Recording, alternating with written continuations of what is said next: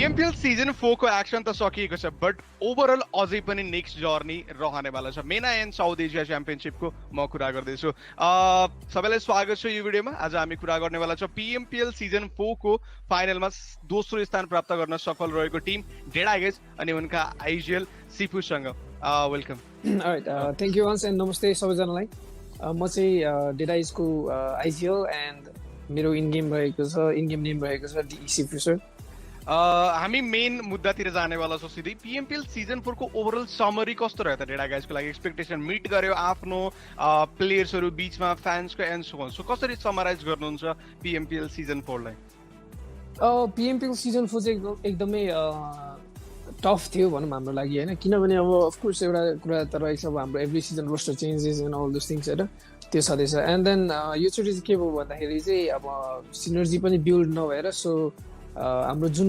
Previous सिजन्सहरूमा थियो जुन चाहिँ अब हाम्रो एग्रेसिभ टाइपको गेम प्ले थियो यो सिजनमा चाहिँ त्यस्तो मैले अब हामीले त्यस्तो देखाउन पाएन किनभने अब हाम्रो क्लोज रेन्ज अलिकति खराब हुनुको कारणले चाहिँ सिनर्जीले गर्दाखेरि सिनर्जी एन्ड कम्युनिकेसनले गर्दाखेरि सबै मैले चाहिँ ट्याक्टिकल अब तपाईँको भनौँ न मिड रेन्ज फाइटहरू एन्ड सबै त्यस्तो कुराहरू मात्र लिइरहेको थिएँ सो त्यो कुरा केही हदसम्म वर्कआउट पनि गर्यो र कतिसम्म चाहिँ वर्कआउट पनि गर्यो सो या त्यसरी जाँदाको खेरि अब तपाईँको ओभरअलमा त जस टिमले एकदम राम्रो नै पर्फर्म गर्यो भन्नुपर्छ एन्ड मेरो एक्सपेक्टेसन जुन थियो त्यो चाहिँ त्योभन्दा एकदमै माथि नै पर्फर्म गर्यो टिमले ओके सुपर विकेन्डको लास्ट हप्ता खेल्न पाएको थिएन टिम बट फाइनल्समा एकदमै राम्रो बाउन्स ब्याक गर्यो बट एट द एन्डमा कहीँ न कहीँ टिमले चोक गर्यो ट्रफी मिस रह्यो एकदमै क्लोज आएर टाई पोइन्ट थियो योभन्दा बढी त के नै भन्ने सो टिमले के सोच्यो त्यसलाई अब कसरी लिग्यो एन्ड इभन अन टपले MVP को टाइटल पनि लुज गरे त्यसमा चाहिँ के छ भन्दाखेरि अब हाम्रो टिमको चाहिँ भन्दाखेरि अब तपाईँको जस्तै पहिला तपाईँको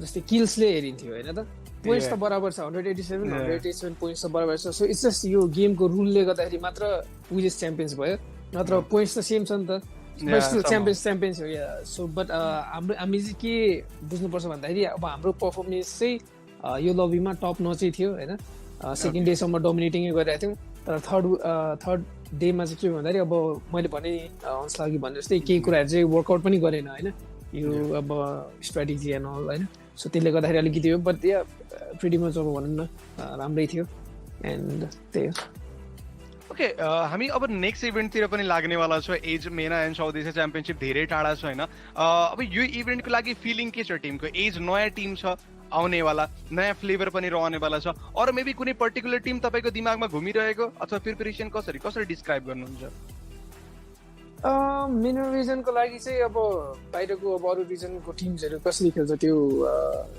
अब हेर्न त हेरि नै रहेको छु बट स्टिल अब गेममा खेल्दाखेरि अब उनीहरूको स्ट्राटेजी अब के हुन्छ त्यो त अब गेममै देखिन्छ बट सोफा अलिकति अब स्ट्रङ्गेस्ट लागेको भनेको चाहिँ तपाईँको अब मलाई चाहिँ मेरै रिजनबाट अब आफ्नै रिजनबाट स्ट्रङ्गेस्ट लाग्छ जस्तै कि नाम लिनुपर्दा भयो DRS भयो होइन स्टलबाट विजेस भयो होइन भाइब्स भयो सो आफ्नै रिजनको चाहिँ मलाई एकदम स्ट्रङ लाग्छ भनौँ अब एन्ड आई थिङ्क अब हाम्रै रिजनको टिमसँग चाहिँ कम्पिटिसन हुन्छ जस्तो लाग्छ हाम्रो फेरि पनि okay once again same battle end maybe एउटा राम्रो मौका रहन सक्छ एज लाइक ठुलो इभेन्ट पनि रहने भयो एन्ड फाइनली टाइटलको रेस फेरि यहाँ पनि रहन सक्छ बट एउटा कुरा यो रहने भयो कि 4वटा स्लट जिसीको लागि भनेर क्लियर गरिएको छ यसले गर्दा कम्पिटिसन अब हाइप अप हुँदैन त या एकदमै अब हाइप अप हुन्छ अब 4वटा मात्रै स्लट छ एन्ड अब best of the best teams होइन अब यत्रो अब कति 2टा रिजनकोबाट होइन सो या एकदमै हाइप अप हुनेवाला छ ओके एक्सन हेर्न त एकदमै मजा आउनेवाला छ बट फ्यान्सलाई म सम्बोधन गरिदिनु हुन म चाहन्छु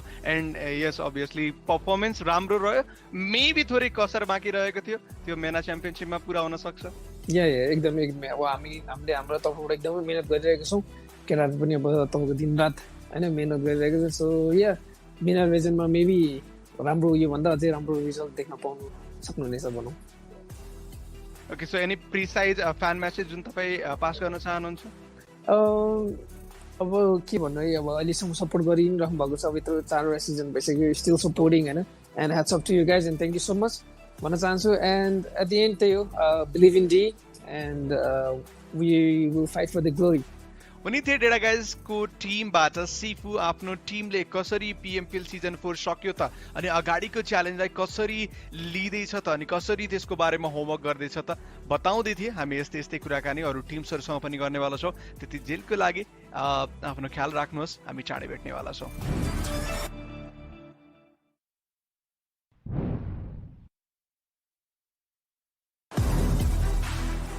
हेलो एभ्रीबडी, फेरि पनि स्वागत छ। मेना एन्ड साउथ एसिया च्याम्पियनशिपको लागि टिम्सहरू रेडी हुँदैछन्। त्यो मध्ये एक टिम हामीसँग आज सानो चिटच्याट सेसनको लागि रहनेवाला छ। कुरा गर्नुपर्दा मसँग छन् आज साउथ एसियाको सबैभन्दा कन्सिस्टेन्ट टिम डिआरएस गेमिङको आइजिएल माफिया निन्जा। स्वागत छ। धन्यवाद। ओके, म कन्भर्सेसनलाई सिधै बढाउन चाहे अगाडिपट्टि पिएमपिएल सिजन 4 को ओभरअल जर्नीलाई चाहिँ तपाईँ कसरी समराइज गर्नुहुन्छ? के तपाईँको एक्सपेक्टेसन मिट भयो या केही कसर बाँकी रह्यो त? अब एक्सपेक्टेसन मिट त भएन भनौँ, किनकि फाइनल जित्न सकेन, तर जित्न सकिन्थ्यो। जस्ट हल्का आफ्नै गल्तीले गर्दा हारे भनौँ न। त्यही भएर अब त्यही एक्सपेक्टेसन चाहिँ मेना च्याम्पियनसिपमा मिट हुन्छ भनौँ।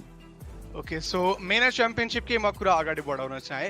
नयाँ रिजनको नयाँ टिमहरू आउँदैछ, केही पर्टिकुलर टिम तपाईँको दिमागमा घुमिरहेको छ और तपाईँलाई के लाग्छ साउथ एसिया टिमले नै डोमिनेट गर्छ या मेना टिम्सहरू पनि आएर उत्तिकै कम्पिटिसन दिन्छन् त? अब त्यो त तपाईँको टुर्नामेन्ट आएपछि पनि थाहा हुन्छ है कसले डोमिनेट गर्छ भनेर त। तर अब जित्ने चाहिँ हामीले नै हो यसपालि चाहिँ गल्ती गर्दैनौँ हामी, जुन पिएमपिएल फाइनल्समा गऱ्यौँ भनौँ न। ओके, लगातार गल्ती भएको छ होइन र? इभेन्ट वाइज कुरा गर्ने भने पिएमएनसी, त्यसपछि पिएमपिएल एन्ड देन अब मेना च्याम्पियनसिपमा गल्ती गरिँदैन भनिएको छ। फ्यान्सहरूले कसरी बिलिभ गर्ने डिआरएस गेमिङको स्टेटमेन्टलाई? बिलिभ त उनीहरूले यतिकै नै गर्छन् होइन, किनकि अब फ्यान्स त हुन् होइन। अब पहिलेदेखि सपोर्ट सबको छ। अब जहिले जित्न पनि सकिन्न नि त, जहिले जितिराख्ने मजा नै आएन। त्यसैले हल्का मसालाको लागि पनि कहिले काहीँ हार्नुपर्छ। यसपालि हामी जित्ने हो। Okay, interesting statement. म थोरै इन्डतिर जान चाहे। अब आउँछ ग्लोबल च्याम्पियनसिपको कुरा, but DRS gaming already qualified रहेको छ ग्लोबल च्याम्पियनसिपको लागि। सो मेना जुन इभेन्ट हुँदैछ मेना एन्ड साउथ एसिया च्याम्पियनसिप, यसमा केही नयाँ कुरा एक्सपेक्ट गर्न सकिन्छ?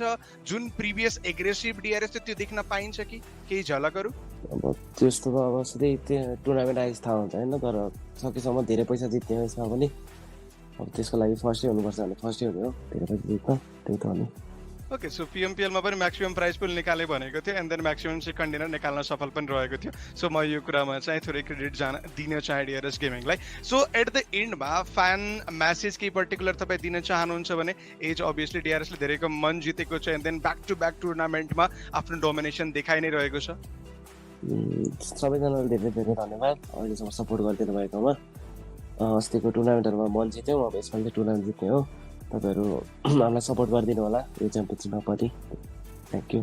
सो उनी थिए DRS गेमिङका leader IGL mafia Ninja. पुरै नै कन्फिडेन्ट देखिँदैछन् यो पालि त ट्रफी आरामले जित्छौँ हामी पनि एन्ड धेरै इन्ट्रेस्टिङ बोल्ड स्टेटमेन्टहरू पनि दिँदैछ। होपफुल्ली यो एक्सन देखिनेवाला छ मैदानमा पनि जब एक्चुअल इभेन्ट सुरु हुनेवाला छ मेना एन्ड साउथ एसिया च्याम्पियनसिप। हामी यस्तै यस्तै कुराकानी इन्ट्रेस्टिङ सेसनहरू लिएर आउनेवाला छौँ। त्यतिन्जेलको लागि आफ्नो ख्याल राख्नु होला।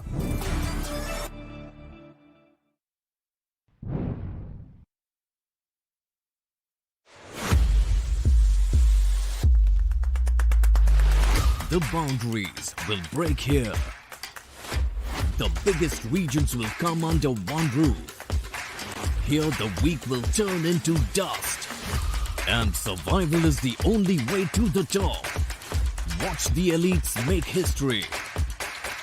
In the ultimate face-off, PMPL MENA and South Asia Championship is here.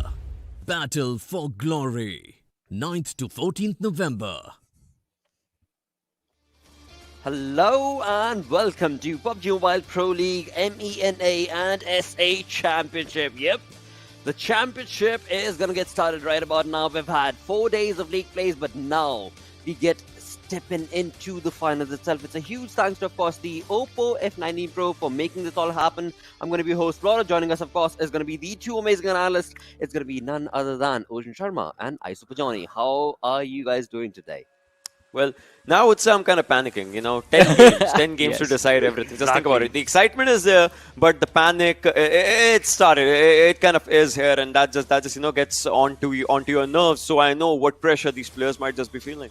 Exactly. And while we have the wonderful opportunity of allowing ourselves to be overwhelmed with emotions, the players on the other side have to remain calm.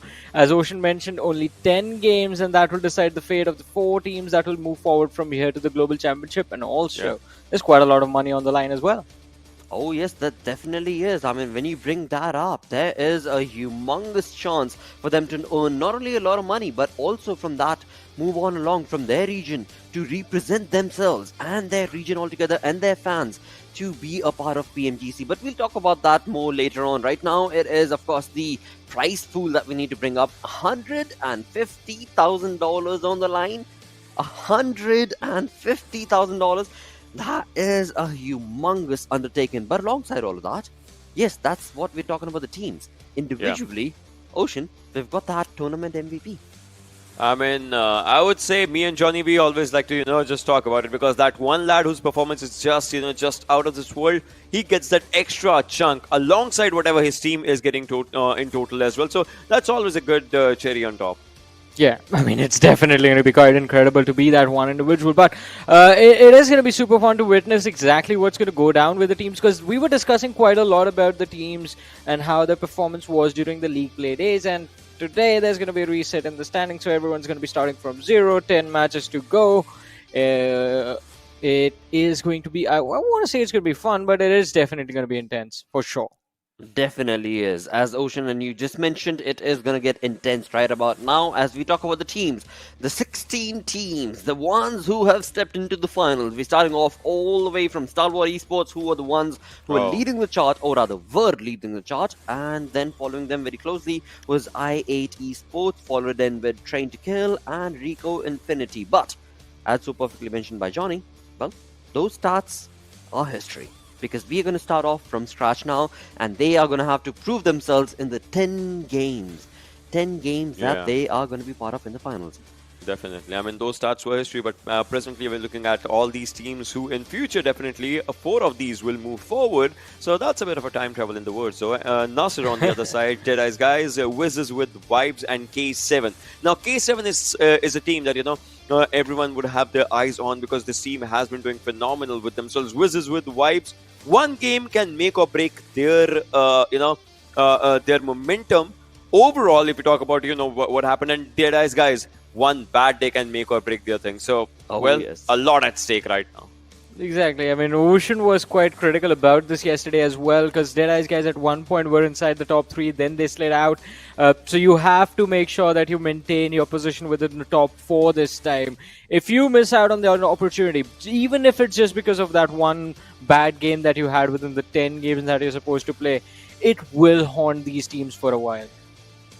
Definitely will. On the other front, talking about haunting, well, haunting was past in history for Cryptics because they were able to deliver a completely sensational performance from day 3 and day 4 of the league plays, and therefore we find themselves right here in the top 16. But on the other front, as we move on forth, well, are we going to be expecting a different result for the side of DRS? Ocean, Johnny, what do you guys expect? I mean, Ocean, you've been mentioning they've been experimenting since the past 4 days. Do you think they're still going to be experimenting by today, or it's going to be a different play from them? No. Now it's time. It's finally, the show time for these lads. So I'm pretty sure they would just do something out of the box now. They'll have to. I think DRS, I'm expecting to see them finish within the top 8 because, I mean, again, they have already made it to the Global Championship. So over here, it's just about maximizing your purse, maximizing the amount of money you can win from this tournament. So that's going to be their main focus, along with obviously just making sure they are getting a feel for the teams that are going to move with them to the Global Championships, because if you have some information available to the competition that you're going to face on the other stage, that's going to be better for them. And talking about competition, the one who are leading the charts, it's going to be SUDOR Esports with 204 points is what they left the league plays with. But of course, it all boils down to nothing. It's all down to nil as they move along into the finals. I mean, for this team, if we just talk about the way the team has just been playing, that's just incredible. Action, this guy, always likes to be at the topmost position. Obviously, he was just one kill short of Wizzes with Wizzes Rules as in the last game. Rules had an incredible game for himself, 33. But Action with 32 kills did incredible. The team, in fact, did incredible. Top Scry's entry for the team has just been really good. So maybe in this 10-game affair, because till yesterday we know that every team was missing out on one game that they were not playing, but now, well, they'll have to play each and every game. So let's see how do they perform. Exactly, and I guess for Stalwart Esports, the one game that they were missing out on would act as a cooldown for the team's momentum, and we would see them sort of have a good finish by other standards, but for Stalwart's own chart of comparison, it was sort of just a middle of the table, a mid-tier performance. But still, I mean, as Ocean mentioned, since they are going to be playing all the matches, the momentum is not going to break at all, and they will be allowed to just be as comfortable as possible in every single match. And this team is just deadly. It's not just going to be Action that you're going to be you will have to worry about. Scry has been quite incredible since he joined as well. He's been doing really well. I mean, we saw the damage numbers, we saw the average survival time. It was all looking good.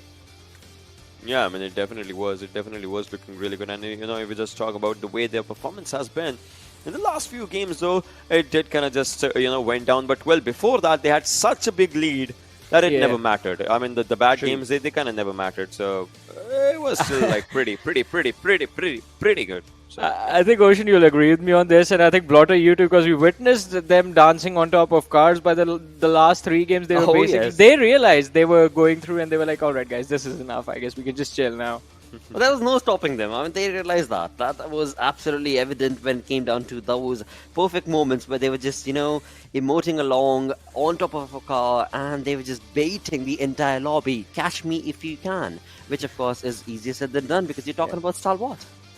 Exactly. I mean, this team is just phenomenal, but there are other teams as well that have showcased that they have what it takes to compete for a position moving forward into the global championship. And I believe now we're going to talk about some of those teams.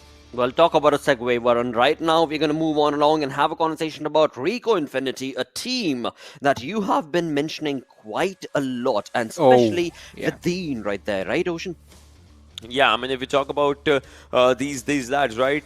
So, Anas has been doing really good. Skitan has been doing really good. Prestige has been doing amazing. Fidan, I mean, these lads have had an impact, which I won't say, obviously, it's not phenomenal as of now, but it's incredible enough for them to make up their marker right now. Obviously, it's all about the pressure that they just take on themselves. So, yeah, it's good because look at this, right? We see a variation from 16 minutes of survival time to 20 minutes of survival time. We see a variation just coming down on all these players of only one team, right? So it just shows that the impact that they're creating, it's kind of in the mixes, but well, more or less, it's a good one. Yeah, it's definitely quite a decent performance. That was not decent, but really good performance, in fact, from the side of Rico Infinity. It was amazing to see them play. And especially, I believe, as you mentioned, Blotter, I mean, Fidan was definitely quite a wonderful player for the team when he showed up, especially during the last day. He looked really good. But I have to say, I mean, overall, it has to be Anas, the man who carried the team to the finish that they had. Incredible performance, incredible utility usage. I'm going to repeat this again. The man has amazing utility usage. I'm running out of words to describe how good he is with those grenades. I mean, always finding the exact angle to connect. And yes, these are the shots that Fidan hit yesterday with the EF4. It's about polishing your skills, and these lads are getting better day by day, match by match. And well, if they are polishing their skills in a good way, they are getting good results as well. It's definitely helping them. There's no two ways about it. And when it comes to that is all based on the league play days that we've seen them. Yeah, and if you just have a look at this right now, they had their ups and downs. They had a game in which they went down to what is it, right? Obviously 0 points as well. But well, right after that, they get up and they have a really good jump. I'm talking about yesterday's second last game. So it shows that if they have a bad performance, they don't let that play with their minds. And right now, with just 10 games, it's important. Yeah, and I mean, even the start to the league play wasn't that bad because they started off with the first game getting 10 points for themselves, dropping down to 5 to 6 points for the next 3 games. It wasn't that bad because you're not taking an exit on 0 at least. You're getting something in return, especially during the early stages of the tournament. And later on, the pace does, they do pick up the pace. And it is something that I believe they have to turn around for the better because, again, just 10 matches away. You're not going to be playing 4 days. It is not 4 games per day. It's just 2 days, 10 matches, and you have to go all out. But you know what, Varun, in that concept, in that same sentence or that same conversation, in that same breath, we do and should talk about Cryptics, because that was that one team, along with K7, of course, that was able to just 10 games the last 2 days for Cryptics. That was day number 3 and day number 4 of the league plays that they just, well, they were on a They cloud swooped nine. it all in They swooped it all together. And that is something that we definitely have to talk about. So let's move on to the stats based on K7 and Cryptics' performance in the league plays.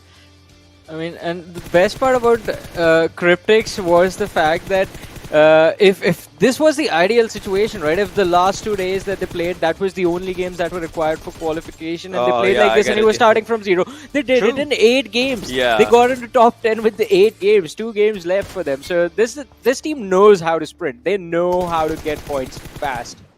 Yeah, that is true. That is true. That's just, the way it was just, moving forward. And well, overall, somehow, the way these two teams have played, especially Cryptics, they, it's, whenever the tournament starts, we talk about a thing that is dark horse, right?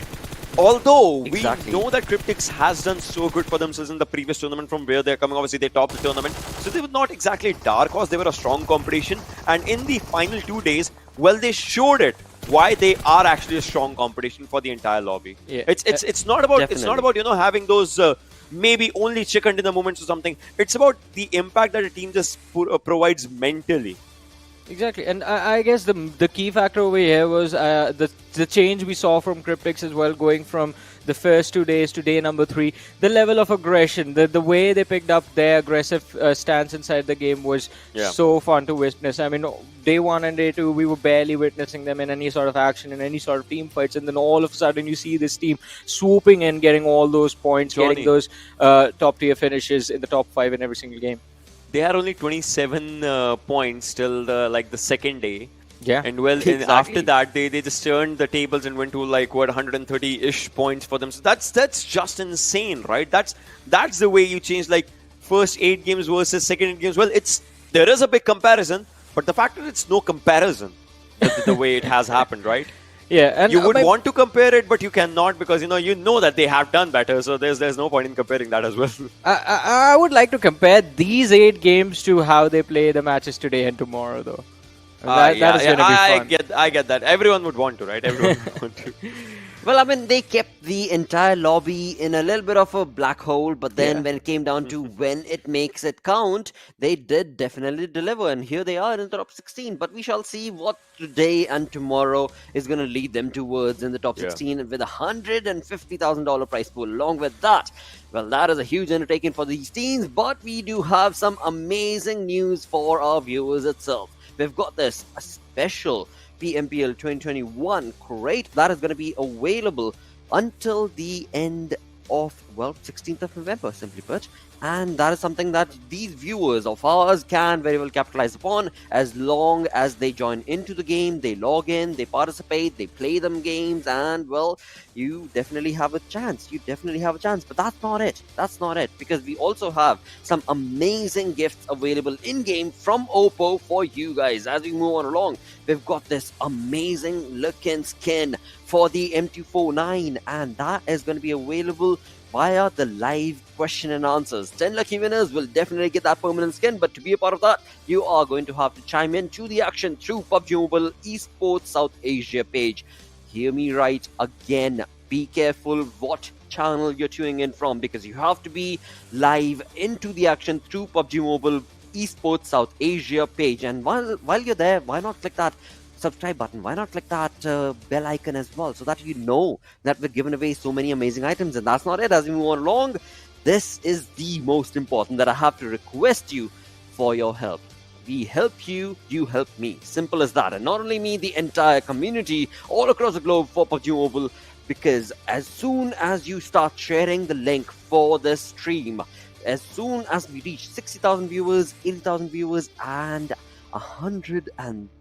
well, again, I mean, you can clearly see it. 100,000 viewers, and you have that permanent outfit for yourself to be able to flaunt amongst your friends. For that to happen, you're going to have to get our viewership up. And for that, like I said, I need your help. So do not forget to share the stream and get your friends to be a part of all of this action. Now, talking about action, let's move on along. Let's get our finals started off. And it is time to bring up the schedule, where we've got 5 games for today, 5 games for tomorrow, in total 10 games, and these teams are going to start things off on Erangel. Top 16 teams, well, they've done whatever best they could in the league plays, but now the top 16, there's no two ways denying it, there's no groups. They are going to have to bring their level up, and for that, I'm going to have to ask our analysts, what is your anticipation? What is your prediction going to be? All right. I'm gonna pick I8. I want to see this tournament being theirs. I want to see this tournament be this team's. All right. I mean, that was supposed to be my pick, but since Ocean has taken my pick, I'll take his. I'll go with Stalwart Esports now. Oh, that's a good one. Okay. That's a really good one. Now, again, I mean, you talk about Stalwart with 204 points in the league plays. They were just phenomenal. So, I mean, Johnny. Yeah. Both of us are playing safe, just picking the top two teams the yesterday. It's the start, Ocean. It's the start. We'll spice things up. Yeah. Yeah, that's true. But I would personally want to see, how I8 plays, because a lot rolls down on the shoulders of these lads. And Stalwart as well. I mean, talking about these two teams, right? Both of them, if you talk about it, military base is where they start off. Yes, military, like the Southern Island is where they start off. And well, from there on, they roll in a really good fashion. Talking about I8, 43 kills, Stalwart 57. We know obviously the lads have been just incredible when we talk about it. So yeah, it's looking brilliant for the lads. Then again, I mean, you talk about those league play days, right? Where we did see at times I8 playing the game and not, because Stalwart was there on that military base. But now, well, all of them are going to be there. So that means there will be a contestation, there will be a rivalry for that military base, because we know for a fact when it comes to I8, they love that military zone. On the other front, we talk about No Repnoy. Well, we know for a fact that Stalwart is going to be right across the corner. So it is all going to be brought down to where the zone is going to be. So let me change the predictions altogether and ask you guys, where do you want to anticipate the zone will be? Surprisingly in this tournament, Johnny, you'll agree with me on this one thing. We've seen a northern circle, we've seen a southern circle, we've seen a circle around Shengal. We haven't seen a circle around Gatka somehow, though. I would want to see a Gatka circle. We haven't seen that zone. I knew you were going to mention that. Gatka, Ferryfair-ish zone, something like that. To be fair, I agree with him. I mean, Gatka circles are going to be they're going to be slow in the early stages, but it's going to be fun to watch how these teams, especially with the aggression I8 and Stalwart have been displaying inside the game, how are they going to take those challenges? Yeah. Well, with that, let's move the conversation on forth with the casters who are on the other side of this entire virtual world. It is going to be none other than Mustache Dave and Experiment to take us through this first game. Thank you so much, Blotter. Lovely seeing you boys there on the analyst desk. Well, Dave, we've made it. We're at the end game. The league finals are finally here. How are you feeling today, mate? It's going to be an epic day for PUBG action. Yeah, I'm feeling good, man. 10 games, leaderboards, clean, fresh, zero. All these teams on a even level playing field now. Hopefully, they learn some decent lessons during the league stage, and they are prepared. They are tight. They are ready to go here today, because you got to start strong here, XP. You got to start strong, because again, you're not going to have any second chances. This isn't the league play where you have 4 days to do whatever you want to do. You just have 2 days to basically show the world what you are made of. And well, 16 teams have made it across. Unfortunately, Dave, we did have to say goodbye to 4 teams, but I'm sure we'll see them in the future. Yeah, Yala. One of the teams I was hyping up, it seems like they just didn't make the cut. They had a really strong day number 1. Remember, they were like 3 squad mates up, and they were just popping off, taking all these fights here and there. And then since then, they just kind of slid down. But hey, we are here. We are talking about the now game number 1 finals, baby. 10 games to go. Let's go, XP. Let's get it. Well, we're kicking things off with Erangel, ladies and gentlemen, as we are going to be in the skies. But before anybody jumps out, a little birdie just came and told me that, wait a second, we're going to have to go back to the lobby because, well, there seems to be a little connectivity issue which has definitely been fixed. All the players are going to be coming back on your screens shortly. But again, Dave, I mean, you know, all these little minor technical issues aside, it is a big, big day for a lot of these teams. Now, out of the 16 that are playing, we already know 2 of them, they've already booked their slot, they booked their berth for the Global Championship. However, we still have 4 slots up for grabs, and again, it's going to be a dog-eat-dog world out there. Everyone wanting to get that little ticket, the golden ticket. Hey, we had some hot predictions from the desk. They said I8 and Stalwart Esports. Talk about some risky picks for that top 4. If I had to ask you, not those 2 squads, what team would you pick top 4? It can't be I8. It can't be Stalwart. They already picked. You got to pick a new one. I'm going to go for either Wizzes with Vibes, because these guys, again, they're the silent stalkers. You know, they don't really like making a lot of noise. They don't ruffle a lot of feathers, but then they do come and whoosh, you know, get that little kill at the end and get the job done. Hey, watch out. That kind of hurt, didn't it? So I guess Wizzes with Vibes is going to be a team that I'm going to look out for.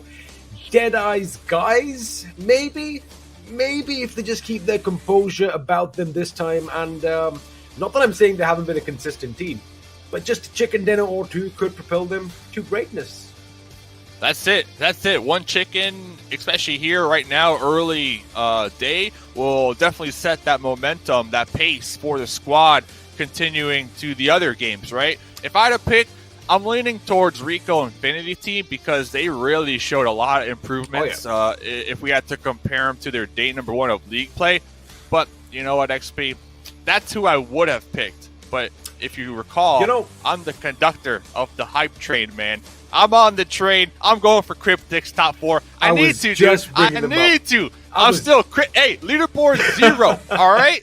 Cryptics, where you at? Today's the day. I still got you in my top 4. Now, here's the thing, though. I was going to bring up Cryptics next, as it is, because we kind of seen one thing that, especially towards the end of the league stage itself, they were thriving, and dare I say, they love thriving under pressure. Now, of course, there is going to be that pressure right from the beginning, but I wonder if they have another characteristic slow start as they did a couple of days ago. Dave, that might not be enough for them to basically get the job done. That hype train might just get derailed. Choo-choo. I think right now, since they did play yesterday, they've been ramping up this whole time. Yeah. So if I had a chart, they started at the bottom and they just went boop, boop, boop, boop, boop, boop, and they're right there at the top, you know, at that roller coaster before you go really fast and take that dip. So I think with only 10 games to go, they are primed, they are ready to go, and they are ready to get this top 4, baby. Well, I guess everyone is going to be ready. And if I quickly just have a look at the remaining teams. Now, you know, you kind of picked Rico to be a hard-hitting team today as well. Yeah. To be honest with you, all these teams that have made it to the finals, you know, anyone can take it. I'm looking at Train to Kill. If they have a good game, they can come and take it. I'm looking at even RAW. They might have a good game, but, you know, all that speculation aside, it's going to be time to jump right in to game 1 once again, where this time I do believe the big bird's in the sky and it has no plans on landing anytime soon. But of course, one last time, well, not one last time, for the first time on day 1 of the finals, you can have a look at your favorite players as we soar high above the fields of Erangel. And of course, looking at the plane pop, we are going to be flying south, a little towards the southwest, flying all the way over Yasnaya Polyana and ending things at the Sosnovka military base. Yeah, hopefully teams are prepared for Erangel. You know, this map in particular, considering we will be playing it 6 out of the 10 times here for the finals. So the lobby definitely favors this map out of all the maps here, and hopefully they got it tightened up. They're ready to go. Their drop spots, their rotations, everything is going to be on point here. Now, we're talking about teams that we think should be top 4. That's always a good discussion, of course. What if we made it a little spicier, though? I'm talking MVP, baby. Ooh. Right now, we got to pick MVP. If you had to pick one to win the $2,000, who would that be? Well, I mean, I'm pretty sure you're not going to give me a chance to, you know, let the first game get done and dusted with. All right, you got action. I got Crypto. Yeah. I got Crypto then. I guess we we got to go that path. And if you're going to pick someone from Stalwart, I got to pick someone from I8. That's just how this world works. And, well, the first circle is going to be an interesting one, as it is going to be a little bit down south. We have the entirety of the military island in the circle, and of course all the teams jumping around are going to be a happy bunch. But what kind of pops out for me right now is that Fate Esports are going to be joining two teams on the military island as well. Of course, I8, we've seen them at the military base time in and time out, and Stalwart Esports, who love heading to Novo. This could be interesting because I haven't really seen something like this before as far as Fate is concerned. Maybe they have something up their sleeve, Select. Heck yeah. Heck yeah. Game number one, man. I'm feeling it, dude. I'm excited. And especially with the zone, we got about 50% on Erangel. And then, of course, the entirety of military base will be favored here. So if we can get a nice little southern zone shift, oh, yeah, baby. That's going to be looking mighty good for STENI8. So I'm picking Action for my MVP. That's kind of, it's like an easy pick because I was looking at the numbers. Action, second place with total kills for the league play. But the thing that stood out to me, they had over 8,000 damage. Oh. I'm like, whoo, I had to double check. I had to rub my eyes. I had to splash some water on my face because I was like looking at the other numbers. Ahead of them, it was Rules from Wizzes, who got that number one spot, 35 kills with 5,000 damage, right? So first place from league play got 5,000, but you got 8,000. We'll get back to that here as we're getting some action here. M249, some pre-fire shots on a Sinister.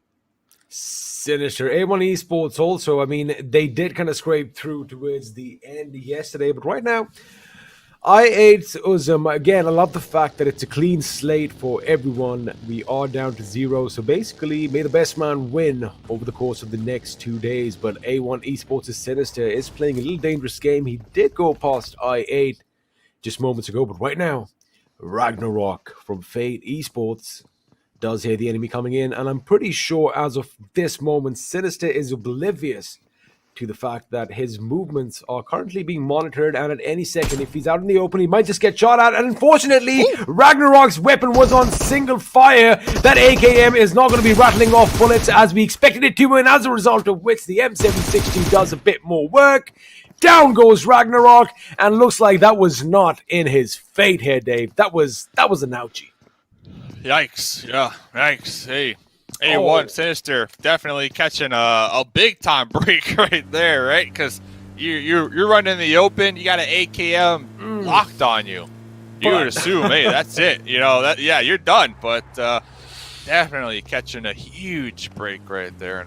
Well, talking about not catching breaks, we got Rico Infinity all the way up there in Severny, very far, the furthest team here from this zone. And I'm looking at them and I'm bringing them up because I'm trying to think their rotational path. Where are they going to go? Are they going to go towards Runes, where they might clash with Cryptics, or are they going to go near Yesnaya, where they might clash with DRS? So Rico Infinity, they're going to really need to be aware of their surroundings to make sure not to get gatekept here in this zone. You know, if they've been reviewing the WODs, if they've been doing their homework, I kind of feel they might actually head towards Georgia Paul and come down south all the way by Gutka because, again, Yalla Esports is not playing, Lit Esports aren't playing, so, you know, all those drop spots are up for grabs. And, again, if they've done their homework, they are going to be aware that maybe Cryptics could be in the vicinity. But, again, that western front looks like the right path for them to choose right now. But again, R8, I mean, Rico, these boys were kicking off yesterday with Anas especially, you know, leading the charge for his team, dishing out a lot of damage, making sure they play as a tactically sound team. So I do expect big things coming in from them. But now, as the circle is going to shrink in due time, teams are going to be coming in, but I do expect a little skirmish breaking out at Milta because we do have 3 teams really close to one another. Yeah, we got K7 out there in the distance. Looks like we'll be driving past Milton. This one's interesting because we got 3 squads essentially stacked on top of each other. And really, they're just trying to buy some time and wait to see where this next circle goes before making that move. And, wow, okay, popping back over here to Fate. Dude, Fate, game 1, already down 2 squad mates. They are going to be all the way down in the south of military base. So if you're Fate right here, right now, I think the goal, honestly, XP, and I want to get your take, I think the goal is just to, like, remain undetected, don't take any fights, just be underneath the radar and go for those placement points. Like, that's all you can do, because for me, with only 10 games here, I don't think you can afford a lot of games where you get 0 points. Maybe two. Maybe two. I don't even think that. I think maybe one, if I'm being honest. You can only get one game, 0 points to have that chance. Because remember, we're looking for teams to get top 4. Top 4. Like, you need to get points every single game if you want that to come true. That is correct. It's going to be a fourth of the teams that, made it to the finals. It's going to be going forward. But right now, I'm going to come to your point because Seth is going to be holding his own right now as K7 are going to be pushing in. Now, Hojuan and Wanuo are going to be going up the steps. A little preemptive grenade let loose over here. Almost getting the job done. But right now, it looks like he spotted someone out in the distance. But again, he's going to get engulfed by all sides. K7 is like a pack of wolves out on the prowl right now, basically devouring the enemy, and all Cotton can really do is just look on helplessly as his teammate Saif has been pretty much put down under. But again, K7, a different kind of aggression on display right now. They are, to be honest with you, I get it that it was only one person in the house, but again, they are playing as a tight-knit unit. I'm pretty sure the comms have been popping off in this team. A lot of things to be expected from this side. Elsewhere, T2K's Jane is picking a fight with Vibes as Jiggle lies on the ground on his bloody knees. Yeah, we're going to see Vibes over there finally making shore over there on the beaches. One of the squad mates was taken down, but what's happening over here? Wizzes with Vibes versus K7. It looks like one of the squad mates from K7 possibly catching the tires out here. Some wheels, but Wizzes with Vibes up here on the high ground. They got two of their squad mates up here trying to defend, trying to buy some time to allow their teammates to pull up and provide that support. The support is going to come through, and it looks like Delta and Reaperbot are going to regroup with their teammates as well. Now, Chakshin is in a little position of a flank. He is going to lob a few grenades. He's got to be careful, though, because if he gets pushed up on, those bullets are going to do a lot of damage. But Rules over here spots the enemy out, goes around the tree to the left, sprays a few bullets, gets Chakshin down on his knees as Hojuan now is going to lay down some suppressive fire as his teammates. Wanuo is going to be going up first with that Scar Rail. He does spot the enemy, lays down some fire. Unfortunately, none of that lead is going to catch any flesh, and he's going to fall back while his teammates chuck a few Molotovs, hoping to make the enemy burn, but it's going to be a grenade that blows up in Wanuo's face, courtesy Delta, that does him in. Yeah, these mollies, these nades going back and forth, pretty much putting a halt to any type of push over this hill. And it looks like both teams attempting to get the reset, the pickups, and then possibly even the boost. And it looks like Delta was able to do that first, tossing a grenade right on into the smokes. Is it going to be good? Yes, it is, baby! Another knock from Delta.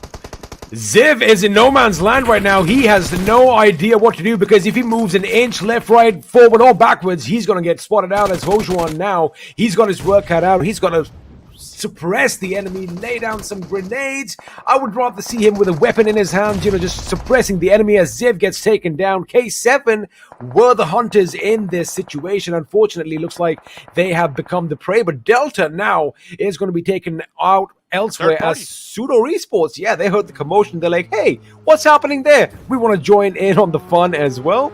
And there you have it. Teams are going to be skedaddling out as Nabo from NASR just kind of knocked himself out. Wow, I'm really surprised. I have to assume that Wizzes with Vibes might have used all their utility when we're talking smokes, because right after that third party started with SUDOR, they immediately said, Delta, listen, we love you, man. You did a lot of good things against K7, but we're just not going to risk picking you up here. And you saw exactly what they did. They sent it into the water because next zone did go on up, and it looks like we're heading to the military base, baby. And you know what? I think that's a good decision. They are going to be heading down south. And Fade, well, when we did kind of see them in the replay, I8 reviews kind of just annihilating the enemy over there. But I guess it was the right call right now from Wizzes with Vibes, leaving Delta behind. Right decision, because the zone is going to be moving in as well. And, well, you definitely want to be on the right side of the blue when it starts doing its damage. But right now on the map, as we do have a look at the replays, I do see an airdrop in the military base and a Mark 14 up for grabs. Yeah, right near Fate too. Remember, they lost 2 really early on. So Fate, they're trying just to play the zone, and they're trying just to survive at this point. So Wizzes with vibes, we can see them on that map. They are swimming. They are trying to make their way across that water. And it looks like Rico Infinity did show up to the area where Wizzes with vibes were previously fighting, right here where we're looking. And it looks like they were trying to scout out some type of boat action. And I don't believe they found any boats because I see them in their vehicles. They immediately made that U-turn. And I think they might be trying to just play the slow game, play the edge game over here in Milta. But they might be clashing with Cryptics here very shortly. It could be a possibility indeed, as we of course have a look at that AWM just chilling as it drops from the heavens above. Now, you did kind of bring up Rico. SUDOR Esports definitely have an idea that there's an enemy nearby. That's why they are going to have to, kind of pick a different route to take the course to the circle. Looks like shots are going to be fired as Katan may actually be driving past Rico Infinity right now. So both these teams, they've got to be careful because, again, it is going to be a race for the bridge or even the periphery near Farm or Milta. But then again, have a look at your map. You've got DRS pretty much north of the bridge, and the circle shift is going to be dramatic as we are going to be coming down south to the military island. Trust me, I am not complaining at all. And of course, Stalwart Esports are going to be right atop, right pretty much in the center with that massive hill all for themselves. STE, they are literally the zone magnets in this lobby. They get so many zones. If we had like a percentage on which teams get the most zones, they have to be number 1, right? I'd say and not only that, 10 times. Yep. 9 out of 10. But they set up for this, right? Like they prepare for it. I don't think it's all luck. I think it comes down to the IGL making these calls and just game knowledge, right? And they do have a little 2-2 split, like you mentioned. They got 2 of their squad mates all the way up on that observation tower, all the way at the top down here. Ton of sight lines. And then they got Pika and crew down below, possibly looking over the bridge. And this bridge is going to be contested. That is a fact, as all these players are going to be fighting tooth and nail to get into this new circle. It is going to be contested, and talking about contestations, T2K is going to be going up against Fate with Legend just getting a grenade to his face. That's going to be devastating. Siyog down on the ground as well. That is going to be detrimental for T2K because if I have a look, they are pretty spread out pretty thin, and there you have it. The retreat has been called in, as I do believe they have gotten the vehicles and are going to be moving back just a little bit, but Jane from distance trying to pepper them with a few bullets. But again, T2K, they knew that the enemy was nearby. Of course, you did see Legend and Siyog pretty much prone behind the wall. I'm going to hold on to my thought right now because it looks like Crypto is going to be going boom with the grenades, knocking out a team. In fact, the first team to bite the dust, and it's going to be Wizzes Esports out in the 16th position without any kills. Yikes. And we saw coming back to that Fate fight, they have these Guardians above them right here. Perfect. Hey, observers, I love you. Action and top, they were taking shots at Train to Kill as they were trying to push onto Fate. And Fate actually received some of those shots, and they immediately pulled back into the compound, into safety and comfort. So right now, they got 2 squad mates from STE overlooking their current compound, kind of keeping them safe for the time being. But look at this. Oh, Cryptics on the bridge. Oh, no. What's happening?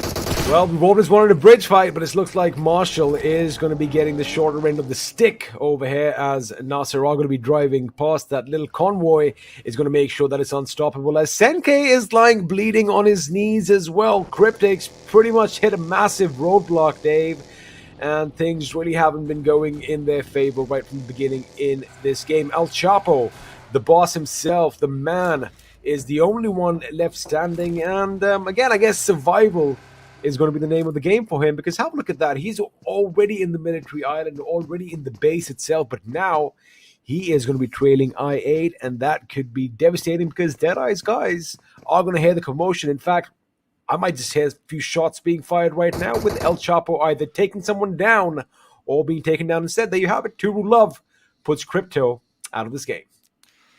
Yeah, and this was that bridge on that west side that was also heavy in the blue zone, right? So it was chunking them down quite well. Next zone goes up. STE, dead center. Are we even surprised? Oh. Little bridge camp action. NGX losing one. Lord, look like they hit a tree here. They're still alive. Oh, blue zone taking them out. Yep.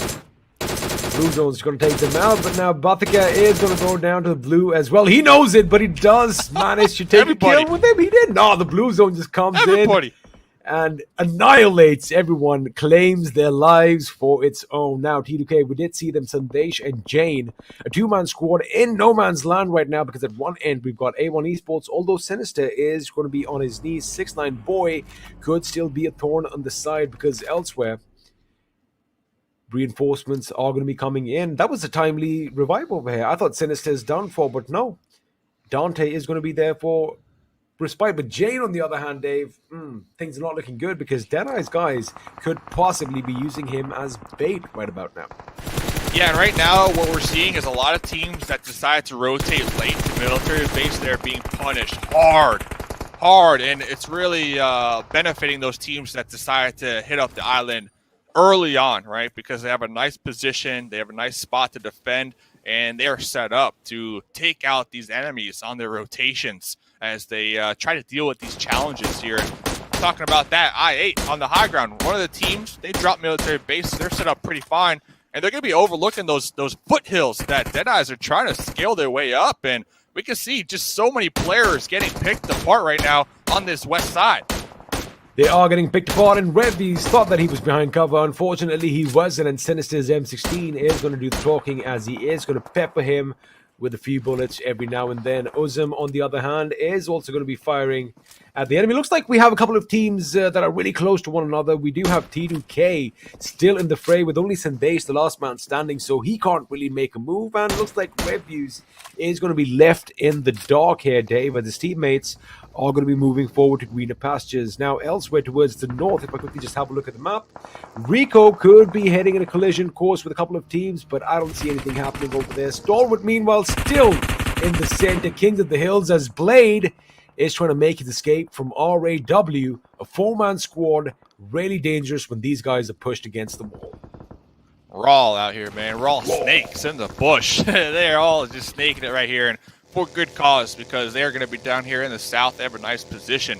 Now, I'm just looking at the map here. Wizzes with vibes, pulling off that fight early on and deciding to swim across the water.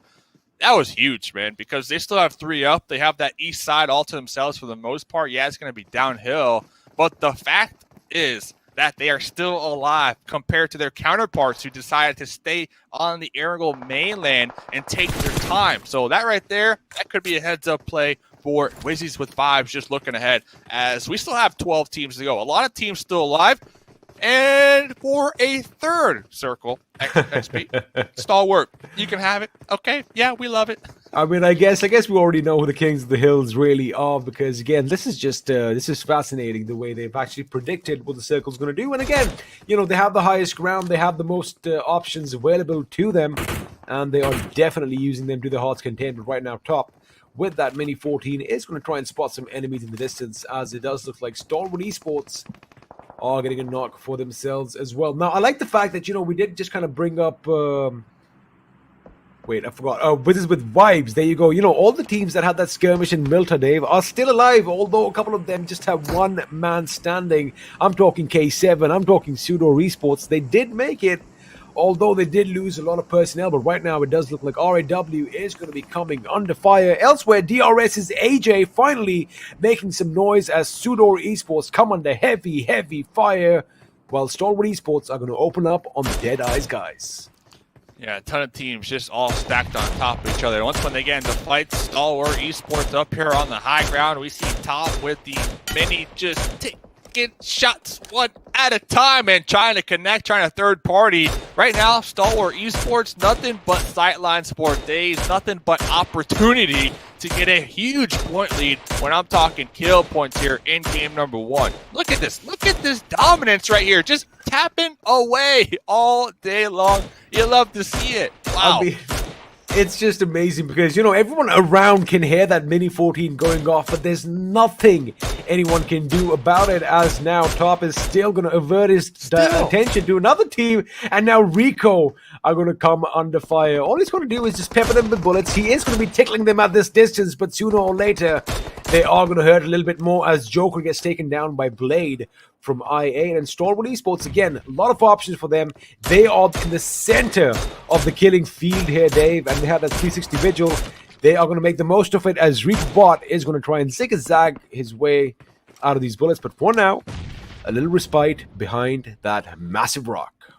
Not only that, just talk about the gun. Like, how do you have an 8 times with the DMR up here? Like, where did you find that, right? Talk about having the perfect weapon for the perfect spot and the perfect ending of a zone for you right there. And we can see that thing coming out strong. And, hey, the winner, chicken dinner forecast, of course, STE up there. But it's kind of tied with DRS, surprisingly enough, up there in the north.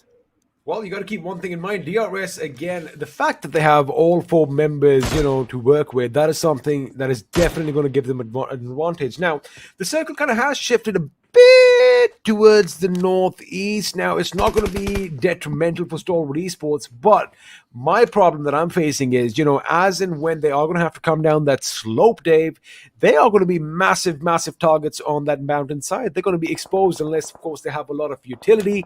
And, of course, if the enemy down below is already engaged with one another. So that is the only thing that I'm going to keep in mind. But again, I don't really see any problems for them. Now, DRS coming in from the north is going to be problematic. But for now, Action does know the enemy's nearby. This could be devastating. Now, Shifusa definitely heard that commotion.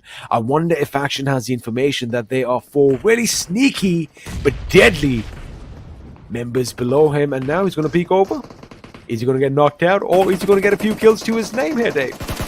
The thing is, can you even scale up those clips from that angle that Deadeyes are trying to make their way up? I'm not exactly Get those sure. grappling hooks yeah, maybe we had that. I don't think so. So Action just needs to make sure not to overextend and be spotted and pretty much just rely this intel to her squad mates. And now Deadeye is kind of stuck in a funnel. They only have one option, and that's going to be wrapping around this hill right into A1. They see the smokes in the dip. They're trying to open this fight up with their utility.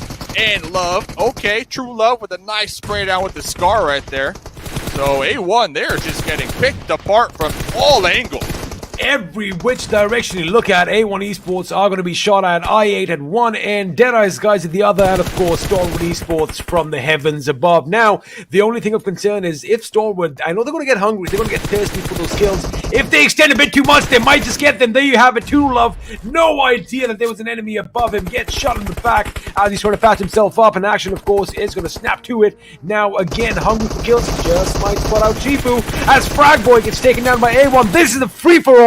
This is a bloodbath, and in the blink of an eye, A1 Esports have been snuffed, have been wiped out from Erangel with Action, getting a couple of kills to his name. This is such a free game right here for ST. I don't even think anybody can contest their sightlines or angles up there on the high ground, and Action is taking full advantage of this one. Just peeking over the ridge, getting a nice grenade, getting a bunch of shots, switching to that M4.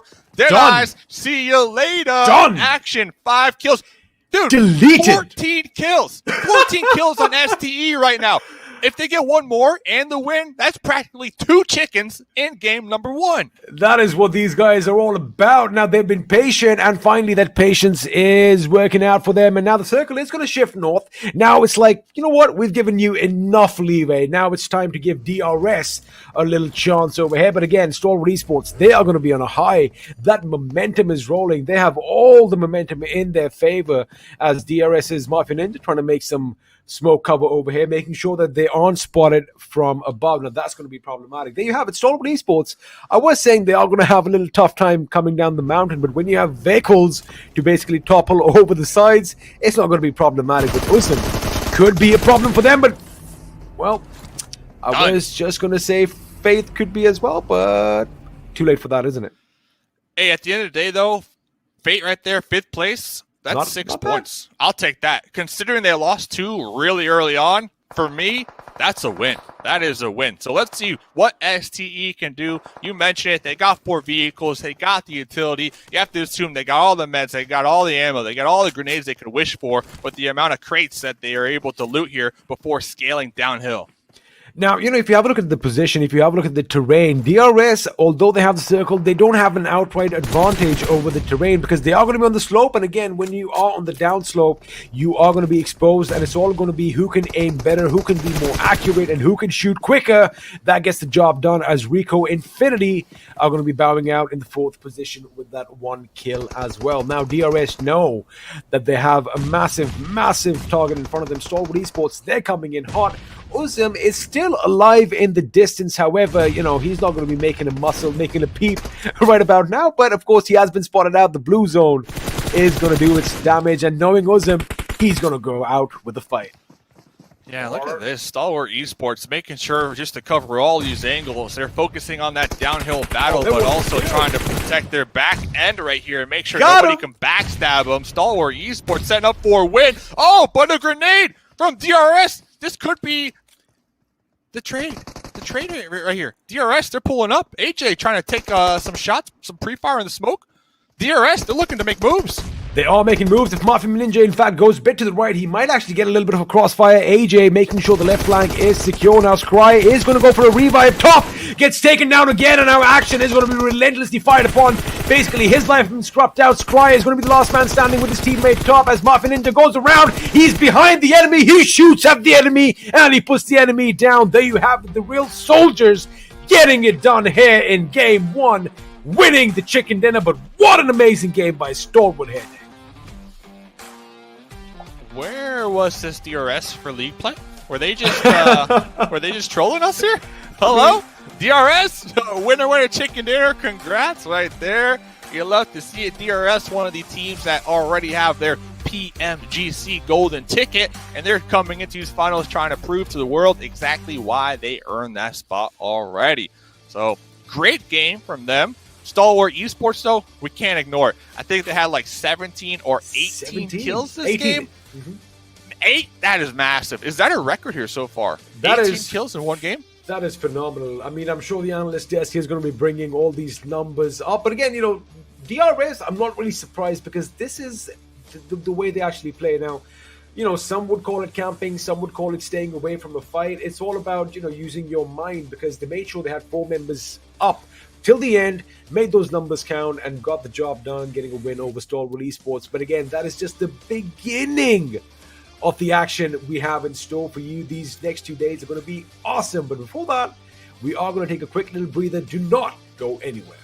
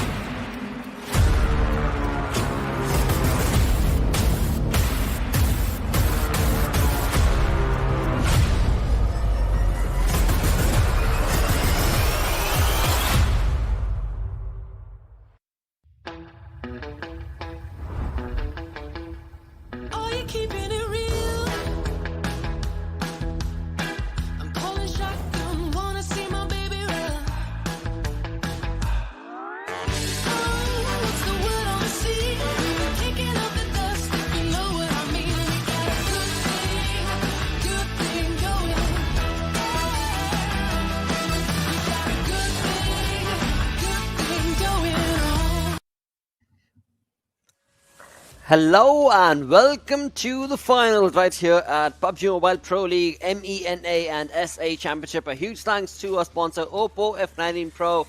But what a game this was. I mean, we were talking about Stalwart, we were talking about I8 and the zone. Well, they were just handed it. I mean, definitely what a game it was. I'm What a wearing game this to for a start reason off. now. What a game to start off the day, right? True. Definitely. Definitely. Everything, as Blotter, I guess, brought the things in question to perspective. The zone, Stalwart Esports, DRS coming in a little bit late. And Ocean, we were questioning this, right, during the league play days. Well, DRS exiting their drop location a little bit earlier on. This time they took their sweet time. It was a standard DRS that we saw, and they did, in fact, get the victory. But MVP from Stalwart Esports, it's going to be top 9 kills secured, 1,688 damage. By one guy. By just one person, exactly. Yeah, and with the 9 games remaining, 9 kills by this lad, I want to see someone go to the double digits as well, right? That's where my eyes are going to be if that happens. But his own teammate, so look at this, right? 1688 by this lad, then 1020 by his own teammate. Talk about the overall damage that their team would have had in the charts. And well, after 9, 6, there's Mafia Ninja with 3, Trula with 3, Batika with 3. So good multiples of 3 coming out here. 2,708 damage just by 2 people.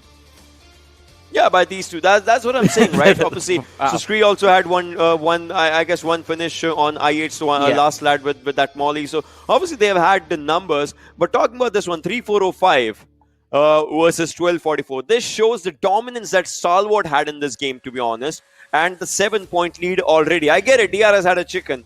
But the lead, it's with Stalwart. That one high area, that higher area that they had, and the communication, the call-outs that they would have been just giving out in the fights. Think about it, right? The covers, the person who's just being a support player, the flanker, everything being done really good by Stalwart. Well, at the end, though, the chaos, their own chaos, took them down. Exactly. I mean, not even their own chaos. I believe there was this one evil guy from DRS known as Gyalzen. You might have heard his name. Has lifted a trophy or two in the past. His flank was what broke Stalwart apart. Because the attention, exactly. Because he went in from the right, and Stalwart Esports were caught completely off guard. After which Mafia Ninja was able to capitalize quite nicely. But look at the difference. Only 2 nade kills. Yeah. Only one is Crypto and Action, because these two lads always want to compete with each other somewhere. So there it is. Yeah, definitely. There Absolutely. it is. Wow. But we move on to the match rank, and well, we do know who got the chicken dinner, but the 18 kill start of the finals for Stalwart Esports, 30 points to their name. 7-point shy is going to be DRS, and then slightly off balance is going to be I8. You know, somehow I'm happy. As of now, I get it. It's just the first game. There will be a lot of changes. But somehow what I feel is these were kind of the names that I wanted to see in top 4 right off the beginning. Just think about it, right? DE.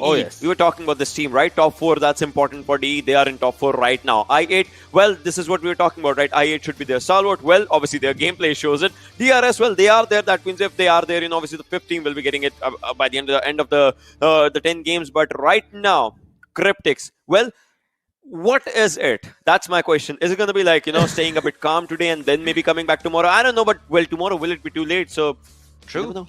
On the other front, of course, there's going to be also Nigma Galaxy, another team that was not able to outshine the competition in this game, but maybe again they might just do so. GC. But before we talk about all of that, they've already been confirmed for the PMGC. But before we talk about all of that, let's move on to the rotations that were made from these teams through the zone analysis.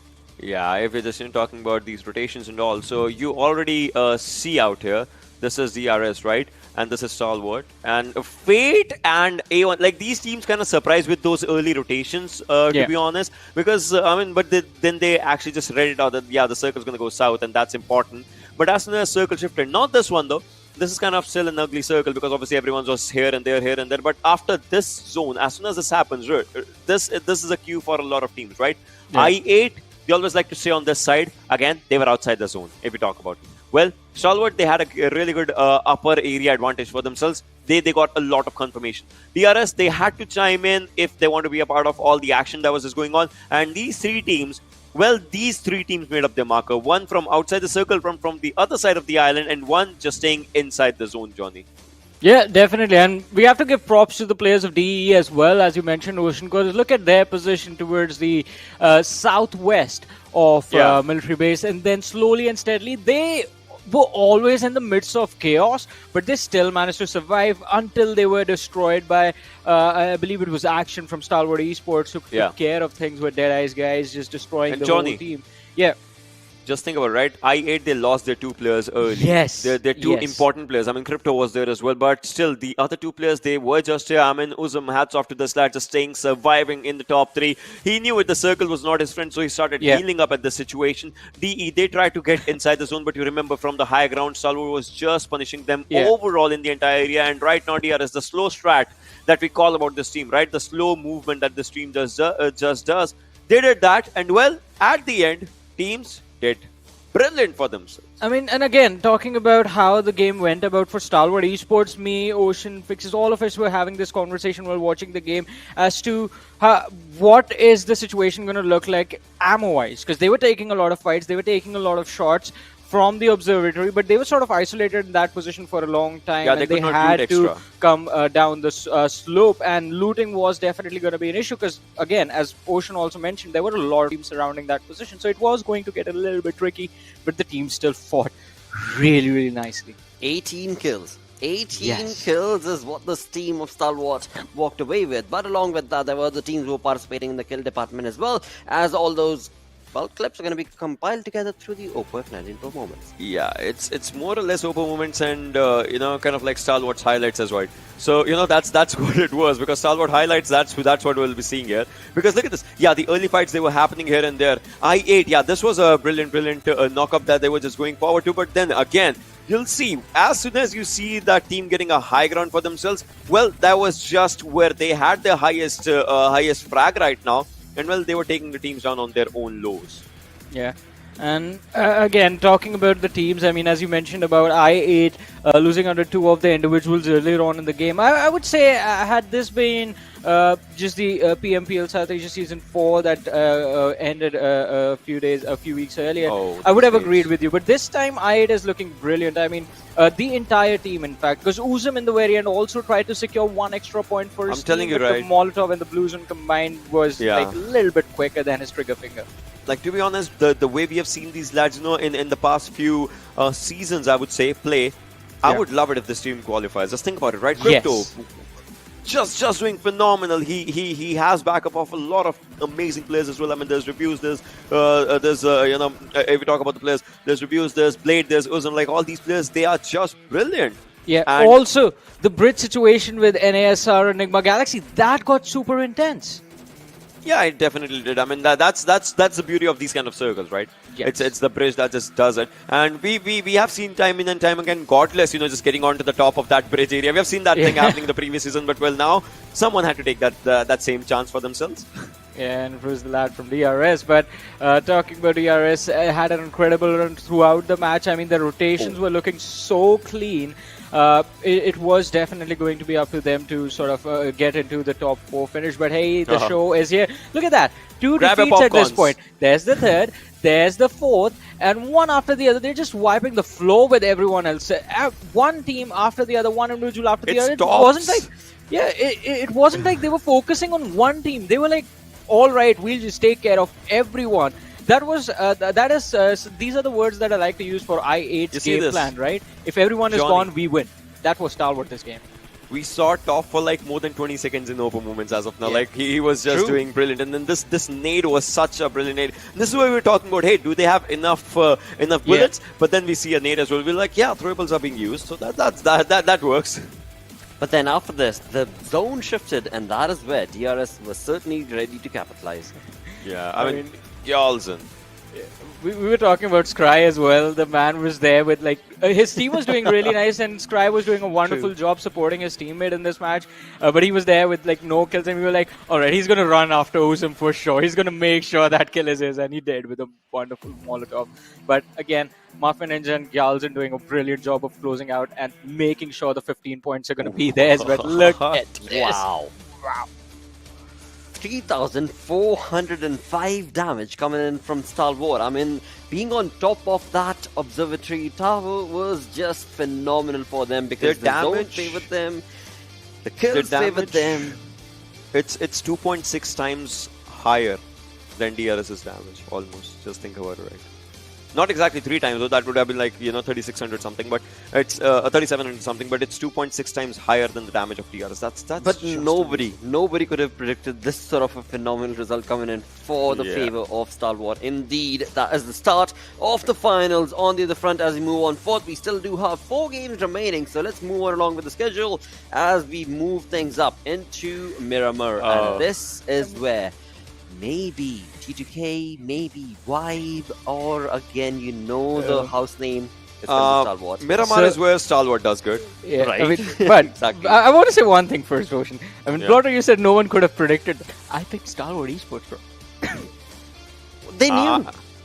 They had a premonition of that zone, of that game working in that favor. And I mean, again, even if they did not get the chicken dinner, 18 kill game, it was uncalled about for. It was about asserting dominance. It was about sending a True. message to everyone. So true. that so true. So we in are here to Miramar, dominate. Yeah. in Miramar, I picked Stalwart. All right, you're gonna go for Stalwart Esports, then I'll go for NASR. I'll go for NASR Esports. They've All right. been doing pretty well for themselves on Miramar quite recently. All right. Yeah, that's I agree with that. Well, that is going to be the prediction coming in from the analyst desk. On the other front, as we move on to the head-to-head between Stalwart and NASR. Well. 20 kills, 16 kills, but They have low kills. Stalwart has low kills, but they are compensating that in the placement point department. That's one thing that they've done. I mean, yesterday's last game though was not good for them. I mean, Stalwart last Miramar. Yesterday that happened, but still, I would say they have been doing pretty decent for themselves. oh yes, they have. Oh yes, they definitely have. With that, let's move on along with the show. Let's get busy with the second game of the day of the finals right here. It's going to be time to cue in the casters who are going to be Experiment. Woo! Man, things are heating up. I had to lose that bomber jacket because, wow, game number 1 was electrifying. It was amazing. We've dissipated in the ground. Now we're back. What's happening? It's just awesome. I love this. This is just amazing. Getting busy with it, man. That's what we're going to do here out in Miramar. Let's see who's going to come out on top, ladies and gentlemen, in the hot, dry map here as we now have 9 more games to go for the finals. 9 more games, and that is going to seal the fate, seal the deal for a lot of these teams. Only 4 are going to be going forward to the PMGC. 2 already have their slots. But again, Miramar is going to be the map of action now, as the plane is going to be flying a bit towards the north. We are going west all the way over San Martin, directly in the center. And of course, we're going to end things just south of El Pozo. Now, the analyst desk, Dave, they picked a few teams, pretty similar names, although I did like Johnny picking NASR, especially since, they've been actually performing quite well on the map of Miramar. But again, how do you stop those juggernauts at the top? Stalwart Esports, 30 points already, although they were just so close to that chicken dinner. They didn't get it. But again, DRS, Stalwart, IA, these guys are firing on all cylinders, and they look nigh unstoppable. Yeah, hey, you can't stop it. They got, 30 points right now? We can see on the overall rankings. They didn't even get the chicken dinner, but they're still ahead of DRS. So let's see what they end up accomplishing here this game. And just to remind you here, DRS, they already got that golden ticket. So if they finish tomorrow in the top 4, that means we'll just go down 1 team, and that 5th place team will get that golden ticket because DRS, they're already going to PMGC. As we're going to be looking at zone number 1. Okay, so pretty much half of it unoccupied right now. Wide open for the taking. And I like that it is further down south. Normally in Miramar, you kind of have central circles or something up north. This is going to be interesting. What's going to be more interesting is if somehow, the circle kind of ends down near Los Higos or even Minas del Valle, because, they really haven't seen a lot of final circles in that vicinity. But of course, it is going to be an exciting time because anything can happen now. It is just game 2 out of 10 that these teams are going to play, and one good game can pretty much, sway favor in sway the games in your favor. That is what these teams are going to be going out for. But right now, a lot of teams in the north, near San Martin, near Hacienda del Patron, that is where I'm expecting the first few skirmishes are going to come from. I love how Cryptics, after game number 1, we can see them 0 points. So they're going to be rotating really early on, going down there towards the south where the plane, didn't favor it. So they have to assume that's going to be wide open for the taking right now early on. So they should be able to get some decent loot down there. And I was talking last game. Oh, hold up, though. 9 kills? Remember, MVP, they get $2,000 in the pocket, in the bank here. I said top. No. I said action. You said action. I said action. But look, right now, we got top contestant for that spot. Okay, I'll give you respect points. I'll give you points for them being teammates because look at it. Action is not going to be far behind, just 3 kills behind his teammate. And again, over the course of the next few games, man, these numbers are definitely going to be skyrocketing unless, of course, another team has another sinister plan up their sleeves, but I don't see anything changing as of right now. Again, we did have a look at the circle earlier. Most of the teams are going to be pretty happy with their position so far, but I am kind of worried about teams in the Northeast. Now, I'm talking about RAW. I'm talking about SUDOR Esports because they are going to be coming in the circle. They're going to have a lot of opposition, whichever direction they choose to basically traverse towards. Now, DRS, in a similar situation as last game, although the map is different, Dave. Now, if the circle keeps shifting down south, right, DRS are going to find themselves in the same precarious situation because last game they dropped at Yasnaya and ended the game on the military island. So they're going to have a lot of migrating to do. And let's see if they pick up a few kills on the way or whether they're going to do all their killing in the last few circles. Yeah, I sent a DM to Mafia Ninja from DRS here the other day asking, hey, like, what's going on with the team? And they told me, listen, Dave, we're just looking for that bounce back game, that bounce back performance. Now, I feel like they kind of touched it yesterday in the league play, but with the game 1 that they just had, that chicken dinner, you have to assume like that pressure, even though they already have the spot, that pressure was lifted. Yeah, they might have the spot XP, but remember, first place, $40,000. Like, there's a lot of money. Second place, $28,000. Third place, $18,000. Fourth place, $10,000. So, yeah, you might have the spot, but guess what they don't have? That's the money from this lobby. So they're on the hunt for that money, and I think with that winner chicken dinner in game number 1, we might see a completely different DRS team compared to what we were watching during league play.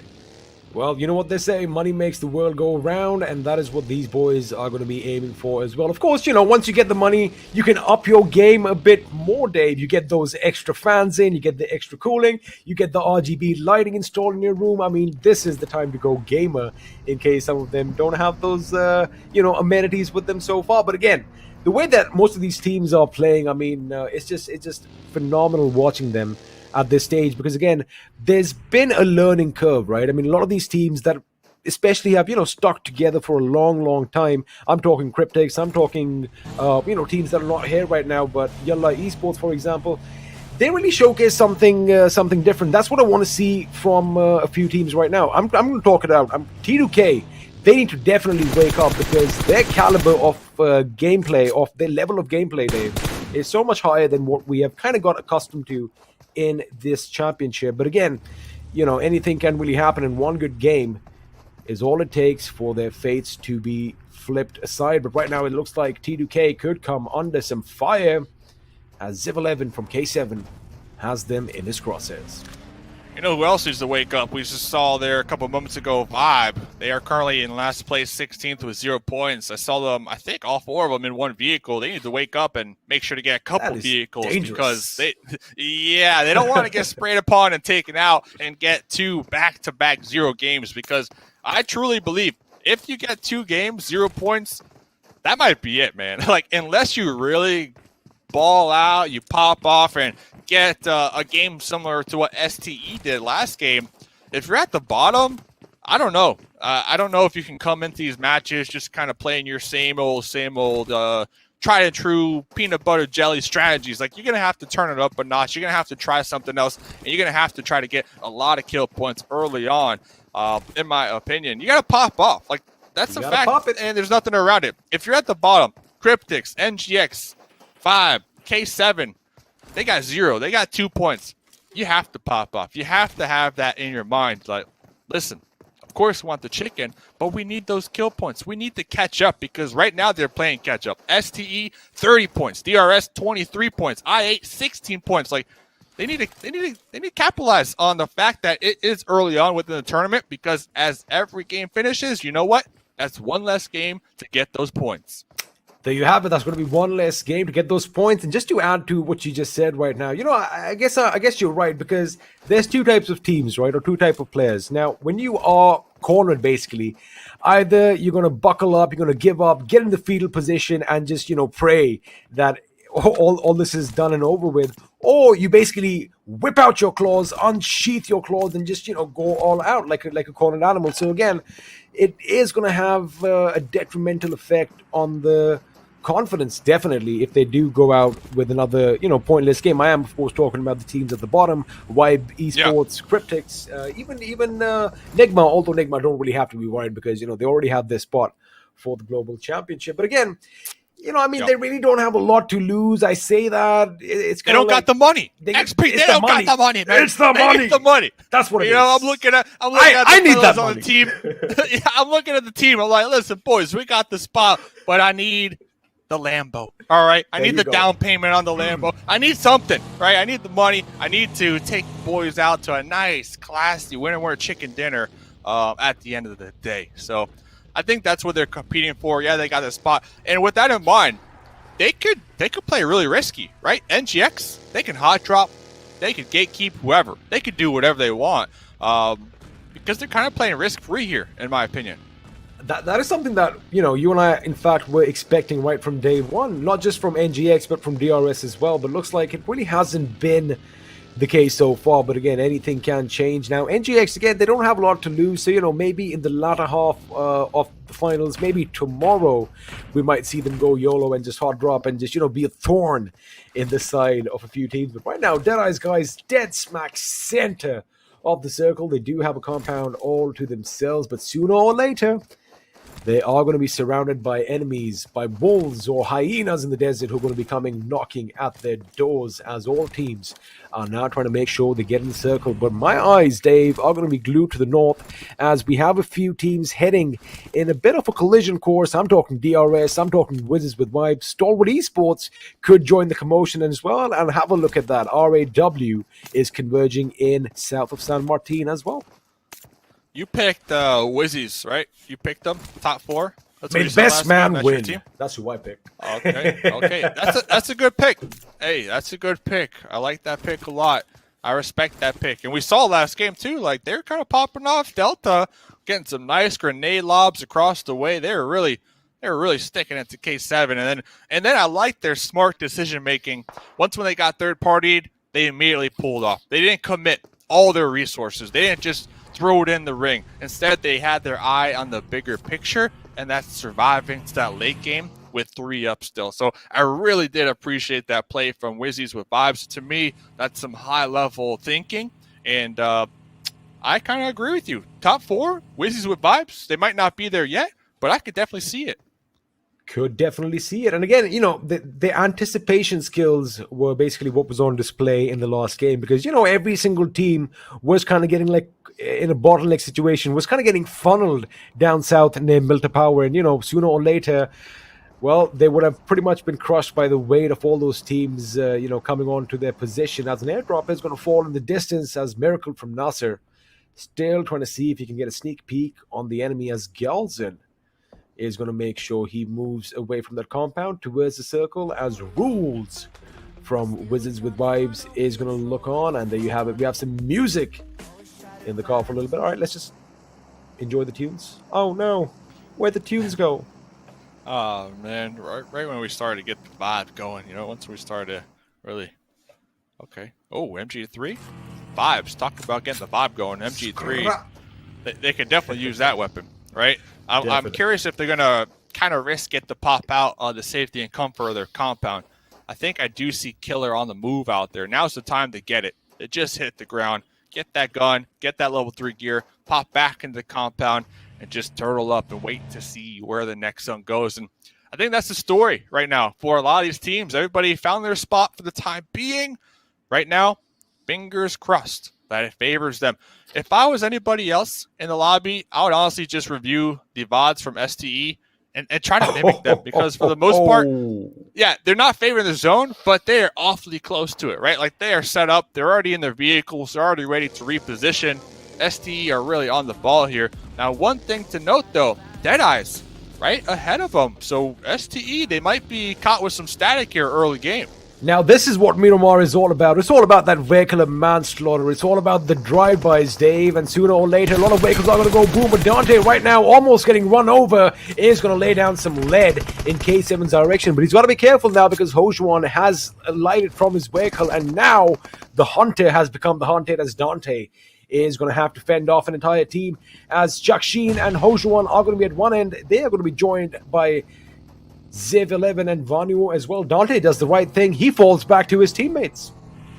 Yeah, let's see, though. Grenade trying to catch him on his approach on out of here. And looks like K7 going to be taking this moment as well to call it quits. Vibes. Oh! Road. Yeah, the road being the kind of that middle factor here between the two squads. Deadeyes looks like they got a couple trades across the way. We do see the smokes, but Assassin not able to get a knock right there with that nice grenade. And it looks like both teams, since they are in the zone, they don't necessarily need to take this fight. And I think they realize that. So they're pulling back a little bit here and covering up in these compounds. Well, 30 minutes, 30 seconds was the mark when the first bullets were fired and the first knock came through. But right now, we still don't have a first blood. Although Wibbes' killer was last left on his bloody knees. Of course, that little skirmish with Fate across no man's land is still going to be taking place. Now, K7, they're going to move fast. They knew that A1 Esports was in the vicinity, but they're going to be heading right into the city, as Wibbes Esports are going to be coming under fire once again, as Ragnarok from distance with that Scar-L in the single fire mode is going to just lay down a few shots down range, although I am kind of concerned about his health. He might want to patch himself up, because this is PUBG Mobile. It's a battle royale. You can get shot from left, right, center, or even the heavens above, as it did kind of look like the team was trying to make a move across the road. But right now, SUDOR Esports is clever in a clever situation up against K7 once again. Yeah, I don't know if that's the call from Deadeyes. I know they're thirsty. They want to get these kill points, but right when they take the passage across the road, I believe at least one of the squad mates from Fate might have sightlines on that road, right? So they also want to keep in mind, I talked about it a couple moments ago, STE, they're in the area, right? So if STE start to hear these shots, what's stopping them from third partying, right? So I like Deadeye's position right now. I think the play is just to hunker down and just see where this next circle goes and make sure that your vehicles are safe and secure as well. Thoughts on what we just saw right now? Cotton now was kind of crooked that grenade. Jiggles kind of just ran past him. I think he reacted a bit late as the enemy walked past him, threw that grenade, couldn't switch to his weapon on time, and was taken down instead, as his teammate Saif is going to get shot at from the distance, and he makes the right decision to, just rearrange his buggy as to Yog from across the field was trying to pepper him with a few bullets. Now the circle has kind of shifted above to the northwest. I love the fact that the circle is going to be throwing us some curveballs here, Dave, and this is going to be exciting. Again, a lot of vehicles are going to be on the move, and a lot of these vehicles are going to burst in flames. Yeah, Deadeyes get the next zone too up there to the north, so I'm pretty sure they're happy that they didn't opt to just throw all their eggs in that one basket across the street and try to get that one kill point, because right now they're set up really well to get some kills up there in the north with Train to Kill awfully close to them. And talk about getting some kills. Well, K7 out here taking some shots. Okay, all the way out here on this east side where we have about 4 to 5 different teams. They're all going to be fighting for that same little sliver of this new zone. They don't have any kills to their name as of right now, but K7 have been pretty active ever since the action did kind of start off, and it looks like they are going to go in for the hunt. They are split as 3 in 1 car. They're going to go around, maybe stop at the building and go in for the kill, while one of the teammates, Hojuan, is going to go up on the left flank. Now, Hojuan is going to make some noise. They are aware Clever's going to be the first man in the line of defense for SUDOR Esports in this house. Jakshin just might spot him. He goes on the left. In fact, he gets spotted out, almost getting knocked out, but now Ziv11 and Vanuo are going to be coming in. Where is Hojuan? I expected the left flank to be lit open right now as Vanuo and his teammate are going to go through the building, making mince meat of SUDOR Esports with Seth, the last man standing. Man, he's got a lot of weight on his shoulders. Can he do anything with that UMP at close range? Ooh, I don't know. Now smoking themselves, so it's going to come down to what they hear. And the Molly's going to be inside the smoke, applying some additional pressure on that left side. And as a solo squad member against 4, well, the odds definitely stacked against you here. And we'll see if they can even get 1 kill point out the mix. Nope, they cannot. And we'll see them later on, as now we're going to be popping over to some more fights down here in the south. It's going to be a fight in the south, and Fate Esports are going to be in the thick and thin of the action, going up against NASR, but looks like Crypto from I8 is going to be nearby as well. They want to come in and join the fun. Just on the other side of the rock, Crypto could get a couple of kills, but he doesn't need to wait for that because the grenade is going to be doing all the talking. Although it isn't Crypto's grenade, it's going to be Ragnarok's from the other side of that little ditch, basically spewing death in every single direction, as Venom is going to make sure he gets some much needed cover behind that ridge. Fate Esports, they kind of have learned from their mistakes. They aren't shying away from fights here, Dave. 2 kills to their names. Let's see if they can get some more. As Assassin tried to breach this building, but is taken out instead. Wow, so after that one fight on the edge, K7, they got the kill points and they immediately sent it in their vehicles, kind of YOLO sent it to a off-center position. Looks like they might have lost 1 or 2 in the mix, but they do have a solid spot for the time being. K7 always involved in the mix here. We can see they got 6 points so far on the live rankings, but everybody just wait to see where this next zone goes. Cryptics, fingers crossed, it favors you and your compound. Once again, another hard shift for a couple of these teams. It is going to be a hard shift. It's going to be even harder for a lot of these teams migrating in. It's going to be easier for TDK coming in from the south. But right now, Wizzes with Vibes are coming under heavy fire as Reaper Bot and Ghouls are brought down with that M4 from Reef. And now he's still relentless. He is showing no mercy as he tries to take a few more elsewhere. Mafia Ninja with the massive grenade on Nigma Galaxy, taking 2 of the members out. Forget that, eliminating the entire team altogether. Nigma out in the 14th position without any kill, while Malik is the last man standing for Wizzes. And just as I say that, the Wizards have been knocked out as well. They were vibing up until now, but now out in the 13th position with 3 kills. And talking about wives, Dave, the other wives are out of Miramar as well. Wizzes is casting the magical spell of disappearing out the lobby right there. But Cryptics trying to defend the church tower right here. DRS, they just won the chicken dinner last game. Nima prepping these grenades. I believe this is about the 3rd grenade that Nima has attempted to toss within the church here. Nima going to be pushing the front lines by themselves. They need to wait for the support for their teammates who are going to be piling in right behind them before breaching that church.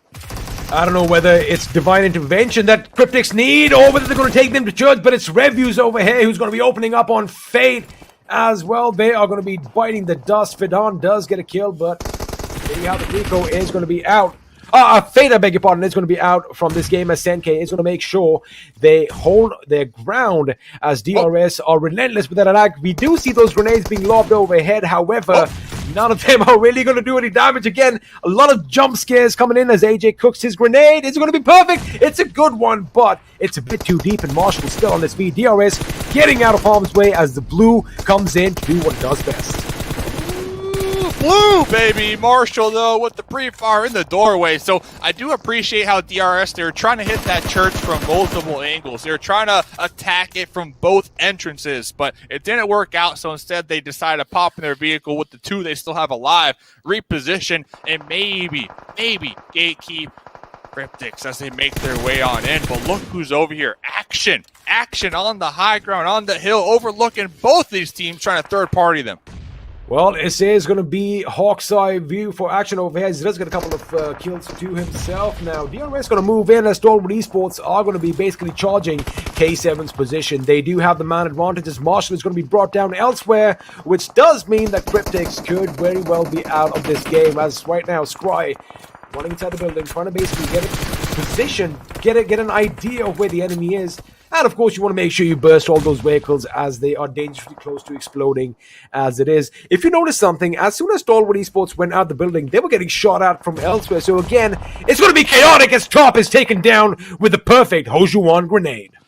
Yeah, and across the road, this might be the opportunity for Deadeyes to cross it finally. That compound that they didn't push out earlier on, no longer in play. It looks like they're trying to toss out some smokes, maybe a smoke tunnel to make the breach to third party this fight. And here they come with the Buckies STE. I hope you're prepared to defend this building from multiple angles.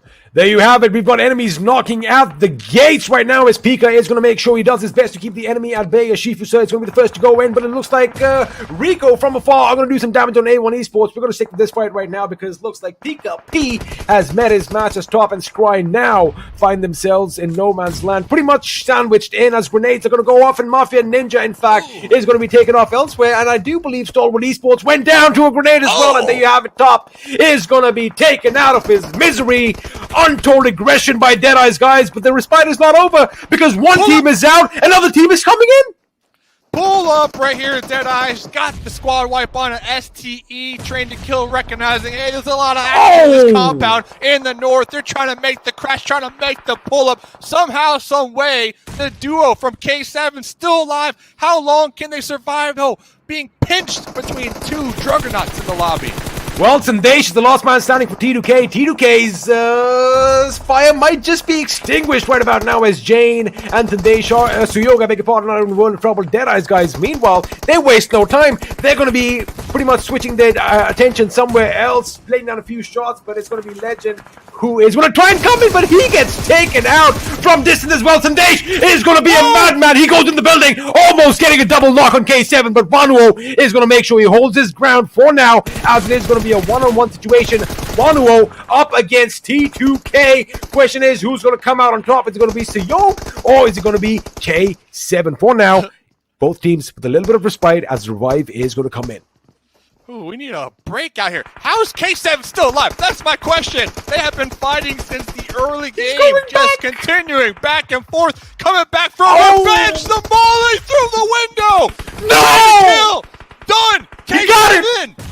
9 kills. K7. You're He insane. got it. Vanuo is on fire, ladies and gentlemen, as he does demolish yet another team. K7, as Dave called it. How are they still alive in this game? But now they're going to be one man standing with Deadeyes, guys, having the circle pretty much fall on their heads. It is going to be their game for the taking as Rico over here trying to get a few knocks in the smoke. Revuse's position is not given away just yet, but of course that smoke isn't really helping him too much, as a few hit markers could be all that she wrote. But lucky for him, none of them connect. Maybe this grenade just might. Man, Dude, I love this. I love this. I'm still like, I don't know. Respects. Respects out here. So Rico Infinity and Deadeyes, the only two teams right now with 4 up. Besides that, Solo City, Snake City. So Rico Infinity, they are going to have to move here down in the south. I believe they have a couple vehicles to work with. They might even pull up that crate over there and use that for hard cover. But that crate, Deadeyes are going to have clean sight lines on this. And Deadeyes are in the compound. Secure. They do have the compound, but Rico, if they actually hit the right flank right now, where Vanuo is from K7, that is the only play that I see coming in for their team. There you have it. They are going to be on the move. I love the fact we have an AWM. Fidon just might pop ahead over here. It looks like somebody might just peek. The shot was fired. However, it did not meet its mark, as Vanuo now once again finding himself in a similar situation as Anas and SK Ton are going to be moving in on his position. Dave, can he pull off another miracle? Can he hold his own against yet another thirsting team? I would normally say no, but we're talking Wanu, who has popped off multiple times here this game alone. So if there was a one-man army, they are it. And they have mollies, they have grenades. My goodness, they still got all the utility from the crates they were able to loot this whole time.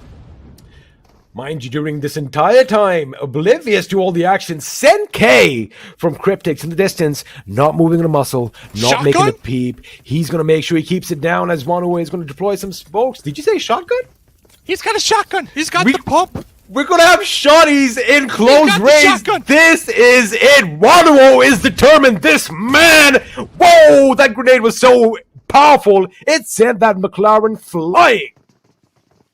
Wow, I really like this. Rico Infinity decided to go on the rooftop right here instead of taking the Playing fight smart. with Deadeyes inside the compound. They're like, listen, we'll just go on top and we'll have to flush you out here because the blue zone does pop. And it looks like Deadeyes, they are going to need to reposition. But Wanu, still alive. Can't count him out. Senke also, 2 kills. Senke's got this bush for cover right here. Top 4 situation. Cryptics just trying to survive. I like how Senke can actually spot out Anas as well right now, but of course he's gonna keep that trigger discipline, not giving his position away elsewhere. Wanuo is going to finally reap the benefits from all that killing, all the murder that took place inside, but now True Love is going to be brought down. Looks like action is going to break out. Anas is going to be the man who opens things up with that Ratata from the AK, and now Shifu comes in the line of fire, as well as, of course, Anas is going to make sure he puts some first aid, some boosters on. In fact, you want that extra speed, you want that health regeneration, baby, as Vanuo with that pump action wants to join the action as well. Unfortunately, Fidhan is going to be on point, puts him in the ground. Wonderful outing by K7, but finally, 9 kills out in the 4th position. Massive game for them, Dave. Yeah, finally somebody was able to take him out right there. Cryptics will be getting that 3rd place spot, which will equal 10 points. Now it comes down to Rico Infinity on the rooftops right now of the Deadeyes compound. Alrighty, ladies and gentlemen, this is it. Fidhan has been taken down with a grenade. That opens things up for Deadeyes, guys. Now, the only thing that hurts is all 3 of them are going to be clumped. Smokes are being deployed. They should be coming out in numbers. And Nas with the weapon up top is going to be firing, but the M4 does the damage as they are going to be setting up a little bit of a crossfire. A few lucky shots could be all that she wrote. He gaps down, gets the reload in, and now Frag is going to be in the line of fire. Deadeyes, guys, are taking a lot of damage. Finally, he's been spotted out, but SK Ton is going to help his teammate out. This could be anywhere. Deadeyes, guys, are down to one last man. This could be topsy-turvy, Dave. They have been eliminated. Whoa, my goodness. Deadeyes, guys, out of this game. Rico Infinity take a bow, getting the win here in Miramar in amazing, aggressive fashion. I am flabbergasted right now. Wow! The call to rotate on the east side of the compound, take up the crates, and get onto the roofs. To me, that shows map awareness and knowledge, because they knew exactly what angle they had to hit. They knew Deadeyes was in that compound, so if they were to YOLO send it straight towards them, they would have probably got wiped. But instead, they rotated on the blue end and then got on the rooftop. Deadeyes, though, I appreciate that they tried to toss out as many smokes as possible, but those smokes also blocking their sightlines, kind of just setting up a death funnel there at the end. Rico Infinity, though, we saw a little bit of this. We saw a little bit of that. Hey, they're saying, hey, you can have it. You can have it. All the Rico Infinity people, chicken dinners all around. 17 kills. 17 kills is what they're going to be walking off with. But again, Deadeyes, guys, the moment that smoke was deployed, the moment I saw those 3 men in that doorway, and I did kind of say that, they need to scatter out. They need to run out in every which direction. Had they done that, maybe it could have been a different story. But Rico Infinity, man, they're getting the job done. Dave, I'm going to lose my voice over here right about now. I've been shouting nonstop. Woo! Hey, K7 too, dude. Respects the one-man army out there slaying it. Ladies and gentlemen, that was game number 2 in the books. We got 8 more games for the finals. Top 4 go to PMGC. Don't go anywhere. There's a lot more action coming up after the break.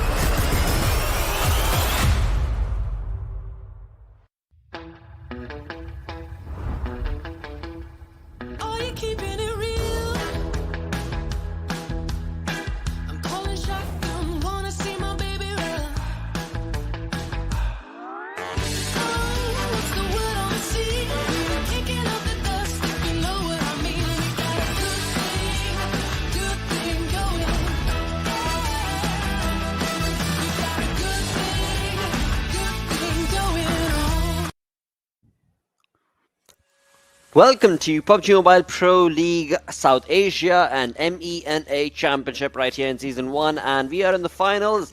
Game number 2 coming to an end, all thanks to Oppo F19 Pro for making this all happen. Hashtag Wook up your fun. But boy oh boy, what incredible finals this is turning out to be. From one game to the next, high kills is what these teams are showcasing. With that, let's move on forth and move the conversation towards the most valuable player coming in from this game. Well, if you're talking about it, it's alright, yeah, I get it, right? 7 kills, 1 assist, 431. Almost 27 minutes of survival time coming down with the 1060 damage. Those are good stats, Johnny. I mean, yeah, Rico Infinity definitely doing good for themselves. I mean, Rico Infinity were looking phenomenal. They were looking just devastating to everyone else. Incredible performance, and again, as even Dave talked about it, the movements, the rotation, the decision making that was showcased by this team was on a whole another level. Because we saw, I believe, Ocean, correct me if I'm wrong, 3 teams charging for that compound. I mean, with Stalwart Esports starting things off, and then they were removed from there. We had K7, DET2K were trying to be a part of the action, but they were eliminated as well. But Rico Infinity were like, all right, if we can't go in, we go up high. And they took control of those rooftops for themselves. And again, I mean, look at this. 7 on Skaton, 6 on Fidan, and Anas is going to be there with 3 kills. Yeah. Talk about one who's that 1v4 that he just did, right? The moving around one house, just, taking down players. But, well, this was a high fragging game for Rico Infinity. First game, we saw, 18 maximum kills? This time as well, we're getting good kill number. I want to see a 20 bomb if we just, get to that area. Like, overall, and how many can we get in 2 days? How many?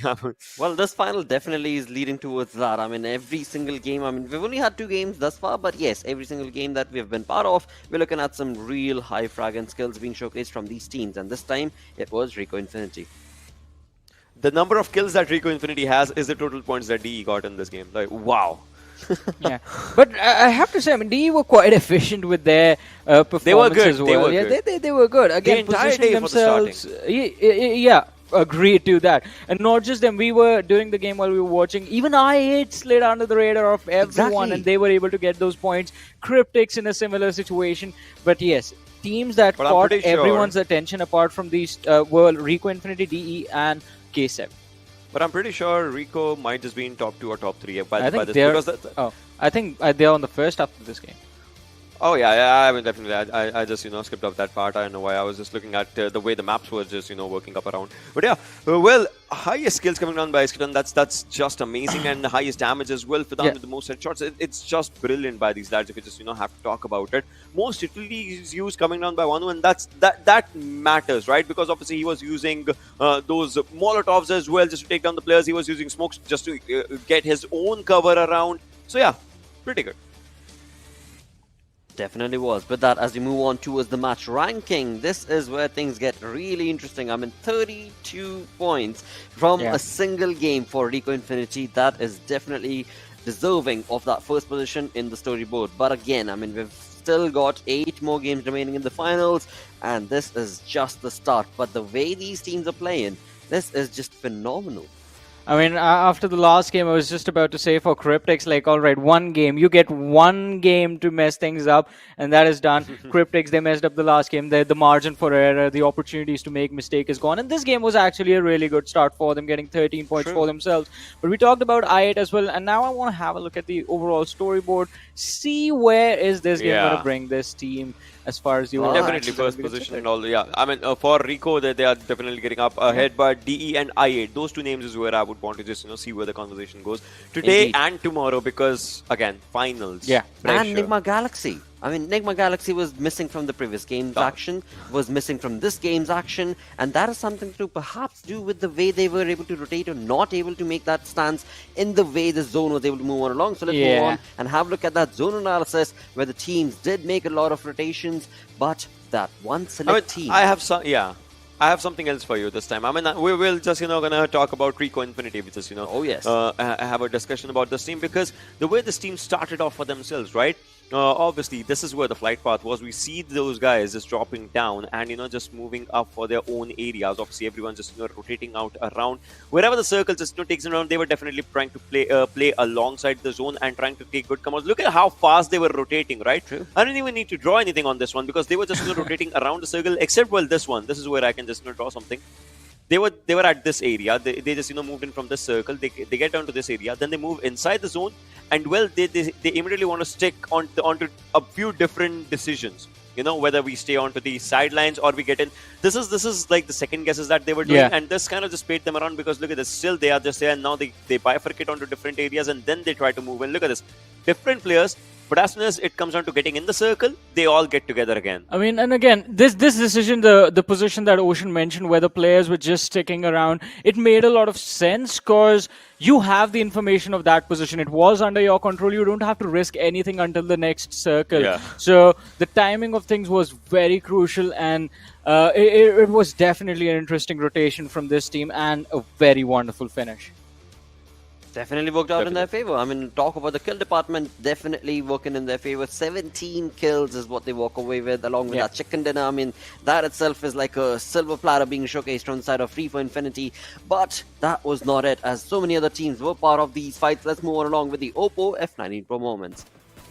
Yeah, this game was chaotic just for a lot of reasons as well. First of all, obviously it's Miramar. We know everyone just loves chaos around the areas, and well, we are seeing only 2 Miramars in 2 days, one each day, right? True. So getting down to, if you have a wrong Miramar day today, you'll have to have a phenomenal one tomorrow. It just comes down to that, because obviously that map domination that everyone wants to showcase, and well, Rico Infinity, they definitely did that. I guess if we have to just have a conversation around Rico Infinity, I still remember. Fixers might agree. He casted that entire event with me when me and him were doing PMPL MENA previous season. Rico Infinity, multiple times they used to have good Miramars, especially in the finals. And well, I'm glad I'm seeing the same Rico Infinity back again.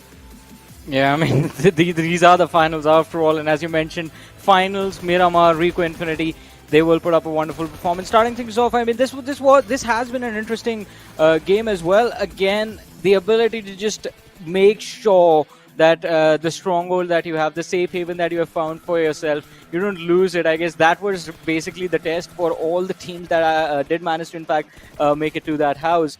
And it was looking quite interesting at one point. But again, I mean, a few questionable decisions here and there, especially with how the fight would engage with T2K later on. I was just coming up to them because they and T2K and DE had the same, they basically charged at the same time, but I guess it was Vanu from K7 who was the difference maker in that situation.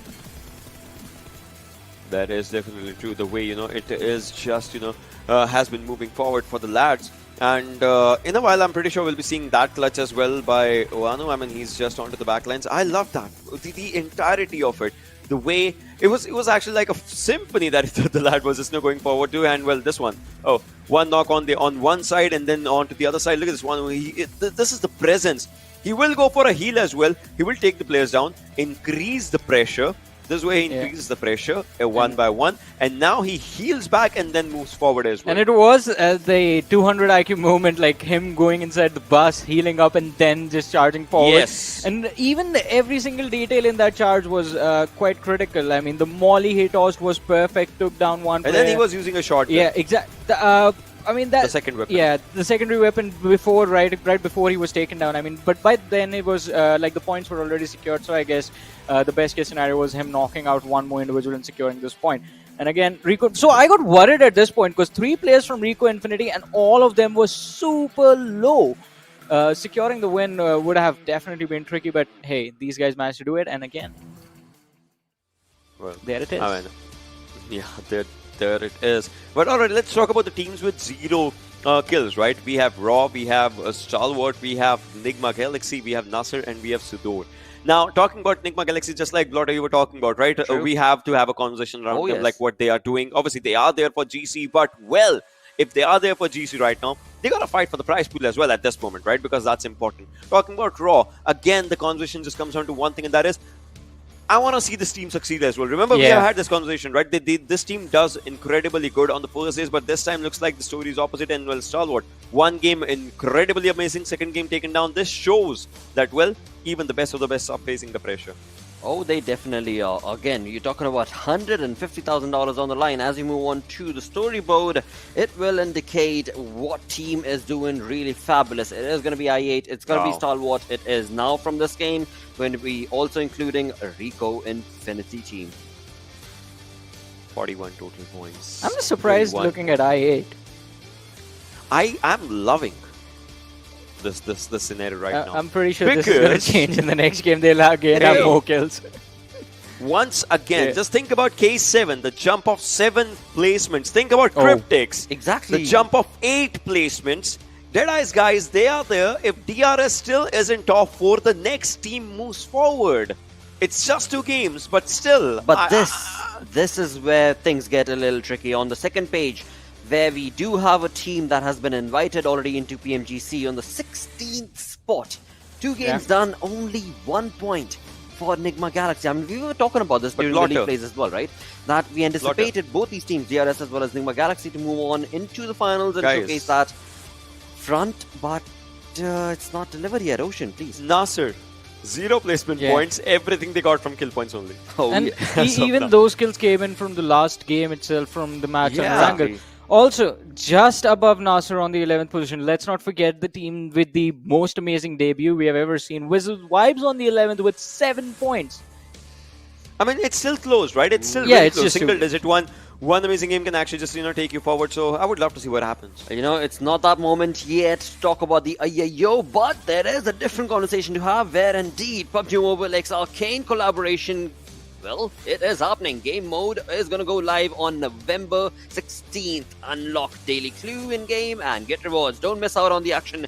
Go to the game and play to win all the rewards. With that, as we move on along with the show, we have 2 games done, 3 more games remaining, and now we move back on to Erangel. Of course, all 16 teams are going to be playing, but where are your, anticipations going to be? Dudes, what do you think? Ocean, Warren, which team do you want to follow along with and give that chicken dinner to? For Erangel, I know. I just want to go for it. I mean, Johnny, let's pick the same teams of what we did in the first Erangel, because both of those teams, they were second and third. Right. Maybe let's see which one gets first. Alright, so this time I'll go with I8. Alright, this time you go with I8, I'm going with Stalwart. Okay, well, that is definitely going to be set in stone. With that, let's move on along and get the game roller coasting across our entire show. It is going to be the time to queue in Panda Bros. Well, what a start are we having, ladies and gentlemen, over here. And the first game start, which is absolutely bombarding the lobby. Then we've got Rico Infinity absolutely raining the map of Miramar. Now again, we head into the good old map of Erangel. And my dear friend Necro, what are your speculations? What are we expecting over here? I mean, it has been a crazy day for sure, man. Even to start the day off with Stalwart Esports just completely dominating the field. DRS stealing the chicken dinner away. We can talk about it some other time. But then now Enrico Infinity with 17 freaking kills. That's absolutely some strong showing, that's for sure. Third game, I really feel like it might just be I8s because they're still missing out on one.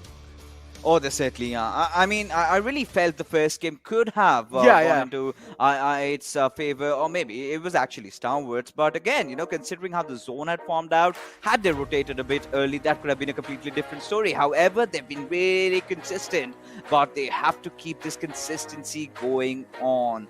As we take a look at all these players, different positions, everyone just wild up, excited for the game to begin. But, the nerves are definitely going to be shaking. Everyone's going to feel the heat because it's just those remaining 8 games to decide your fate. The top 4 teams heading into the GC, also including DRS and Enigma Galaxy. That being said, we do have the flight path trajectory right in front of us. We've got it all heading towards Starboard. But, the only thing running in my head is, where is this zone going to be formed? Exactly. That's what I'm also thinking. Like, where the kind of zone is going to be forming over here? Because it also is going to be deciding a lot of teams' fate. The plane fly path as well is kind of heading towards like the northern side, so teams that want to go all the way down military base, especially teams like i8 and Stalwart Esports, they're going to be having a lot of time to waste over here because they will have to find themselves a vehicle, then make the rotation all the way down south in the military base. Oh yeah, 100%. And this is going to be a little bit gruesome for them, right? But well, they are well versed with it. They know the exact areas where to find their vehicles, and I do not think that's going to be a huge issue unless and until they get they get some vehicle clashes, right? If some team does want to contest it. But here we have Wizzes with Vibes taking the drop well nearby. In fact, onto which the Georgia Paul City. And even the containers. Now, right beside them, we've got the players of Team Fate, and nothing really out of ordinary, right? This is one of the circles that we really acquainted with in this particular rendition of this tournament, because you know, just before the show was starting off, Ocean and I were talking about it. This time we did not get a lot of those common Gatka circles, not a lot of those ruin circles. Rather, we were having circles, just panning around those Yasnaya certain areas, maybe sometimes around Pachinki. That is the go-to circles that we've seen this time. Maybe a few. I think we've seen quite a lot of certain circles as well this time. I want to bring your attention towards TDK. I mean, they have went to Stalwart and Kameshki now. Quite an interesting choice from their side. They do realize maybe wasting too much time for looting, at least in the start, because they know the plane fly path wasn't really favoring their drop location near Milta and Farm. So they were probably like, all right, maybe we should just try and go towards Kameshki. That has been a spot that hasn't been really contested by the teams. So they found themselves a safe spot to loot, at least for now. K7 right next to Stalwart Esports. It's kind of an awkward drop coming in from the side of Stalwart Esports. I mean, they don't really like to drop over here. They usually go towards Nova Ripnoi because of the plane fly path. It has screwed a lot of teams over. Oh, it certainly has. Now it's going to get so much more interesting because, this particular circle can heavily favor teams like Nigma Galaxy. But Starwood, are they really playing in the comfort zone, considering, like you said, it's going to be difficult to travel on towards Nova Repnoi over here. You've got NASR and rather, Case Heaven right beside you. You've got Hojuan, but again, he's just a single player alive over there because the remainder of his teammates are right onto the eastern side looting around Lipovka. So it's definitely going to be some time before they can, come in or just shine and show the support. But right now, I think Starwood still they're going to enjoy their own sweet time looting. But you know what? I've been loving what Wonu has been doing, especially, that 1v4 he just pulled out. Yeah. That was nuts. Yeah, that was absolutely insane. He was actually successfully able to make those choke points and make sure that the enemy isn't really being that comfortable with the plays they have. And I absolutely love how he was challenging those fights. He was able to put on the pressure on the enemy teams, and that's what helped him quite a lot in getting that clutch happen. But now, as you mentioned, K7 Hoshuan quite separated out from the rest of the pack, right next to Stalwart Esports. Stalwart Esports somewhere down line, looking to rotate down south. I feel like maybe they're going to be heading towards Milton to get at least like a little bit of more comfortable loot. I'm not really sure what's going through their minds.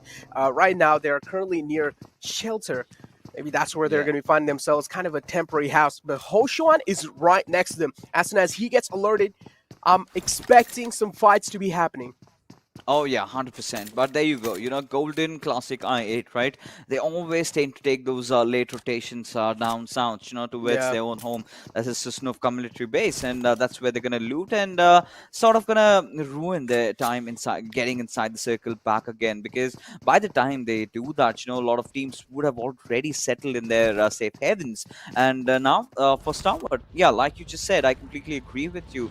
They are just trying to loot any single compound that they're getting. Because the way the place they dropped, it does not have a lot of compounds to just play around with, because you've got school and apartments being taken over by NASR, you've got Rozok area being taken over by DEADEYES over there, so did not have a lot of choices. And we know that a team like Starwood lately has had a few tweaks in their style of gameplay, right? In fact, if we talk about the first game itself, they did have a good loot around Nova Hypnoid, directly headed on towards the radio tower on that Novo just on that southern island. So, and they did a lot of dashing over there. The damage numbers were ludicrously insane. So that did help them out, So they need a lot of ammunition, they need a lot of grenades, and need a lot of firepower, basically, to just carry out what they've been intending to do for so long. And that is exactly what they're doing right now. Yeah, firepower shouldn't really be that big of an issue, especially when you have players like Action and Top in underneath your sleeves.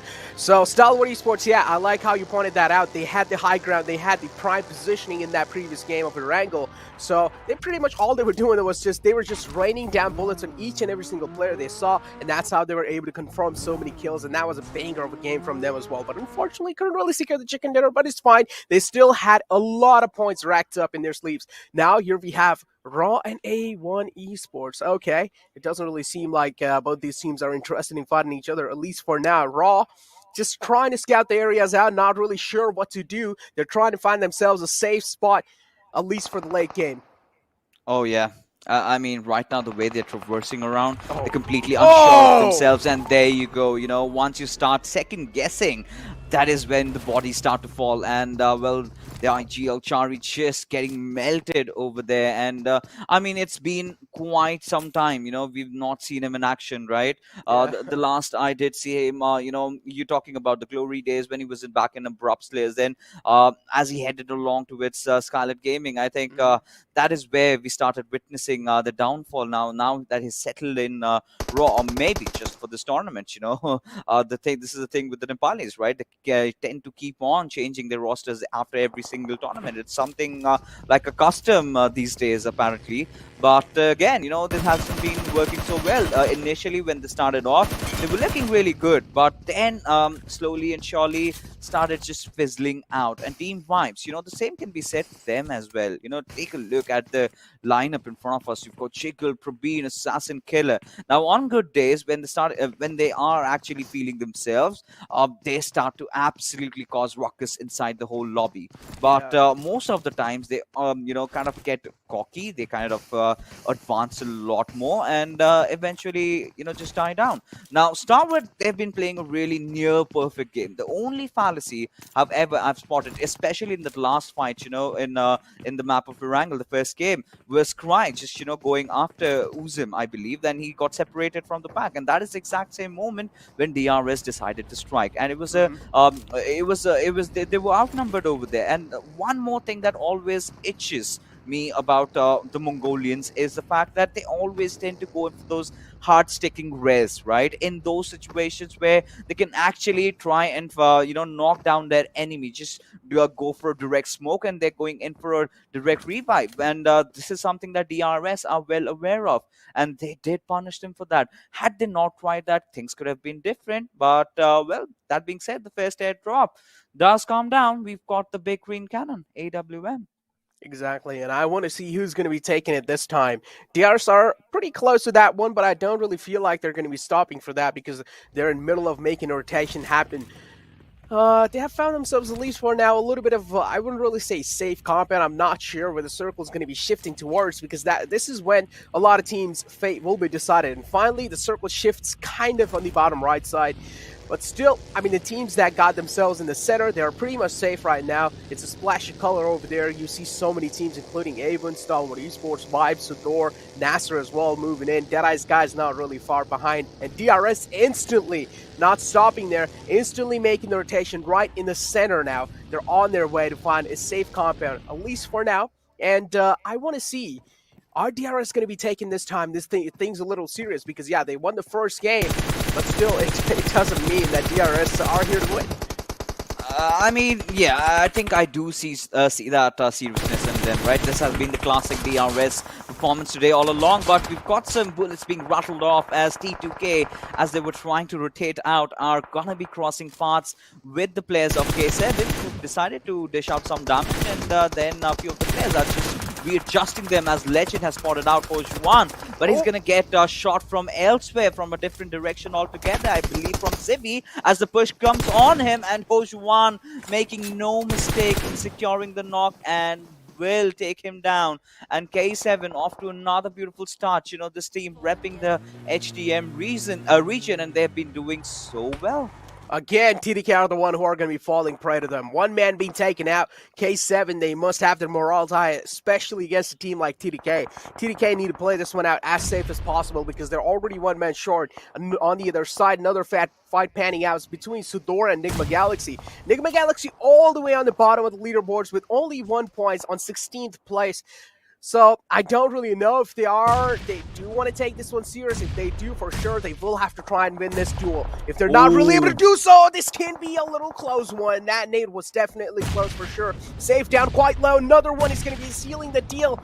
Safe knocked off. Snape is pretty much now knocked out over here. Safe needs a revive, but his teammates are really nearby him. They're kind of far away in the compounds. I don't know why he was so separated out. I mean, he was the flanker, right? He had to have a different area, but you know, his movements over there were absolutely not right? All he had to do was just let the players of Enigma Galaxy come over. Like Al-Shamri did have a vision at them. You know, he should have kept himself down low so that his teammates could have provided him cover fire. Instead, what he did, he was starting poking them, and that is where Enigma Galaxy did capitalize on that situation, and as a result of which, well, Seth now is bleeding with no one to really come for his aid. And this is what I was talking about, you know. This is where had Seth maintained that lower ground, had he had a few cover, the moment Enigma Galaxy just overstepped over the hills, they would have been punished just like this. But, you know, the Wizzes are back up for them. They still have a good position, but the only thing that, you know, they've lost is Lord must have damaged his helmet and vest in the process. But Rauf, taking a look at him, he's starting to form his own flank angle. But is he going to get any output, any objective from this? That's a big question. That's a question for sure. He went in for the revive and again being punished.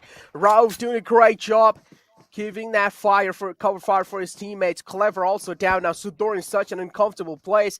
They found themselves a pretty good spot in the circle, but still somehow they managed to screw things up. And now SUDOR as well. They will have to make the move because the circle has shifted away from them. It's shifted kind of up north, and this is where DRS are being favored. They're right in the smack center of the circle. They're going to be feeling themselves. They are going to be having their nerves all-time high. I also like how Rico Infinity is going all the way from north inside the zone. They as well have realized, they as well have cracked the code of how to survive in these lobbies, and they're doing a fantastic job throughout. They're one of those teams that are dominating with kills and also the placement points.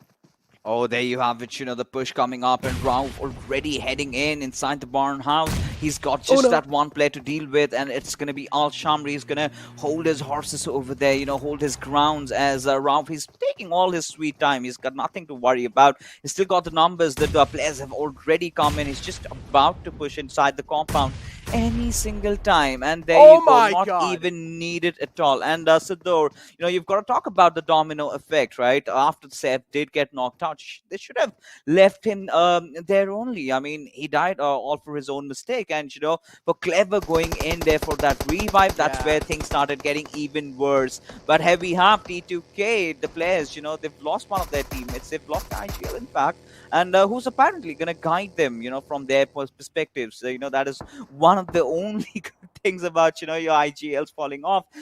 They can just switch your perspectives and just guide you better. All right, Sandesh, you've got to take this angle. All right, Chain, you've got that angle, just hold his backs, and in that manner. But either ways, now Team Fate, considering the fact that they do have those compounds for themselves, well, getting the revives, they're going to patch themselves up. But T2K right out in the open, they've got to watch their backs. Well, it seems like Sandesh as well somewhere on the other side. He has found himself a little bit of kind of an opening. But now, as you said, Legend's going to be sitting back and guiding his teammates on how to kind of position. Isn't that called backseat gaming, though? I mean, yes, but at the same time, you know, what is really worrying me about them is their positioning, because they are right out in the open. No matter even if he's trying to provide the cover fire, look at him. Who is going to do that for Jane? There's nobody at all. And you've got teams like DRS, you've got teams like Rico Infinity, you've got teams like Wizzes with Vibes right around them. And then you've got Team Fate. So they're surrounded by a lot of teams. Now, if they do not have any safe haven, if they do not have any concrete cover, they're done for good. But, at the same time, take a look at Cryptics. They're buying their own time, playing through the peripheries, just the way the teams from MENAs, they love to, and they're going to wait for the next circle shift. They've been witnessing a lot of curveballs, and if the circle goes north, I would not really be surprised. For sure. I mean, Cryptics hugging the edge lines of the zone, doing a good job.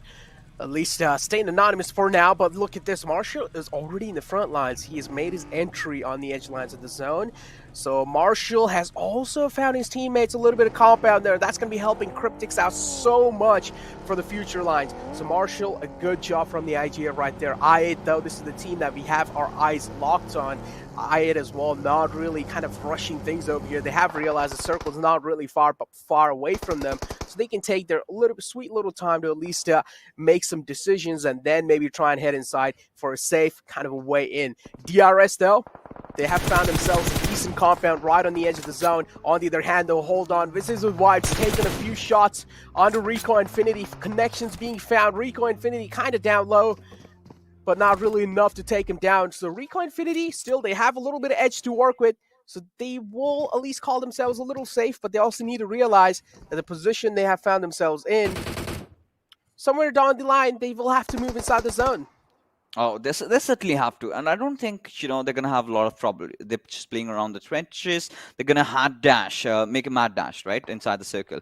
But, what is really concerning me is where the next circle shift is going to be. The best position, however, was held by Enigma Galaxy, right? They had the potato hills to themselves. They know even if the shift does not favor them, they can, take any other route. They still have a lot of vision. They do know where the enemies are, and that's really going to help. And A1 Esports, this team, they have been really under the weather lately with their performance. But today, maybe things might change. It's a new start altogether as Killer does pop out the players of Starwood. And Pika, well, he did take a few shots, but nothing really injuring him as he manages to just escape unscathed.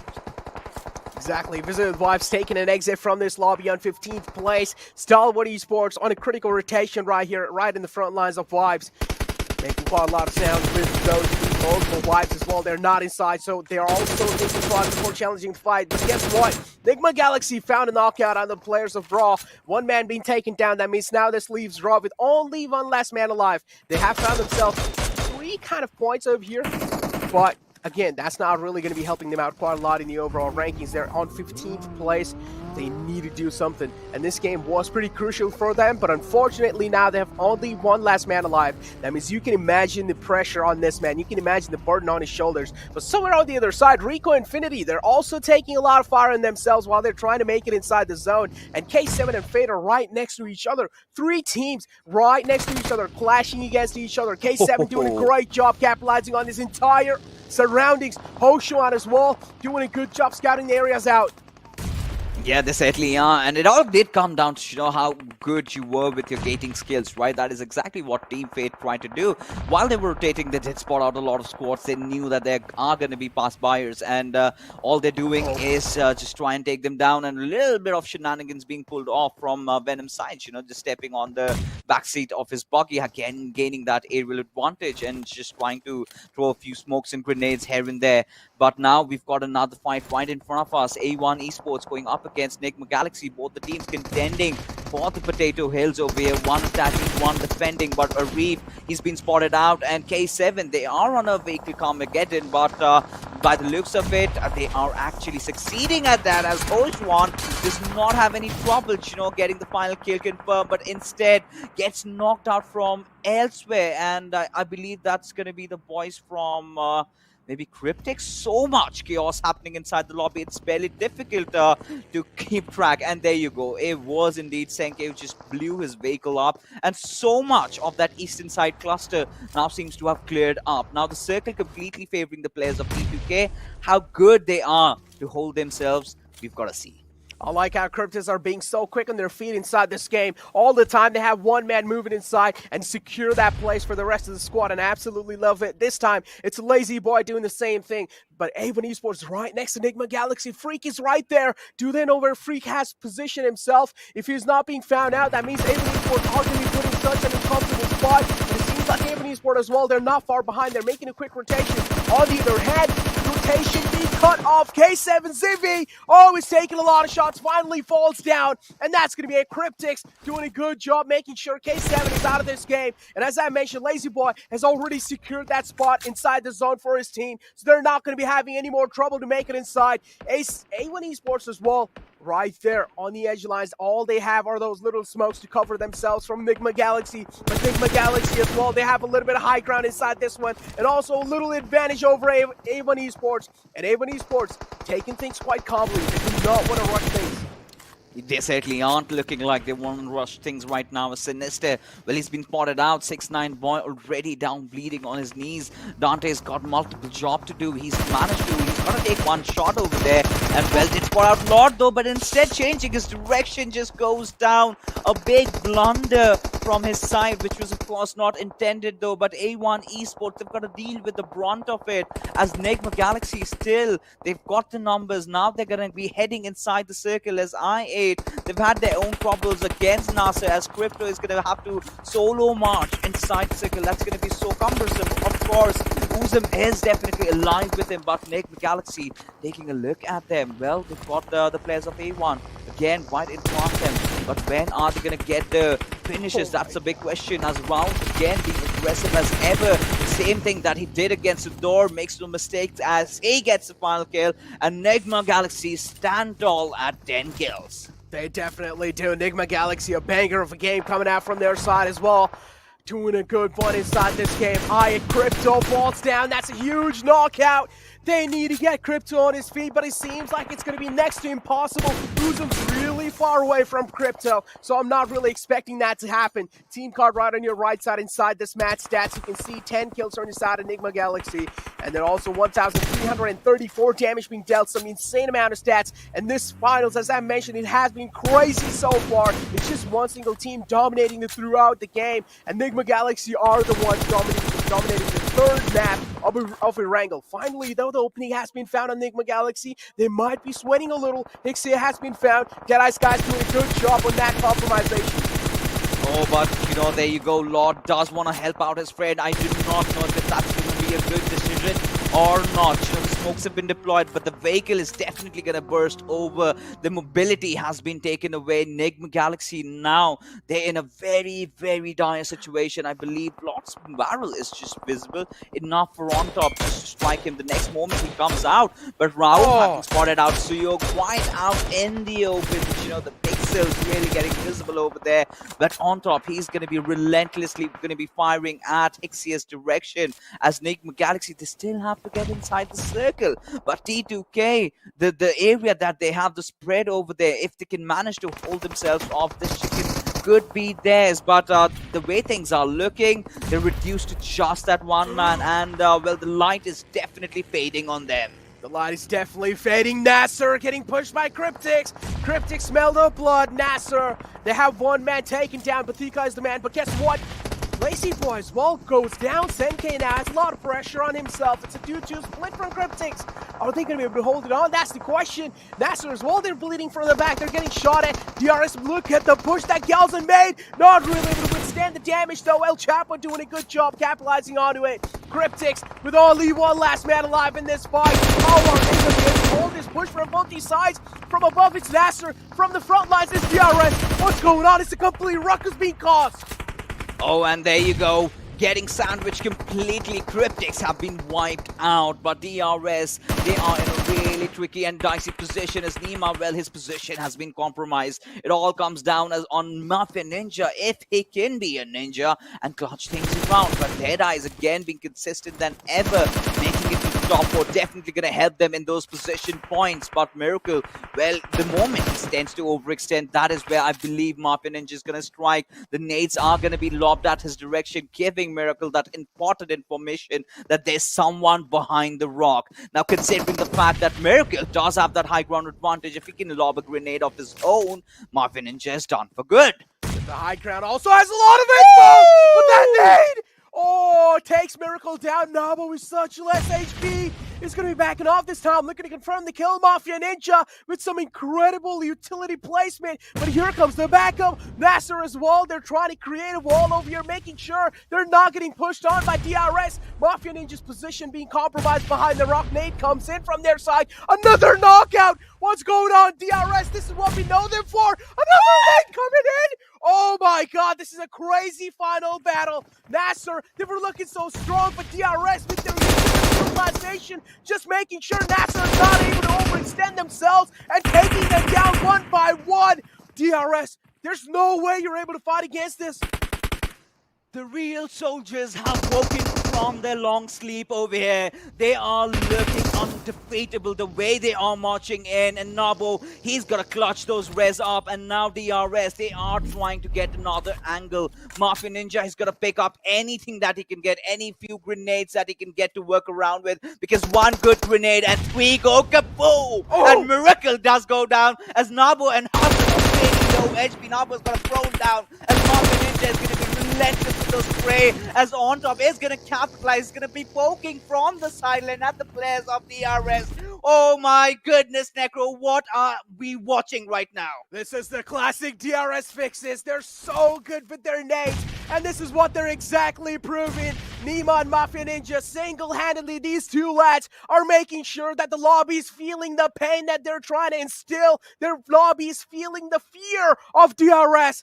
NASR, they were one of the most strongest inside the zone. They were expanding themselves so well. They had the most amount of zone control, but still they came crumbling down. But guess what? One man from DRS has fallen down. The nades from On Top are doing quite a lot of damage on Nima. He can't really make sure he's keeping this position that he's found himself in. But Nima, all he can do is just suffocate behind that little rock, but he also needs to kind of get himself a little bit more breathing room. He's not really able to do so. Mafia Ninja, I'm pretty sure, has spotted the last man alive from Enigma Galaxy. Position being compromised. Nima knows where exactly he is. Same thing goes with Hixie as well. He knows where exactly Nima is, but the only difference is that Nima has found himself a little rock that's helping him as a cover. Yes, indeed. And in this 1v1, only the smartest can get the win. As the direction of the grenade, well, there was that, but the velocity was not just too much. Nehemiah is just going to lob another Molotov, just have the 5 bandages on himself as Hixie does finally find out one more good cover. But now it all comes down to who's got the better utility over there, who's got the better grenade, do they even have one? Does it resort down to the healing battle? But either way, Nehemiah's getting a little bit of a breather just to heal himself up, and the same can be said for Hixie. He's got to patch himself up rather with all those boosters out there. But right now, this showdown, DRS going up against Enigma Galaxy, both these teams do have their slots in short for the GC, but which one is the better one from these two? We've got South Asian region going up against the Middle Eastern region. This is looking so feisty. I want to find this one out, because the problem now here for DRS is that they still need to make it in the zone. On the other hand, Enigma Galaxy has found themselves a pretty much safe spot. Here comes the push from Nima. He realizes it's time to go. If he doesn't, then things are going to be going south. But guess what? Nima connects that headshot, and Enigma Galaxy crumbled down, even though they had all the advantage in the world. And look at their smiling faces, Fixes. They're definitely happy after this one. This match was absolute bonkers. The real soldiers, ladies and gentlemen, they are back. They are back to take what is there. They are back to claim the trophy for themselves. The kind of a start they've had, out of those 3 games played, getting 2 chicken dinners, and both of them in Erangel. And this one had to be one of the best that they've secured ever. Considering what's on the line, considering you've got limited amount of games, wow is the only word that really comes out of my mind right now, and also my mouth, of course, because Morphin Ninja, he certainly has to be the MVP in that particular situation. The way that lad held himself up, and this is where, experience comes into handy. And right now, Necro, you and I, we both need a breather because we certainly can't believe what we just saw. So what we're gonna do is take a little break, and coming right after is the desk to break the fights down. But no, a voice in my mind says just to hold on. Because, yeah, I mean, I love that. We're all suited up, but DRS, wow. We still have a few things to discuss about, right? Enigma Galaxy, they also had a really good time. That ruckus being created between them, gave Hixie enough time to get inside the circle. But hey, that's the job for the desk. So we're going to just go for a break, and they're going to be right after this.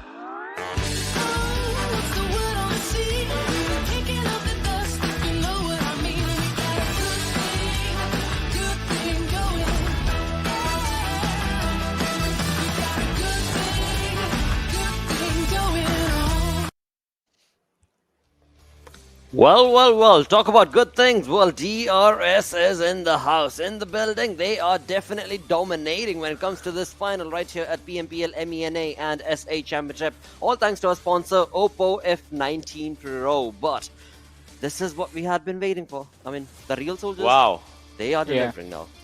They are definitely. That 1v1 at the end, before that, the utility usage and everything.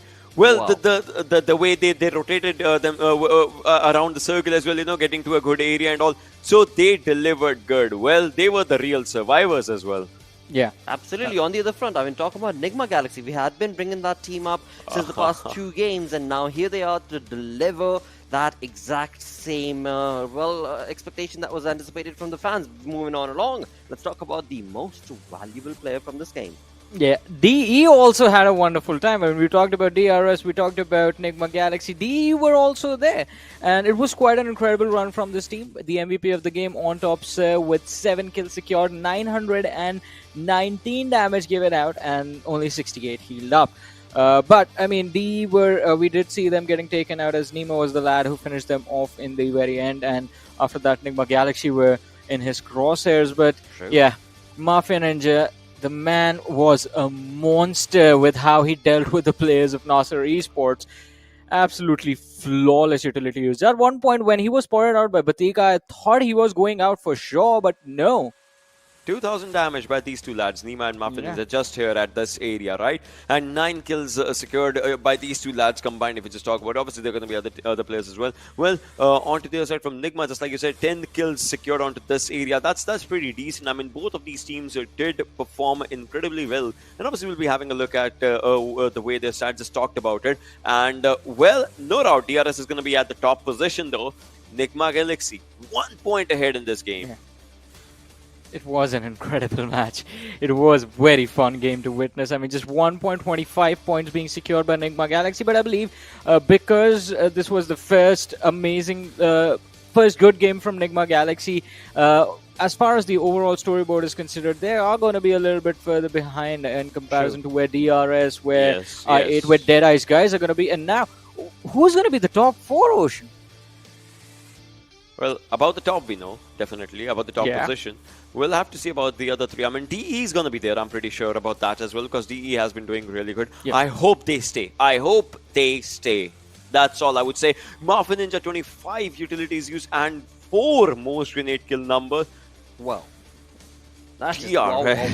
Exactly. DRS is doing pretty good for themselves with the chicken dinners working in their favor. With that, let's move on to the match ranking coming in from this game, the 3rd game of the day. Again, that does bring that number down to 7 games remaining for these teams. But moving on to the match ranking, of course, as we did see DRS get that chicken dinner, but 1 point up is going to be Nigma Galaxy with 25 points.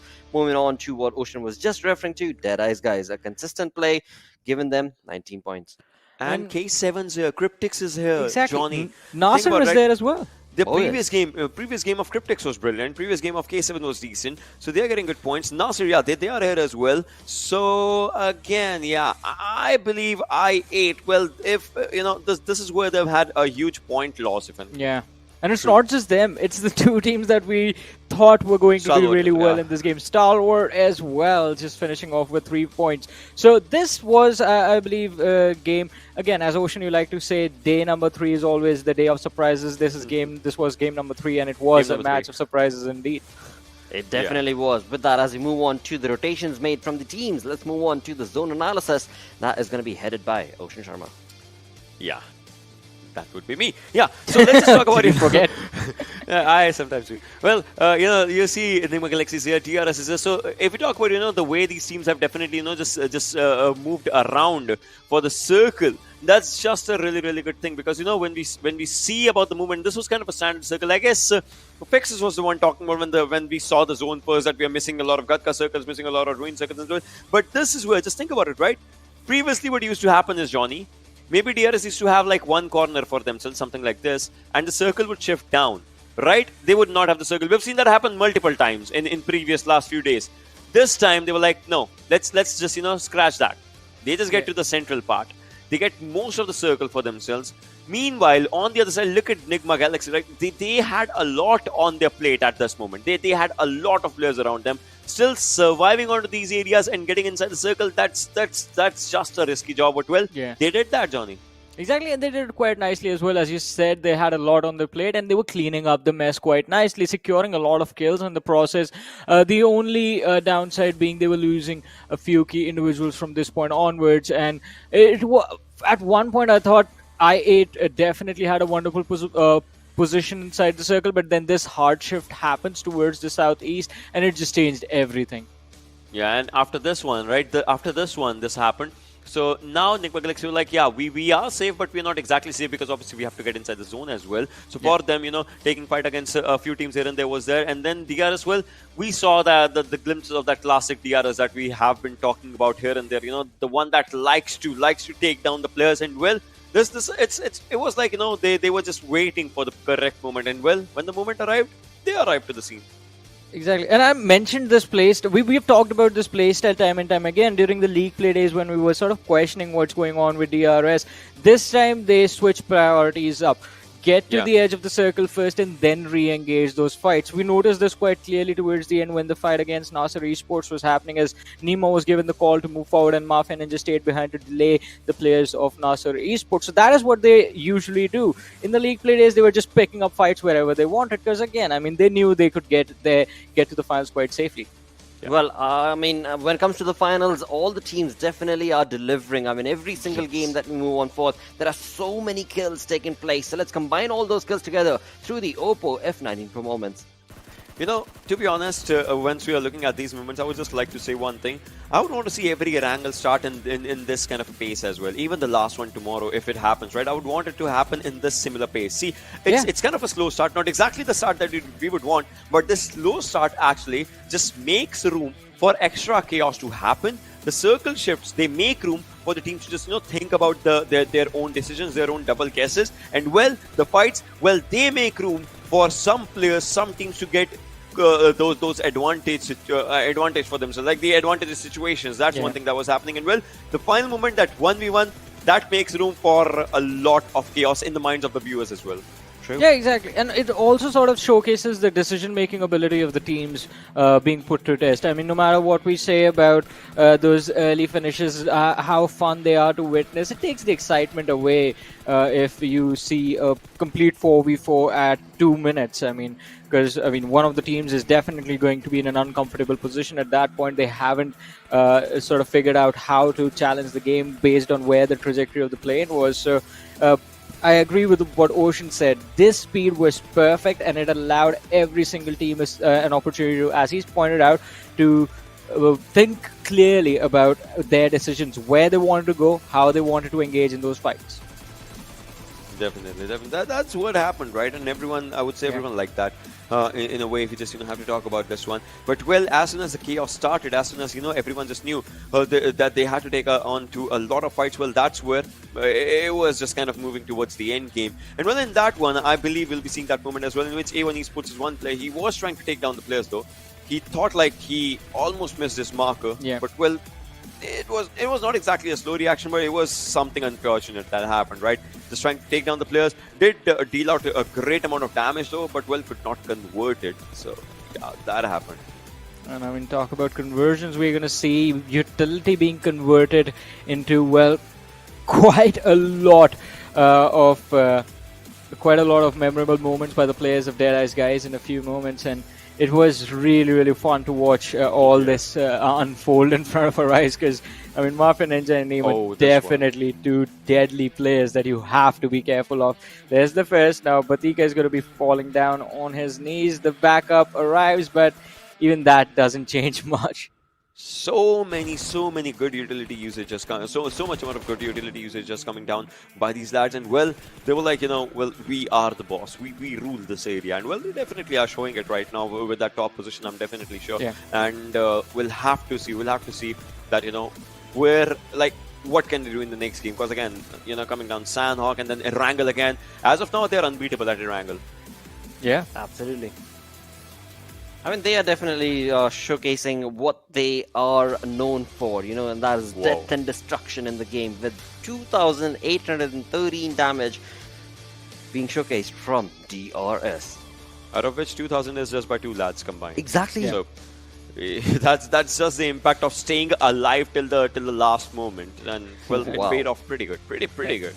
I wonder how much of that was those grenades that were being lobbed towards the players of NASR Esports. Also, Ocean, a few moments ago you said, I mean, everyone enjoyed the game. I8 were the ones who were like quite frustrated with how the circles were going, because every single time they would think they have found a comfortable edge, the circle would just move away from them. Johnny, that's a top 4 right now. This is our top 4. I'm happy, I'm sad, it's mixed emotions though. but Nigma Galaxy a jump Exactly. of 9 placements for them. And well, if they keep on having good game, they might even end up at the second spot or maybe first. Well, it depends on how do they play the upcoming 2 games. Cryptics is there as well. K7, I8, Stalwart, Rico, DE. DE is close to DRS. Imagine finishing up on the first position at the end by the end of the day. Yeah. And if DRS and Enigma Galaxy are going to be part of the top 4, then the next best teams will be moving forward to the Global Championship. And it's so close. Look at this right now. 31, 28, 26, 25 on Cryptics. I want to see what the team on the 9th position is going to be doing. Yeah. Johnny, 4 teams with 20 kills at this moment. Yes. You still can't say which team is more aggressive or less aggressive. I get it, DRS, they've had 2 amazing games. But well, 2 games they got 15 points. In 1 game they just got 2 points for placement, right? But then these 20 kills by these 4 teams actually shows how close the competition is when it comes down to the aggression. But on the other front, as we move on to the second page, now this is where, of course, we do see NASR Esports jumping up 3 positions to the 9th spot with 20 points. But Wizzes with vibes, ruthless aggressive warriors, not the kind of position that we anticipated for them to be. Yeah, definitely. A1 Esports as well. Vibes. True. T2K. We have seen all these teams play amazing. Oh, yes, we have. Talk about amazing. Well, I've got some amazing news for our viewers right now as we move on to this incredible party. And that's going to be the PUBG Mobile reunion party, where you need to join the game to participate in this exciting global festival, which is only available for a limited time. All the modes that you've played previously are coming back, from, well, Survival Till Dawn, Vikendi, Payload 2.0. Well, the list just goes on, and all of this is going to be for you to participate in. And why? Well, because we've got daily rewards and login to get permanent free items, limited time UC, and a new character. A new character called Anna, along with her flashy outfits, is going to be available for you guys. And that's not it, because we've got a collaboration in place with the football team that you all know as Liverpool to win a permanent backpack. Yep, you heard that right. A Liverpool collaboration to get that permanent backpack. But last and not the least is going to be this world-leading hypercar, a custom-made Jesco by Koenigsegg, is available. Try out the lightning-fast ride. Go to in-game and get one for yourself. Only available till the end of November. So there's a lot that is going to be on stake. But that's not it. That is not it. As we are in the finals, we've got this wonderful show match that has been set up in, well, for you guys, as we have some rappers tuning in, as we've got some influencers tuning in from SA as well as MENA. This is going to be a bonker of a game. 2 games going to take place right about now. And without further ado, let's jump into these guest matches. It is going to be, well, Phantom Bros to take you through these 2 games.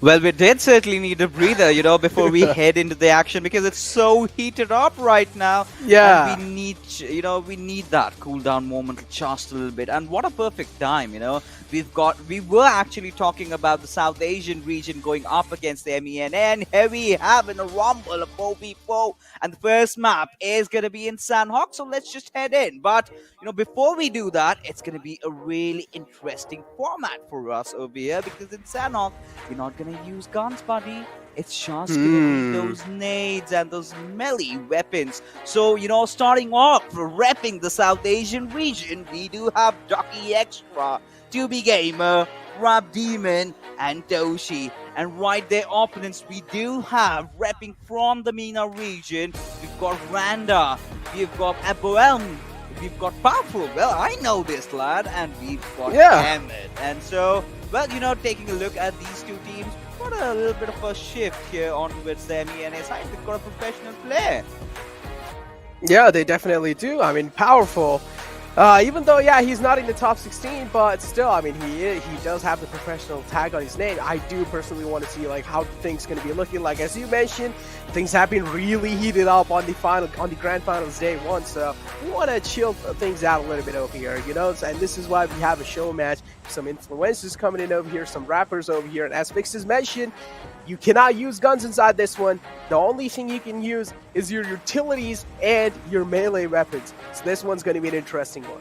Yeah, this is the moment, you've been searching for. You wanted to ban your opponents. There you go. You certainly can do that. And we've seen rap battles. Well, I'm a huge fan of that.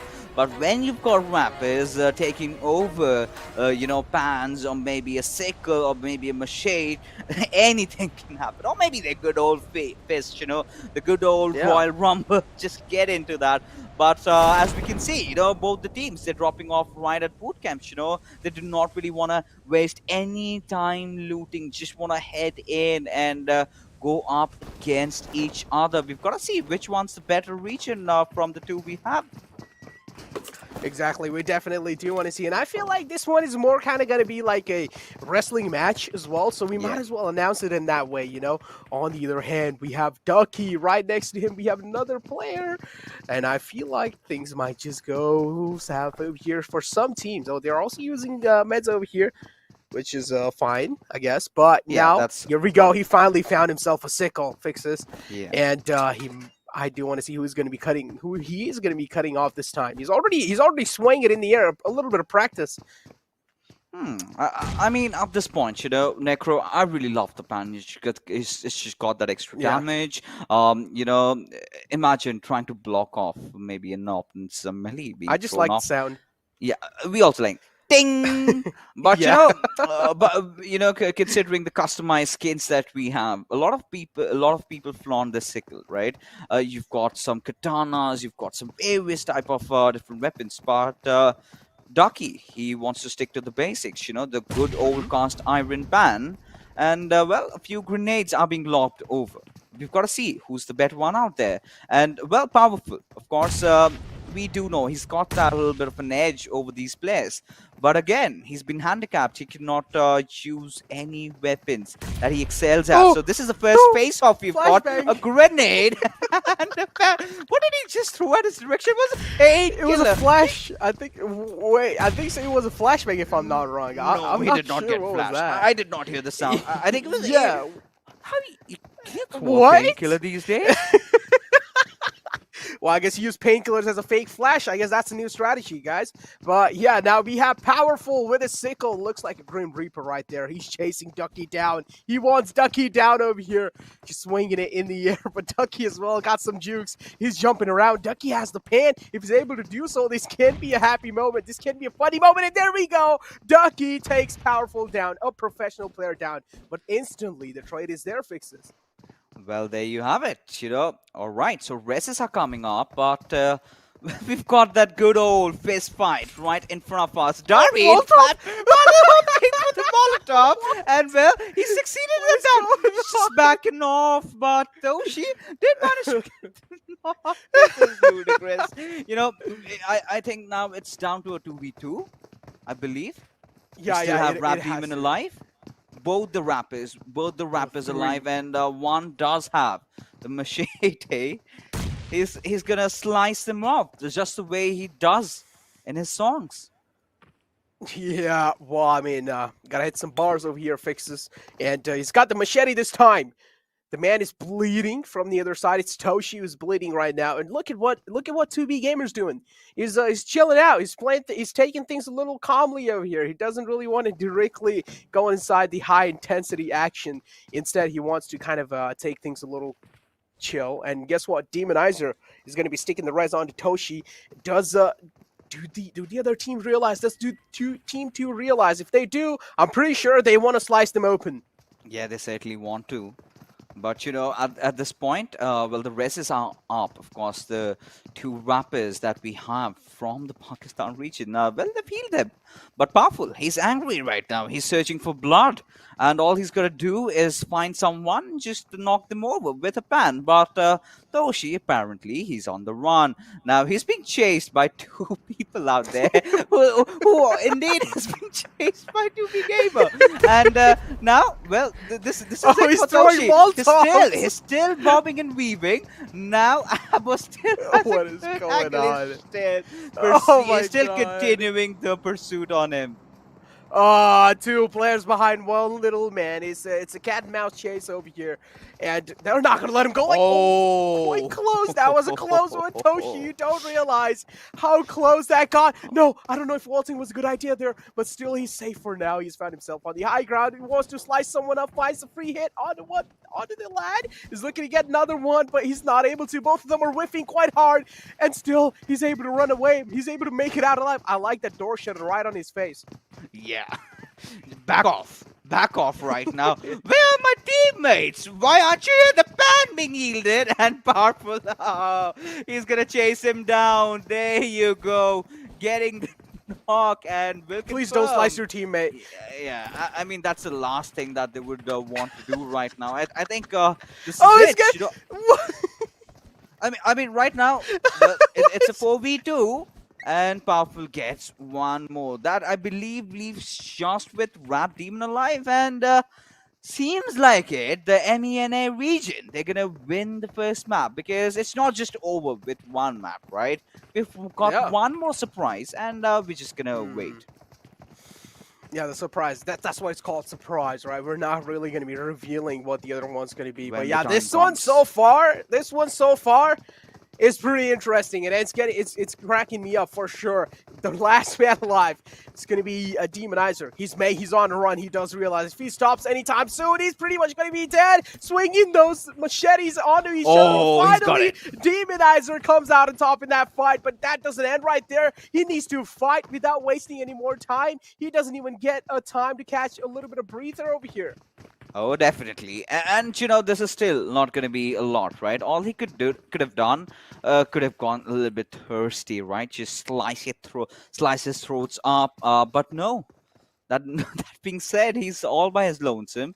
Just has that first aid, few energy drinks. He's gonna get to full HP.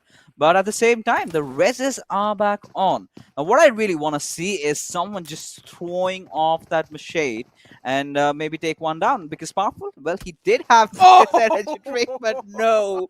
A knock right on his head and sends him home as we've got, you know, the team from the bottom corner winning the first bout.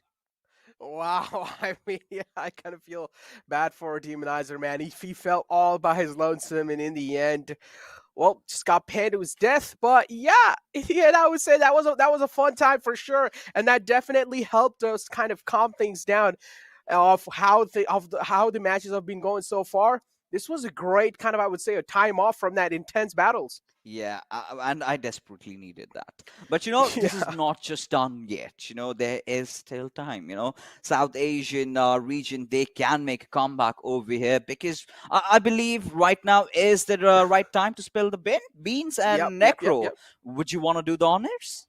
Yeah, exactly. I mean, the second map is going to be played on Karakina, and it's going to be quite a good one because this time you can use weapons. And let's find out who has those gun skill pretty much maxed out. I mean, I would say over here the MENA region for sure has a little bit of edge because they have powerful. Yes, 100%, you know, but I still remember when I used to play, you know, this particular map, just for the heck of it, I used to carry a lot of remote charges, the C4, right, just, you know, blow up any sort of walls that can possibly blow and then find those secret bunkers, and you have those little gold mines, you go into that, you loot them. And talking about weapons, I really love to use the Winchester over here. But I do not know if teams are really going to be opting for that because I believe I think they're going to be sticking to Tommy guns. But what I really want, imagine, you know, just dropping off those C4s, then waiting for that to explode, someone just goes down. That would be fun. That would definitely be fun, but again, it comes down to are these both teams going to be dropping at the same location? If they do, then that's when those kind of chances are really, those kind of fights happening, the chances are really high. Here we go, the plane fly path in front of us, and I want to see where they're going to be dropping off. No one's going to be the answer. They're not going to be dropping right next to each other. Instead, well, the MENA team has already dropped off, and now we're waiting for the South Asian team, and here we go. They've also dropped off, so now they're going to be going for those guns first, looting themselves up, making sure they're feeling good, comfortable, challenging those gunfights. All right. So, teams, now this has gotten personal. Now this has gotten serious, right? They both want to have their fair share of loot before they engage against each other. One of them dropping off at Bashara, and we've got the entire MENA team dropping up top north. Now, both of them, different cities, no problems with their loot. But I really want to see the action starting off, and some emotions. What happened to him? Yeah, Oh, no. 2B. He's starting to feel himself, right? Some moves, and I've seen this on the internet. Something resembling. Like you want to tell what it is? Like what is that resembling? I have no clue. Guy dancing just like that. He was just a little bit passionate about it, but now. All right. He was just trying to yawn, and indeed, I mean, from what really happened with him in the first game, I'm not gonna blame. He just wants to get this over with. But MENA, they are looking determined as ever. Especially having powerful playing in their own ways, because he's a professional player. I've casted that guy. He's pretty good. Racking up against you've got legends from their own field. He's certainly gonna have that extra little edge, and in fact, that was statistically visible. He did manage to rack up 3 kills even after being the first one getting knocked out. Fixes. I have a theory why he's doing that. Why he was yawning in front of the camera. Maybe he wants to show us. He wants to tell us that this is so easy that he doesn't even need my attention. Is this a big deceit?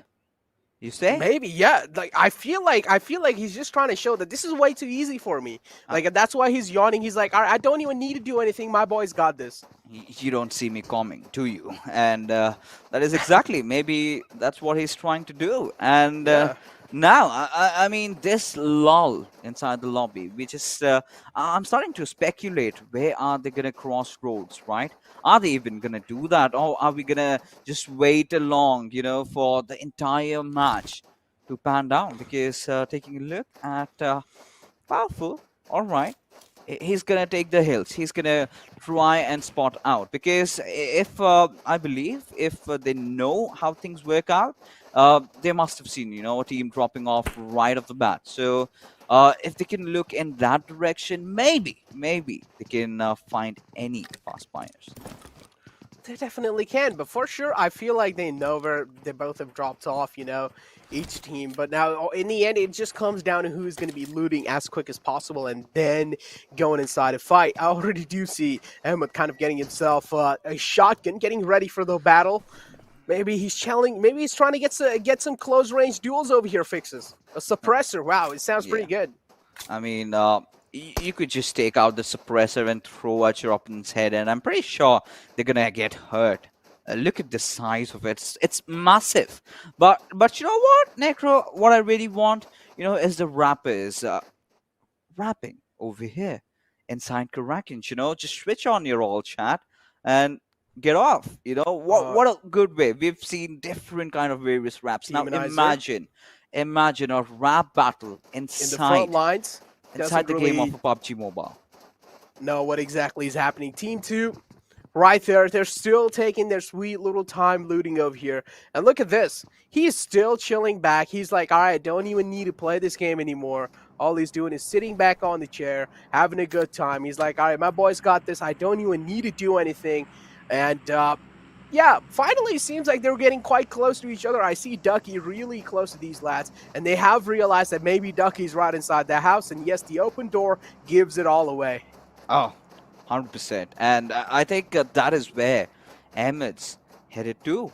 And I believe he's not going to have any issues if he takes the fight at this particular range. And Ducky, well, I mean, maybe he's heard it.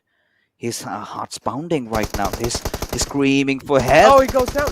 Oh, there he goes. There he goes, falling down. And again, the boys from the MENA region, they do have that advantage. So they know where the trail starts from, and they know where to proceed after this. One thing I can say for sure, the MENA region is looking really competitive inside this one. They're looking really competitive for sure, because you can clearly see on the cams as well. No one's really messing around. While on the other hand side, you can see from the side of SA, guys are pretty much chilling around. Yeah, there are a few guys focused right in their devices, but on the left-hand side, you see some guys chilling out. So, I mean, it's like, all right, I like how calm they are taking these things over here. They're like, all right, this is just show match, you know. We're here to game. We're not here to kind of try hard. Taking things calm and slow. And this is what we were here for, right? A fun time. Yeah, 100%. You know, the way things are happening right now, it's going to be interesting. You've got... Powerful. He's still, you know, he's the one, guys. You know, this is what I do, right? When I play with rather newer players, bait them, right? You guys go, give me the info, and then what I do is take shots at them. And well, that is exactly what his teammates are doing, and he's doing his job perfectly fine. Yeah, powerful. Looking to spray someone down. Still no connections found from his side. He does know they're right in the front lines, but still, he's just trying to find a little bit of cheeky shots. If he does, that's going to be helping his teammate out so much. And they also need to realize one player has fallen down. They need to get the res back upon them. So again, both these teams are feeling equal amount of pressure on themselves, because we know the SA side has already lost on one player, and it's Ducky. It's a huge player. Oh, exactly. Yes. But you know, right now, well, Toshi, he's jiggling around, trying to, you know, connect a really good spray. And he looks like a seasoned veteran, right? It does not look like a newbie at all. I believe he's been grinding his hours in the battlegrounds as well. Yeah, for sure. I mean, you need a right. I mean, look, in the end, even though it's a show match, you're still playing for the pride fixes, and you want to prove, at least in front of all these people, all these viewers, is that, okay, at least I have something to prove on these battlegrounds. You do not want to take an exit just without doing anything. But look at this, MENA teams. Oh, they're closing up quite well. And SA, two players are already down. But on the other hand, MENA as well. They're bleeding. Oh, they certainly are.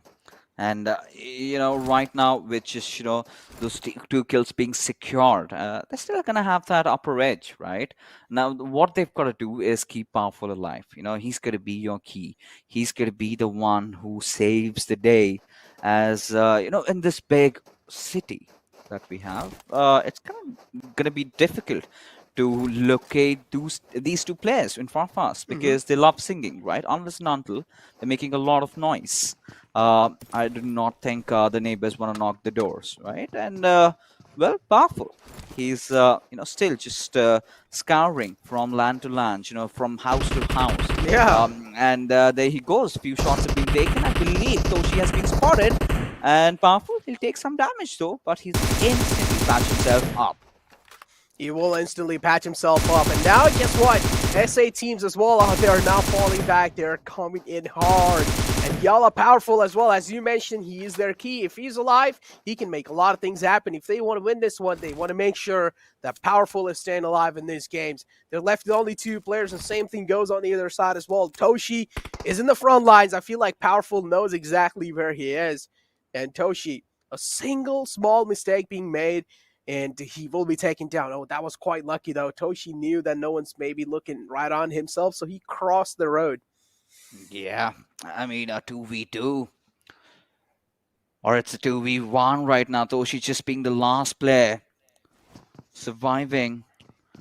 And now, we've got to see if he can clutch things out. He's been doing good. He's kept off his grounds really well, right? Considering the powers that he's going up against, he's done well. Oh, I do not know why Powerful did that. I have no idea. Maybe he was just checking if his buttons do work, right?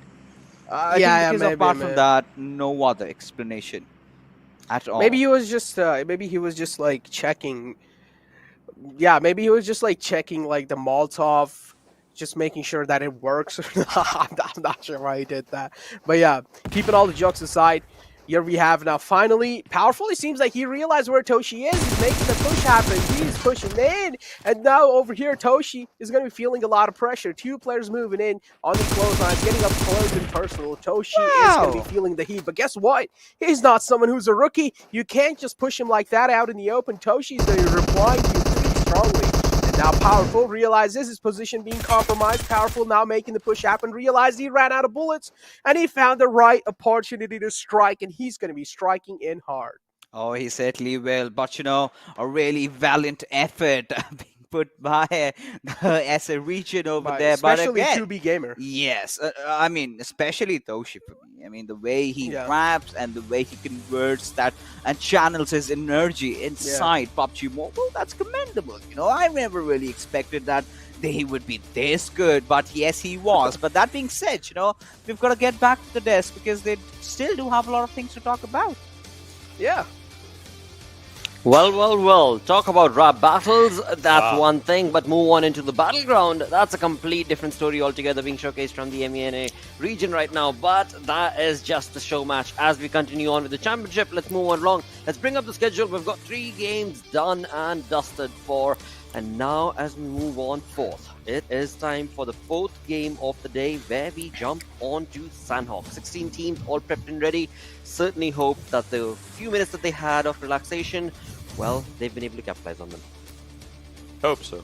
Yeah. I hope so, that happens, because in this one somehow, I don't know, it's a weird one, but I want to go for A1 Esports. Alright, A1. Alright. Alright, so, I mean, Ocean and I are on the same page. Not in terms of me picking A1 Esports, but we're going to go for weird pickups. Because I have a feeling like K7 might be able to bring themselves in a really wonderful position in this map. That is a possibility, of course. But as we move on along, let's have a look at the head-to-head between the two that you talk about.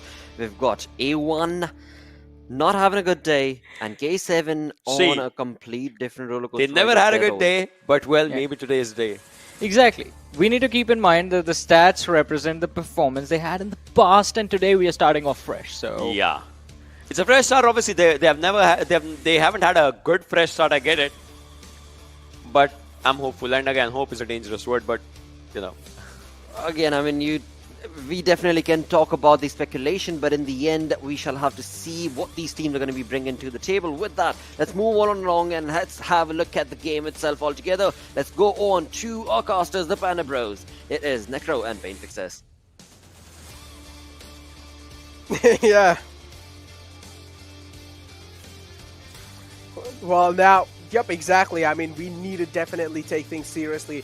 The weather is turning pretty cold by those show matches, but now it's time to heat things up again. It's time to get the super hot fire inside these games, and we know what better to start the day off on this Sanhok. I mean, of course, smaller map where it's going to be fully packed with high intensity action, high octane games are awaiting. I mean, already we saw what was kind of aligned with those first 3 games that happened. It was complete action-packed games, and now I want to see what teams have gone inside the map of Sanhok, because we're already seeing teams try harding to their best. And I want to see what they have even in the map of Sanhok, because again, we know how this map can be sometimes. In the end of the day, it does really comes down to that zone, if the zone is favoring your team or not. If it's not, well, then we know things are not really going to be aligned good for your side. Especially I like the circle when it's kind of being formed in the top left island. We saw that yesterday, and it was one of the most fun times to witness. But now I also want to see teams like DRS again kind of performing consistent. Now I do know, yeah, they have gotten the previous chicken dinner, but again, I like the momentum that they have set themselves up on, and I want them to continue in forward, because from that kind of a utility utilization that they showed in, we know how they can perform in the map of Sanhok as well. This is where you need to use the utility to perfection. If you're not going to be doing so, you might be third party, you might be taken down from anywhere. Yeah, 100% agree with and that being said, the things are getting so intense. My PC almost crashed, and things are happening. Weird things are happening. I feel powers around me, but right now all these teams channel their energies, right? This is it. You don't have enough games in your hand, and now you're in the quickest one of them all, right? One of the channels that you have to do, and yeah, like you said, 100% Sanhok really comes down to the zone form late. A lot of the best happening, especially favoring teams like Wizzes, very nice. But today in Magic sector, sort of needs to not so far, right? If something goes all the way to the particular province, or maybe Sanhok, or maybe Dog, Fixes. another interesting thing. Rico Infinity and A1 Esports. Now, are they going to be clashing again or not? This one's going to be an interesting one. I mean, last time we saw A1 Esports not really challenging them. They knew that TDK was not playing from that group side, so that's why they went to Mognai. So they got enough time for themselves to loot and also a comfortable place. But again, they took the water rotation and all the efforts were put down to sleep. All the efforts went to waste. So what do you think, so? Are they going to be taking the water rotation again or not? Because if they do, then I'm just going to bang my head on the wall. I mean, well, you're just going to hurt yourself. But I don't know, man. Is I it mean, worth they tried it, though? twice. Is it worth banging your head on the wall if A1 Esports takes the water out? I would say, yeah, definitely for sure. It would be a no-go, but I would just be kind of frustrated, okay? Like, it's like you've already done it twice. You failed it. If you do it 3 times again, I mean, I don't know what's going to be changing your mindset because that has been a kind of rotation that's not really panning out for them. They need to at least try and adapt to a new route, and I'm pretty sure, hopefully, I mean, in the grand finals, they have some kind of hidden strategies up their sleeves that they're going to be trying to pull out. Maybe a MasterCard? Well, I mean, MasterCard, I is, you know, the A1 Esports that I know for in their glory days, all high and mighty, especially on the physical, you know, miles apart. So they have to really be going any time so that gives you that little bit of sliver of hope. You know, this team brings those promises. The contenders that they get, well, there are moments they have that little compound, then hold it on for a long time, get those mountains, get it. But apart from that, you know, nothing fancy coming out from A1 Esports, and I've been all but disappointed with them. But yes, like you said, in the map of Sanhok, anything happen. And if my memory serves me correct, you know, if all those grey cells in my head, I believe there was a time when A1 Esports really loved their Sanhok. And you know, times have changed, things have changed, and there you go. I really feel, I can feel, you know, I believe the lobby has been hosted because everyone in tandem just raised up and just smiled. I'm like, there we go again. There we go again. Where we, I personally look at it in the center, right? The red room kind of thingy that they have made. It just gives you kind of like a more intense vibe, right? We know the red is kind of a color of aggression, you know, especially when you have that red color in your kind of thingy as well. It looks kind of cool, you know. It just gets your blood flowing pretty good. The RGB gamer room is what XP likes to call it. And yeah, personally, I like those kind of rooms as well. But unfortunately, I don't really have RGBs in my room. Maybe I'll get it in the future sometime. You know, back in those days when you know we were kids, right? We used to go to those internet cafes. I mean, we weren't really owning those PCs down here, right? You know, you've got to go to those cafeterias, pay some money, and play your good old games. You know, I'm talking about the days when even smartphones weren't even a thing, right? Technology, we've come a long way far. So they used to have those red lights, you know, just rotating around like this, you know, like police sirens, right? Once you sit, it's a 5v5, and the lights start glimmering, and that's when you know it's game time, baby. And yeah, I mean, it's already game time for all these lads out there, feeling the heat and the gravity of the situation over here. Exactly. Within a few minutes, of course, we're going to be heading in. But the overall storyline so far, ladies and gentlemen, has been the fact that DRS, they've been absolutely clobbering down the Erangel maps that they've had. They've been decent in Miramar as well. Starward, they've had a really good start, but then they're again starting to fizzle out. You know, they've been struggling with their rotation. I8, they've been consistent. Same can be said for Deadeyes. Exactly, yeah. Consistency definitely is being shown from the side of Nepali side, but again, there are a few teams that are also crumbling down. As you mentioned, Stalwart Esports, yeah, they had quite a banger of opening, but then later on in the next Erangel, they seem to kind of fizzle out. So hopefully inside the map of Sanhok, we do know they're pretty good in the map of Sanhok as well, so I want to see them at least up the pace a little bit more. I want to see them third party more. I want to see them just try and dominate the entire field, because we know what they're capable of. I don't really need to kind of elaborate on that occasion. You have man like Action and Top already just dominating the field, feeling yourself. Then you have another team coming in like DRS. They're hitting the deck. They're hitting those nades right on the mark. And what else do you need, right? Two of the best teams performing for sure. Then you have a team like K7 as well, not really shying behind. You had a man from K7 who almost did a 1v4 on the map of Miramar. So that as well, I can definitely tell for sure that teams are feeling that adrenaline rush right now. Oh, they certainly are. But now we've been talking about the top guns, right? Let's talk about the dark horses, the ones that are having a Cinderella story. I'm directly talking about Wizzes with vibes, Yeah. The way they've started off, they haven't really been looking good, right? Maybe this is the map where it all changes, because rules, the way he played in those 4 days we had, he impressed me, man. Not just me, a lot of girls out there in Nepal as well, making his parents proud, his organization proud. He deserves a raise. But there you have it, the game finally starting off. And without any further ado, let's head in.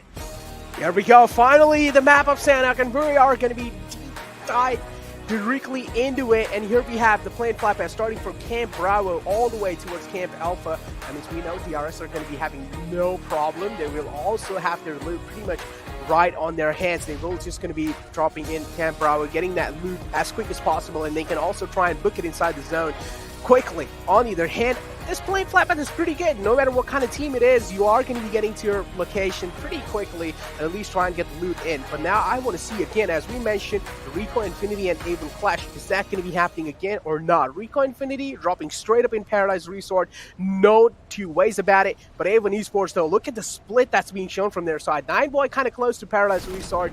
Then you have Dante and Sinister right on the quarry, including RX Jax.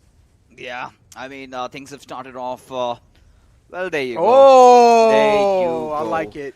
Again, a Western Circle, nothing really out of ordinary, right? This is going to favor teams like Enigma Galaxy, maybe SUDOR. SUDOR have a really instrumental role to play in this game. Are they going to be holding off that bridge? That's going to be really crucial.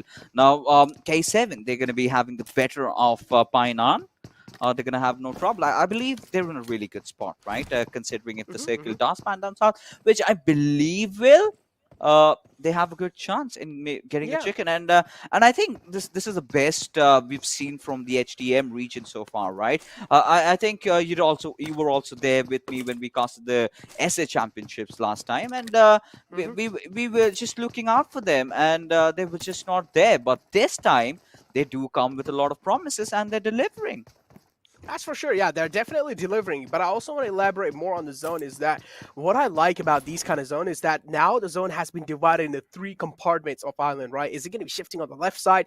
Is it going to be going on the right side? Or is it going to be going on north? And this is what I really like, right? This kind of zone brings in that mysterious aura that teams all as well get kind of confused in. They don't really know where to make that quick rotation happen. Including a team like DRS, but hold on. Okay, Rico Infinity finding a man of Avon Esports. 9boy was out in the open, not really able to find any connections. So 9boy, is going to be making out alive from this one.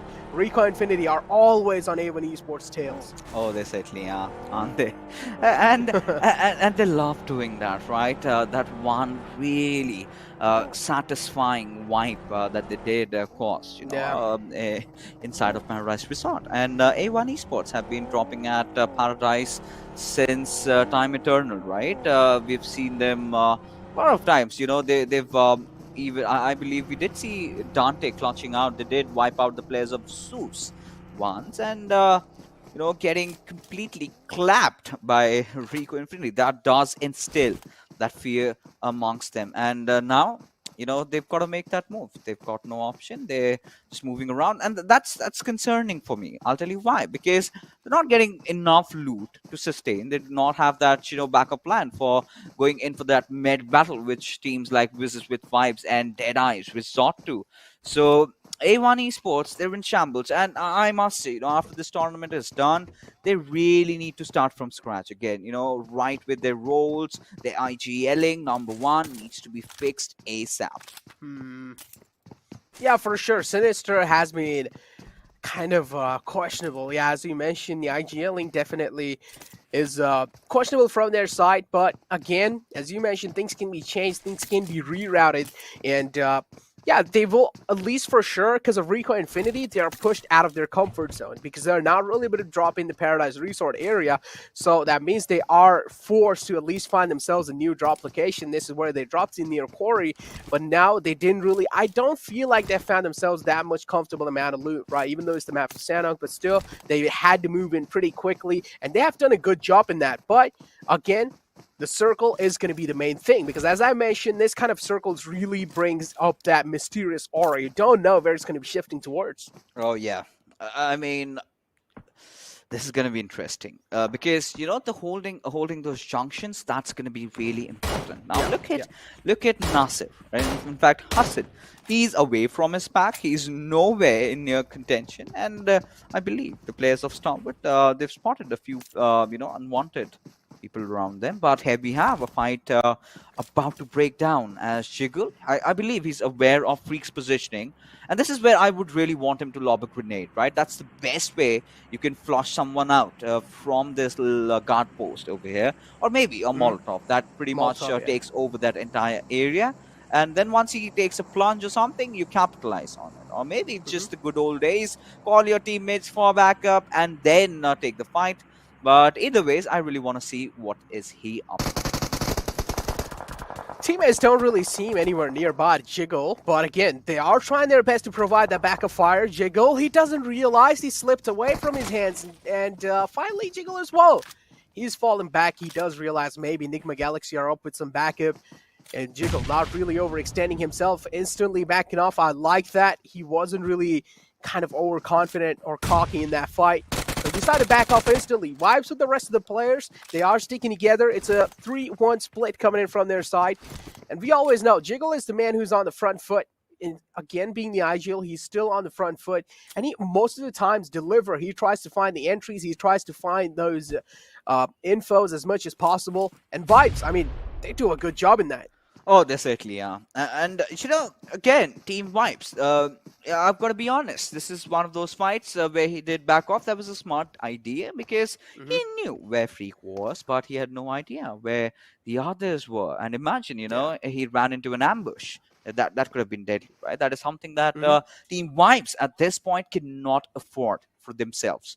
And as things are, Enigma Galaxy, they're still holding on to this high ground position that they have, and I'm just wondering for how much longer, because somewhere down the line, once the zone starts shrinking and the zone goes away from you, that's where you would want to be starting to move. And this is where I really want Vibes to be the ones thinking a little bit ahead of them. Maybe try to edge keep them, maybe try something else, because both these teams are on that southeastern front. Now we've got the players of NASR also coming in, and Sanhok, it is also famous for all those third parties happening, right? So and I'm pretty much sure, considering what is on the line, you've got limited amount of matches remaining, teams are going to be taking those fights slow, and which sort of will resort to the fact that we are going to be heading into maybe a 5th circle or maybe a 6th circle, and that is where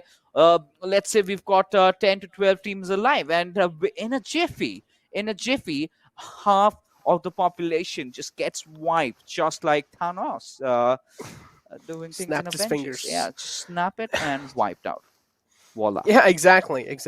And now Enigma Galaxy from Sami as well. It seems like they're quite looted and scooted, so they're going to be moved, or at least trying to make their mark in the zone. They've already found themselves in, but I feel like they still would want to get, or at least close in on that center spot. And I like that the improvisation Wizzes with Vibes made over here fixes inside these kind of SA Championship and MENA, right? So what they did was, before in the PMPL Season 4, they used to drop near Sami in the map of Sanhok, but then as soon as they realized Enigma Galaxy is in, that means they are going to be needing that Sami area. So they're like, all right, guys, you guys can take it. They realized high voltage is not in here, so they pretty much took over high voltage spots. So that was a good improvisation. And I feel like A1 Esports as well, if they could have done something like that, that could have helped them out quite a lot.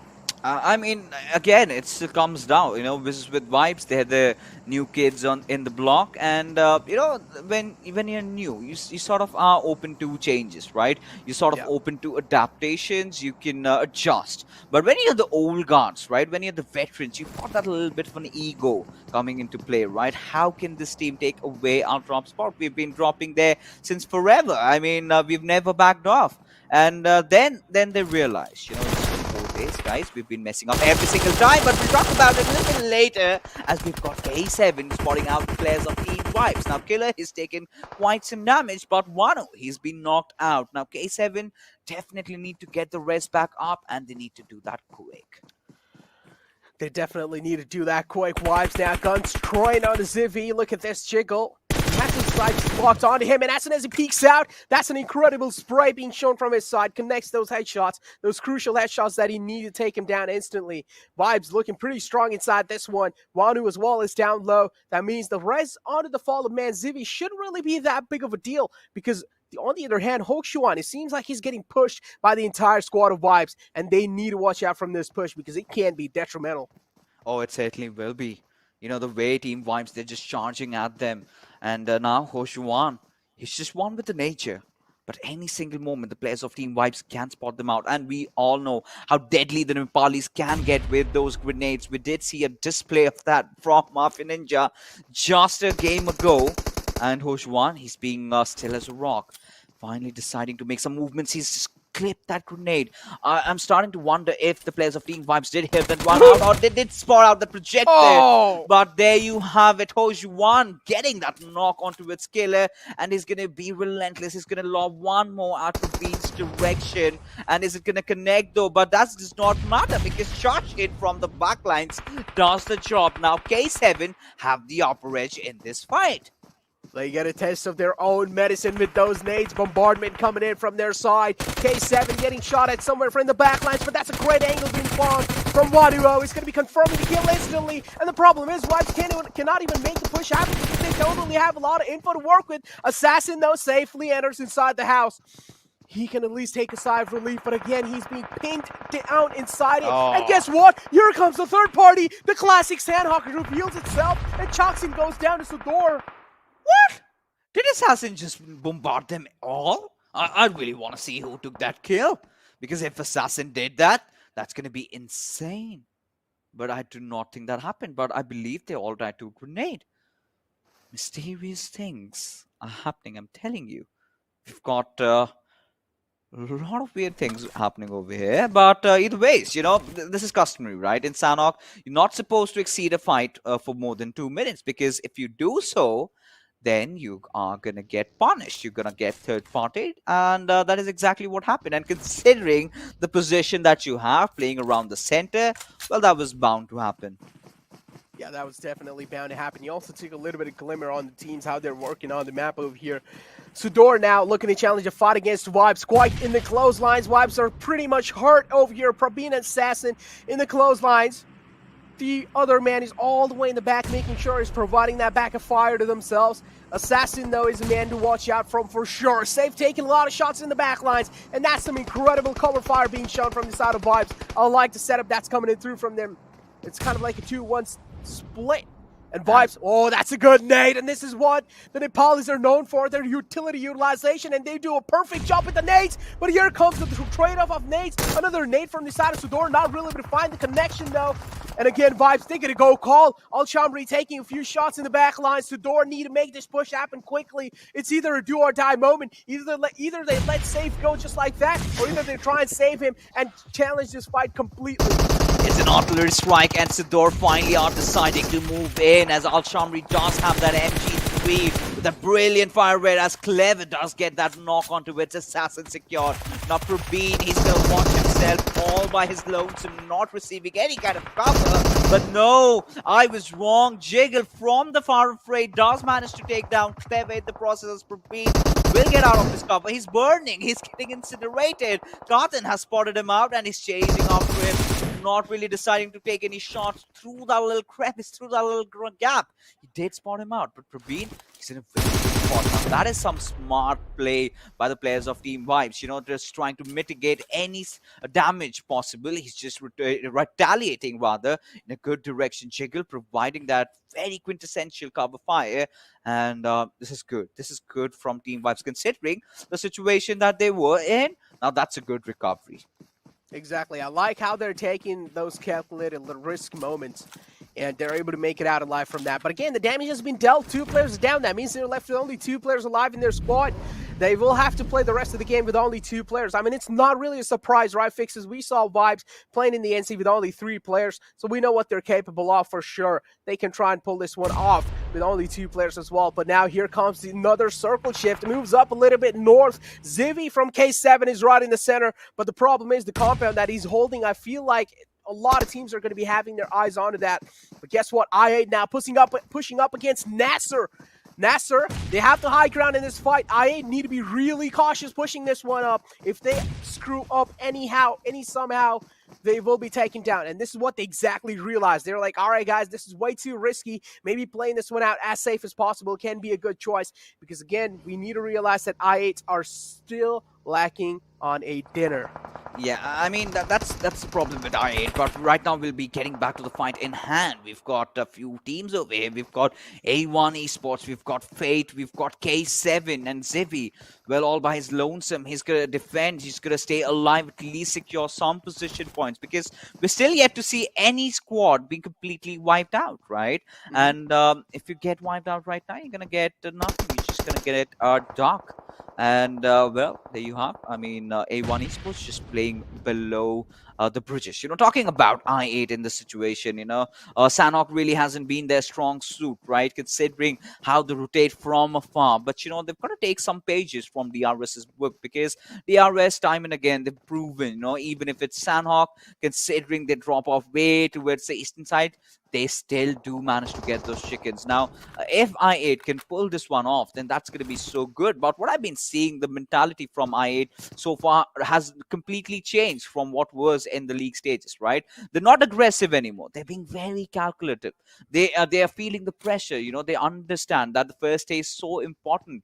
They want to still be in contention, at least out that 4th or 5th position right now. Still at the 5th spot, not a lot of points separating. If they can get a chicken dinner, they might as well take the 2nd or maybe the 1st if they go up big.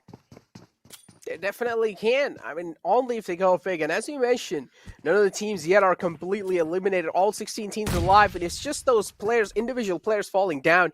And it's just the Sanhok effects hitting them. Nothing really special going on. Fate as well is only 2 players alive. Fate, they're quite on a bad side of the game over here, but we also saw a scroll-cracking shot coming in on the side of Stalwart Esports. It seems like they are not really feeling good about that one.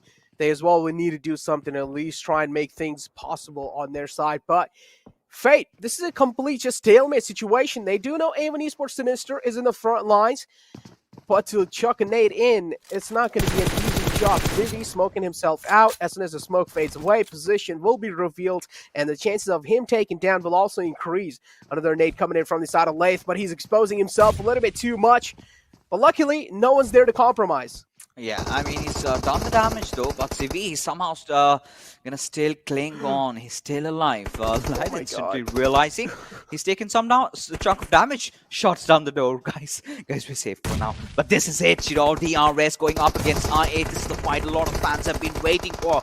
Nima, right off the bat, right on the front lines, he's taken quite some hefty amount of damage as Uzum will be lobbing that grenade, but does not connect at all. But what Nima needs to focus on is getting himself patched up. But there comes another grenade from Uzum, and this time it does not miss the mark. A taste of their own medicine, and this is what we like to see. I8 opening the fray up with that beautiful place nade. Uzum is the man who finds the opening, and this is what I8 exactly needed. They're going to be making the push happen, trying to confirm the kill on Nima. If they do so, that's going to be putting DRS in such an uncomfortable spot. Wow. Crypto finds another one. AJ goes down. DRS, oh, they're feeling the pain. The 30 bullets. Oh my god, the signature M416 making it work. Crypto, he is just doing a good job providing the info as well at the same time, making that damage happen, and they're being pushed on by IH now. DRS, they want to fight back, and they do. Mafia Ninja as well finds another one. IH is a 2-on-2 situation. Mafia Ninja and Galzin versus Crypto and Uzum. Yes, and things have started riling up all the way exciting than ever as Mafia Ninja does manage, not to go down without a fight as another grenade has been lobbed over by Crypto. He's taking his own sweet time. He knows this is a really intense fight, and they do know it's going to be DRS right in front of them, but look who's here! Who's joined the party? It's going to be Rico freaking Infinity and DRS and I8. They're not going to be happy about that. I8 already starting to lose numbers over here. The fight started in a really brilliant manner, but look at how it has transitioned. DRS now going into the push. Crypto spotting Mafia Ninja out. Does manage to knock him though, but instantly gets traded off by Gyalzin. But the woes of DRS are not yet over because Rico Infinity, they smell blood and they are definitely going to close in. Or maybe not. Maybe just take the safer route. Just edge keep them. Either ways, I8, well, what a way to go out, Necro. Exactly, and we also saw Mafia Ninja dropping all of his loot to the man that was alive. But now, Visitor Vibes looking to take a fight against Cryptics. We do know this team as well is performing pretty decent, I would say. Not the best on the 8th ranking in the overall standings, but look at this. Lazy Boy eats that nade. He swallows that one. Mullik is so close. He has no clue. Lazy Boy being kind of lazy, checking his surroundings, and he will be punished. Resident Vibes doing a good job positioning themselves in that fight. Such a phenomenal way to challenge a fight against a team like Cryptics. They're still so unaware where exactly Resident Vibes are. Position still being compromised. Cryptics they're looking pretty sweaty inside this one. Molotov to flush them out of their comfort zone. Here comes the nade bombardment on their side. Cryptics are getting bombarded down. I mean, since when did we have so much of a nade fight happening in Sanhok? Molotovs, grenades, smokes. That never happened, And, well, times certainly have changed. But right now, we've got El Chapo lobbing a grenade of his own. Does find it marked as he takes down Rules in the process as Reaperbot does it once, but gets instead tackled down as Malik and Delta are the two final survivors. But Malik has a job to do. All he's got to do right now is get the rest back up. But Deadeyes, they have joined. No! El Chapo with a whammy out there, taking down 2 players. Frag Boy is gonna feel scared, but El Chapo is really low on his HP and finally falls down. But Deadeyes, they've got to get that rest back up, giving enough breathing space to Wizzes with Whites as they're back up with all the 3 players and just having lost that 1 player. But it's fine, it's okay, they can live with this. Deadeyes got completely slapped with that nade. That push was pretty good, but then that nade just sails in and it destroys them completely. Another third party fixes. It's Ruthless Aggressive Warriors looking to take down Deadeyes, guys, and it seems like they have done the job successfully. They're left with only 1 last man alive. And guess what? Within a glimmer, they get eliminated on 12th position. Reiko Infinity on the other hand as well, looking to dish out a lot of damage. And look at the push coming in. Fidon, he does spot each and every single man out from Avon Esports. But Avon Esports don't just have a lot of breathing space. Prestigo goes down, but Avon Esports as well, they will need to move inside on the open grounds. And this is where Avon Esports will crumble down. Oh my goodness, but they're still just hanging by the whiskers, right? 2 kills already secured for them, getting a few more, but the big question rises, how are they going to get inside the circle considering you've got Team Fate? But, Team Fate, they've got their own issues to deal with, they've got Civi, who's still alive for quite some time. I mean, if Leth does go down, then that is it for Team Fate, but 9boy having fallen down, it all comes down to Jax, who apparently had the last first aid, which has apparently been used out. Now, considering how the situation is right in front of us, it's going to be Skeeton, the last solo survivor for Rico Infinity. And there you go, Jax falling down and the zone shifting a little bit towards the north. Starwards, they're in really good contention, and the same can be said for Raw. Now, from Starwood's side, we did not see them overextending at all. Action has got the right weapon he needs, and at this point, getting that level 3 helmet and vest, this might just earn him the chicken. This definitely can. The zone's screwing up so many teams. They needed to move inside, Avon being one of them. And oh my god, they just got eaten alive by the play zone. Mafia Ninja as well. And now guess what, Stalwart Esports, as you mentioned, they have a pretty good position with also that little bit of high ground they've gotten themselves. If they're able to defend it pretty well, they are going to be finding themselves in luck for sure. Wizzes Vibes alive with 3 players. There is a little bit of separation between Rules, Delta, and Malik, but it's fine. He can try and make it right next to them. Rico Infinity, just like that, had no choice. The last man needed to move out in the open. He also gets eliminated. And now Raw are looking pretty strong. Are they going to be keeping up the ruthless aggression? Oh, that's a question that will get answered in a couple of minutes, right? Bishal and Joker, the 2 players being alive as Assault. The kill has been confirmed. And Stalwart, they're going to enjoy that little bit of a high ground that they've got, that hill coverage. Look at them just getting spread out. And you remember, right? Against A1 Esports, it's all it took was just one man and his Tommy. And this time, he's got an upgrade. He's got an MG3. So I'm kind of wondering the force that they're going to strike their opponents with. As Delta, he's lobbed that grenade. He's just cooking it up. Any single moment, he's going to throw it down. But, well, it was just overcooked. But now, again, Wizzes with Vibes. This is a really consistent, position right now. They've made it to the top 4 and has to be a really good game for them. But they always have that contingency plan. But look at that zone go. Yeah. Stalwart completely enjoying the fruits of their rotation over here. And seems like it's a Stalwart game. Yeah, this is their game. There's no way anyone can steal it away. And look at the nade from Bishal. Delta, oblivious about the fact that the nade was sailing right in his direction, walks straight into it and gets blown to smithereens. Look at Joker taking his sweet little time to rotate inside. He's not really being that aggressive, or he's not really being he's not really being that aggressive in that rotation. And guess what? As soon as he moves out, he gets taken down, and that's why Joker took his sweet little time. Bishal being the final man alive from the Raw. And guess what? If Top manages to connect this nade, it's going to be it for Bishal. And yes, it is. Oh, that nade connects. Bishal gets taken down. Stalwart Esports, they are dominating this entire field. And the final 2 team fixes, they're outside the zone. This is it. Yeah, this is it. This is a chicken dinner, making things so much more exciting, because now I believe they're going to be clinching that first spot back again. And this classic rivalry, we sort of started between Stalwart and I8, has come down to Stalwart and DRS again as Action. He's going to rain terror with that MG3 of his. And now since they've heard the sound of this gun, I believe Praveen and Malik do not want to give their kills away. They'd rather kill themselves up, just nade themselves. And Wizzes with Vibes, they've finally fallen. And Praveen, with just that last final first aid, he's going to go down any single moment. But I believe Action is oblivious of Praveen's position. But he's still going to lob that grenade and get that final kill. They're surprised, but they're happy, but they're determined.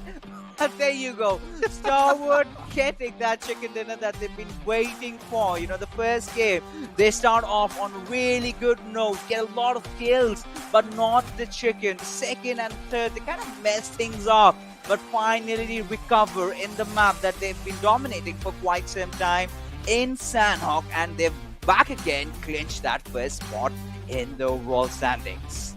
Oh man, Stalwart Esports definitely being the Grim Reaper of that previous map of Sanhok and doing a good job. But we saw so many third parties after third parties after third parties, especially that nade on the Deadeye's guys by Cryptics just completely blew them up. They just slapped them out of their miseries. And then you had Ruthless aggressive warriors from on top of the edge lines just shooting them down. Just third parties after third parties after third parties. And this is what we like to see in the map of Sanhok. Just the way I like my good old Sanhok is what we did witness, finally. All that action panning down, just a complete brainstorm for the desk. But right now, we're going to be going for a quick little break, because right after is the beautiful desk coming to break all these fights down.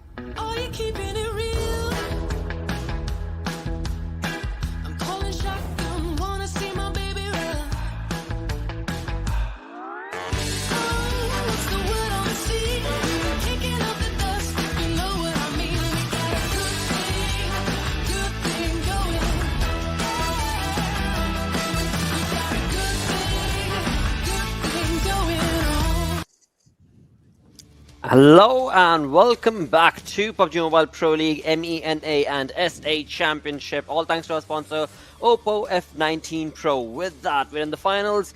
4 games done and stalwart. The way they were dominating the league plays seems like that is going to be an old story continuing on in the finals as well. Almost, I would say, because obviously the first game they tried tried so hard and got so far, but in the end, it does matter now because obviously most shots that are just there, right? But talking about the MVP, exactly, action. He hit like something other than a jackpot or something, like 888 damage going down to this lad. 3 assists, 145 healing done, and well, I'm pretty sure this lad's final grenade kill, that was such a sweet one. I mean, it was definitely an incredible performance from Stalwart Esports in action. He was you saw him, right? He was genuinely happy, like thinking, "Oh my god, it got connected." I mean, a moment that you yourself cannot believe. Hey, that hit! Wow. I defy my own skills. It was that, right? But yeah, moving on. Praveen comes in.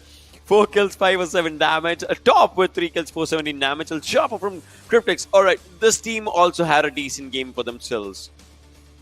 Yeah, I mean, definitely, it was quite a decent performance, but we were talking about quite those interesting 2 names, right, that we wanted to see do really well in this matchup, and both of them sort of were eliminated in a similar manner. It's Analyst's curse now. Yeah.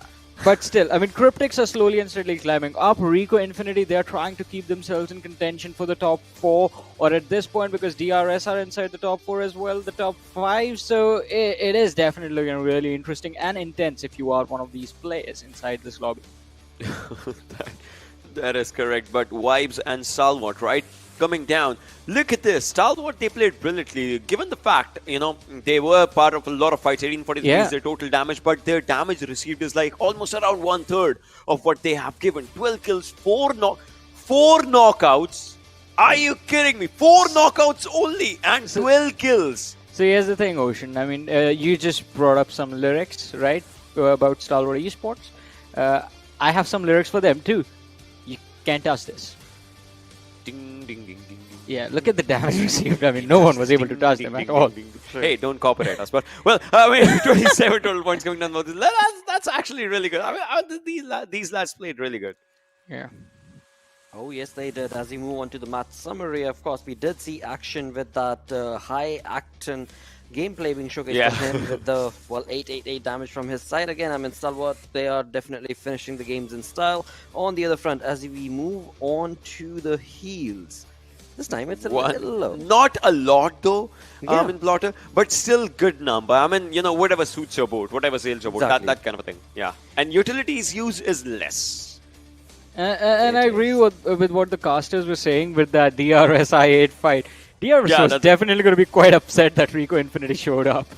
Yeah, to be honest, I was waiting for that fight, but then, obviously you see Prestige on the back lines, just, trying to see whosoever's there, and then the team just shows up. But 27, 19, 13, look at this. Only 4 teams have double digits. That shows that, yes, even though the kills are kind of distributed here and there, but still not a big outcome as for what, a particular team would have wanted. This is what it shows. Definitely, that is so true. As we move on along with the match ranking itself, I mean, Enigma Galaxy definitely proven that they deserve to be here, as well as being invited with 0 placement points, but 5 kills is what they walk away with. And I have to say, I have to give props to Ziv11 from K7 Esports. I mean, the man was alone for so long in just trying to survive, trying to see if he can just be as sneaky as possible to avoid any sort of conflicts with any of the teams, but he did in fact get that 1 placement point for his team, which, considering the position he was in, it seemed like a dream at one point. Oh yes, it did. Again, I mean, when it comes to Sanhok, there were a few rotations made, but overall it worked out for the lot of the teams, the 16 teams. But with that, let's move on through to the zone analysis and have a keen eye towards what the teams did. So, all right, I don't want to say this, but obviously I will. Just spitting facts. Stalwart, they like to drop to bootcamp. This time they were safe because obviously no KHK was there. I mean, let's just talk it like that. And then Nigma Galaxy, as soon as the game started, I heard casters talking about this one, that obviously they have the circle for themselves. This team has a circle for themselves. So these teams would be like, at a really good place when it comes down to, being inside the zone and just rotating around. Well, Vibes definitely had a really good advantage of just, staying at a really good area for them. But NASR, now this strategy that NASR just uses, right, just to stay on the blue zone for the first circle, as soon as circle hits down to for the next phase, that's when they start moving up forward. So yeah, this strategy works up really good for this team. And well, A1 Esports, they start off from here. They were really early and really good for the rotation, just coming down this area. So this game, I mean, the first circle kind of determined a really good push for a lot of teams to stay in the zone comfortably. But well, after that, as soon as circle just started showing up its own true colors, because obviously you see, right, one river kind of divides 3 different islands. So you are thinking that you have to go down to the Ruins Island, but still, it's all about swimming at the right time or maybe making the right move. And well, a lot of teams maybe just made bad moves, but look at this one right now. I mean, Johnny, one layer inside. Everyone else, if we talk about Wizzes, they are out. If we talk about Vibes, they're kind of at the edge. If we talk about Stalwart, the teams that were just showcasing themselves at the final moment, well, most of the teams were out till this zone. Yeah, I agree. I mean, this wasn't an easy game rotation-wise for any of these squads. Yeah, it was a DRS, big challenge to survive. So, Mafia Ninja, yeah. I mean, we've noticed this in the Sanhok from the league play days as well. DRS were playing quite similar to how NASR Esports was. I mean, going quite slow in the early stages of Sanhok, but this time the shifts of the circle, it was really hard to predict where it was actually going to go. And definitely a lot of the teams did, in fact, bow down to the zone itself, to the blue. And in the end, Stalwart Esports, look at them, just all alone in the circle. Everyone else is just like healing up, trying to survive. But that last exactly. But they still were determined to They get saw a some buggy kills. right there. That's why they threw the nade. And got the kill as well. 12 kills is what they got, right? I mean, amazing play being showcased from Stalwart Esports. But along with that, there were the teams who were part of the action-packed game. So let's move on to the Oppo F9 Pro moment. And we talked about this, right? This Sanhok was quite interesting because, I mean, we saw the fights happen super late. I mean, 9-minute marker is when the aggression started, and even then the first team was not eliminated. Ziv 11 somehow managed to sneak by and just survive to the later stages. Yeah, I mean, those things did happen here and there, but more or less, in a while, obviously, we'll be seeing those fights happening that we are seeing, DRS versus I8 and all those things. But Vibes did take off on a really good fight for themselves here and there. I mean, SUDOR, well, they did try though, but again, the end results, well, they were just, kind of not exactly what either of the teams would have wanted, just to take up on those fights. Obviously, they were not early fights, but well, no one wants these kind of situations. But Vibes, moving up forward, they did secure a good number for themselves. Yeah, they definitely did secure quite a really nice number of points for themselves from this matchup. Nigma Galaxy, we've been talking about them, seeing if it is going to be possible for them also to move towards the Global Championship with a really good finish in this tournament. So we're going to be hopeful about that. But Stalwart Esports, this team is really brutal in every single situation. I mean, even this time, as Ocean, you keep pointing out, the rotation pattern, the high risk, high reward situation, Stalwart always puts itself in terms of going for those splits. They somehow figure out a way to make it work. Well, that's that team for you, right? It's all about the mental strategies. Yeah. Not exactly, I mean, you can have strategy, but still, obviously, your opponents, it's like 60 players trying to take you down in these situations if it just, comes on to the early stages. But it's all about, executing it perfectly. It's randomness and your mind's own chaos against that randomness. If you figure out a synergy, well, you do good. Yeah, and this was quite interesting as well. I mean, imagine being the lad from Rico Infinity moving on that bridge, and you realize, oh, there are 2 opponents right underneath us. That was a scary moment. I mean, it's like in Sanhok you see a lot of scary moments with the snakes, with if there are people with ghillie suits. And the first one, if you remember, when A1 Esports' one lad was trying to move forward, Rico Infinity was on the back lines, we saw VSS action as well. Obviously, it did not deliver results, but we saw VSS just being used. So imagine VSS and Sanhok being a... We have talked about that. Look at that. That was the final kill. And look at action. Look at action. It was like, yeah, oh, I did that? All right, cool. Back to work. But with that, as we move on to the damage graph, a different story being showcased from the side of NASR, who has been looking pretty good, but not in this game. On the other front, talk about T2K, DEADEYES guys, and also Cryptic. I mean, 1,000 plus damage, but only 2 kills. I mean, again, all thanks to the fact how late the action began in this game. I mean, the fights began so late, 9 minutes when we saw the first 4v4 collision. So everyone had the opportunity to get into positions to have all the utility, the guns, the healing utility, the throwables available when the fights began. And that sort of put up this sort of scuffle where one single mistake would result in you losing out on one individual for sure, 1 to 2 players going down for sure. Well, with that, the storyboard is once again looking very reminiscent of the League Play days where Stalwart Esports is on to a rise. But it's not really that big of a rise as of now. They've got 61 points, and following them very closely is going to be DRS Gaming with 57, still capable of overcoming Stalwart. But we shall see if that will be the case for the side of DRS. Last game to establish the day supremacy. That's where it is right now. It's close. Meanwhile, I8, well, they are at the 5th position still, so obviously they'll have to get in a bit closer as well to do a good, decent finish for themselves. A1 Esports right now, well, they have been in their own ups and downs if you talk about it. Wives had a decent game, but, well, this is where the storyline is.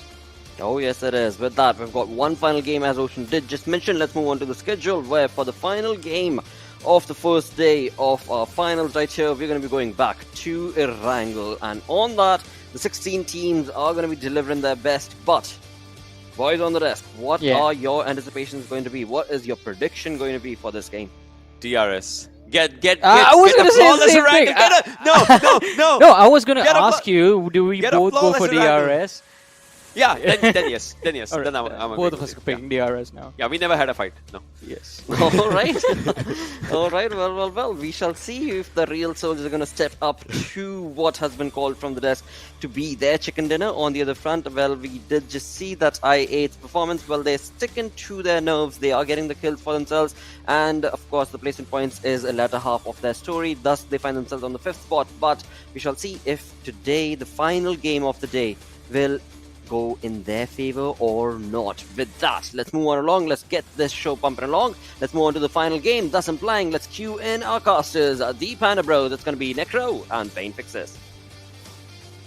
Well, the predominant genes of Ocean, the childlike attitude, did imply that he wants the RS to win. He's excited like a little kid, just waiting. And same goes with Johnny. The desk have said it. They want the RS. And I believe so do we. We want that pattern, being formed. And they've been flawless in Erangel. The right amount of patience combined with some really amazing gunpowder and just add a lot of grenades. Just absolutely bombarding the server. That has been DRS. That's exactly what they've been doing all along. But Necro, do you stick with the desk?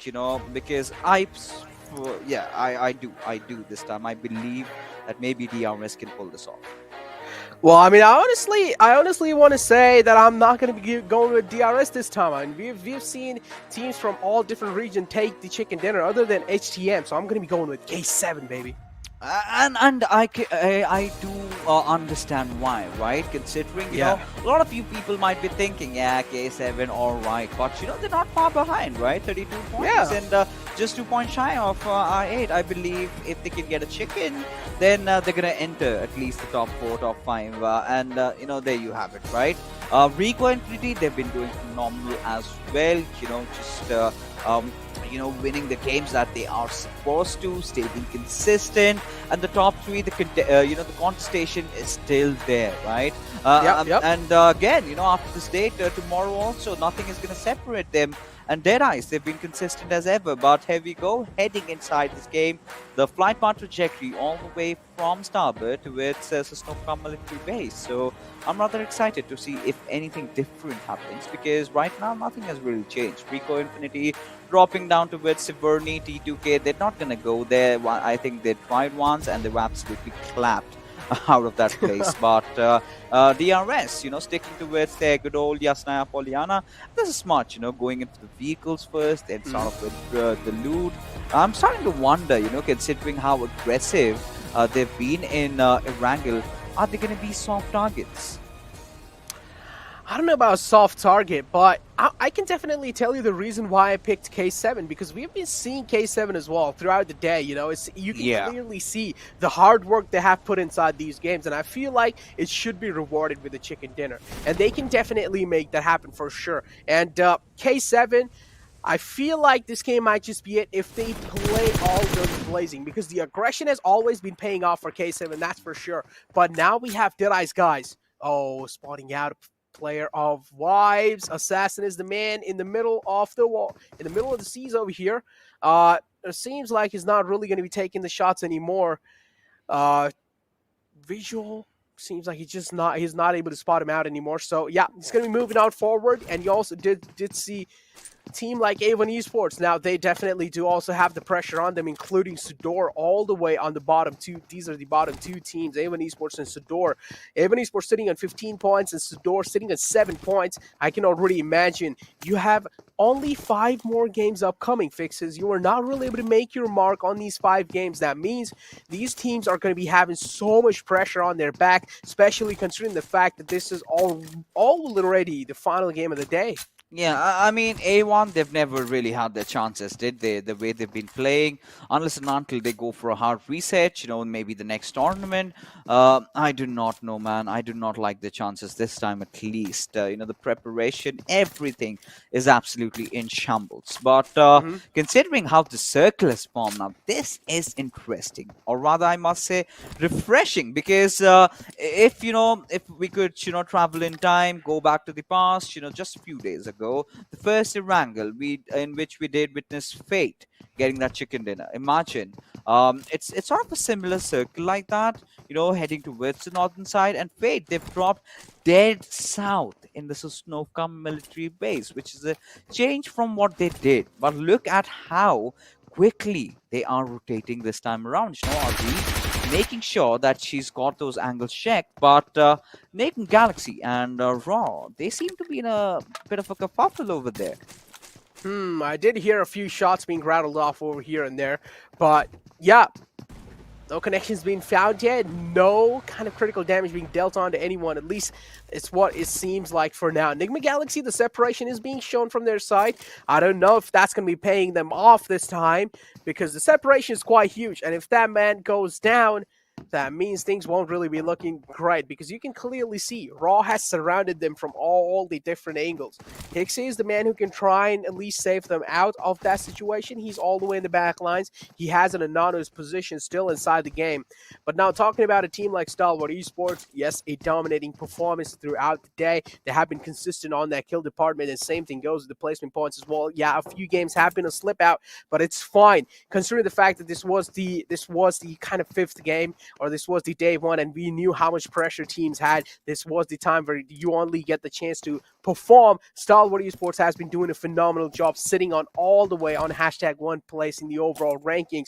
But a team like TDK, Fixes, that was doing such a good job in the league plays, it seems like in the day 1 of the grand finals, they haven't really stepped up, and they also need to realize the time's slipping away from their hands, and so are the games. Yeah, they've got to change a lot of things. But again, coming back to SUDOR, one thing I like about this tournament, especially the final so far, that the top spot hasn't been stagnant, right? There's just not that one team absolutely racking up all those points. We're not witnessing, something like what Alpha 7 is doing out there, back-to-back 4 chickens and not being in contention. Navi also the same, doing it all in the European Championships. But here, it's getting so exciting, right? With every passing game, we're having a different table topper. Now, of course, it's been mostly out of Starward and DRS, but either way, the competition is still on. Now, let's say if Rico Infinity get the chicken dinner, they're gonna be on the first spot. Let's say Deadeyes might get a chicken dinner with some good amount of kills. They're gonna end the day at the first spot. And you know, yeah, they do have that Joker stack behind them, but you never know. Past is past. This time, maybe things can change. Maybe with Full Love's addition, I think we're looking at Deadeyes finally having some good days ahead. Yeah, exactly. True Love's addition has definitely changed a lot of things in Deadeyes, guys, and it's completely visible how they're playing. With True Love, I just feel like Deadeyes guys have gotten themselves an extra bit of confidence added, and that's helping them out quite a lot in these games. And hopefully, as you mentioned, the Choker's tag, I feel like if they keep on performing the way they are performing up till now, it will definitely be taken off, and they need to certainly take it off because, of course, it's not really a good thing to have it on your profile. But now we have SUDOR, a team that's all the way in the bottom. They are also making a rotation happen. Hopefully it's a safe one because Wizzes Vibes is right in the front lines, and in front of Wizzes Vibes there's TDK. And considering the fact that these two teams like TDK and Raw, they are one of the best out there, but they are still struggling, that means they are going to be angry. You know, they had to write a recent roster shuffle, but we'll talk about that later because Deadeyes find themselves amidst some action as Team NASR was apparently rotating around and they've been spotted. So they've been spotted off that area. They're going to try a different route altogether as Deadeyes will secure this triple-storied compound themselves. And yeah, I mean, Deadeyes, what has really been the missing link? Has it been True Love? I do not know, because they've never had issues, you know, with their fragging potential. You know, there was never any problems with the firepower. It was all about holding on to your nerves. Now, True Love, I mean, we've seen this lad in 7C. He was one of those really instrumental players who decided the fate. You know, if 7C did win a chicken dinner, True Love had a really big contribution to that. But now, you know, more than that, you know, one good respite for Deadeyes is they do not particularly have to win the champions title, because, you know, the top four either way still qualify, and DRS, you know, being in the top four, it's even better, because then one of their slots, it passes on to the fifth team that they have. So Deadeyes, if they keep on staying consistent, maybe we're gonna watch them in GC. Definitely can. I mean, yeah, for sure. But still, there are more 5 games to go, Fixes. That means a lot of pressure. You need to hold on to your nerves. You need to have nerves. And take a look at this. Rico Infinity taking his shots onto K7. Not really finding that many connections. So Rico Infinity, we know what this team is capable of. They're sitting all the way up on #3 in the overall ranking with 52 points. So they are definitely one of the more confident teams, starting the day off on a good note, and that's what you need. And also ending the day off on a good note, that means you're going to be having a good start for the next day as well. And Rico Infinity needs to make sure that at least this game, they're having a good performance. And as I've said, I'm going with K7. K7 as well is one of those teams doing quite decent, but they need to up their performance a little bit more just to at least stay with the top dogs.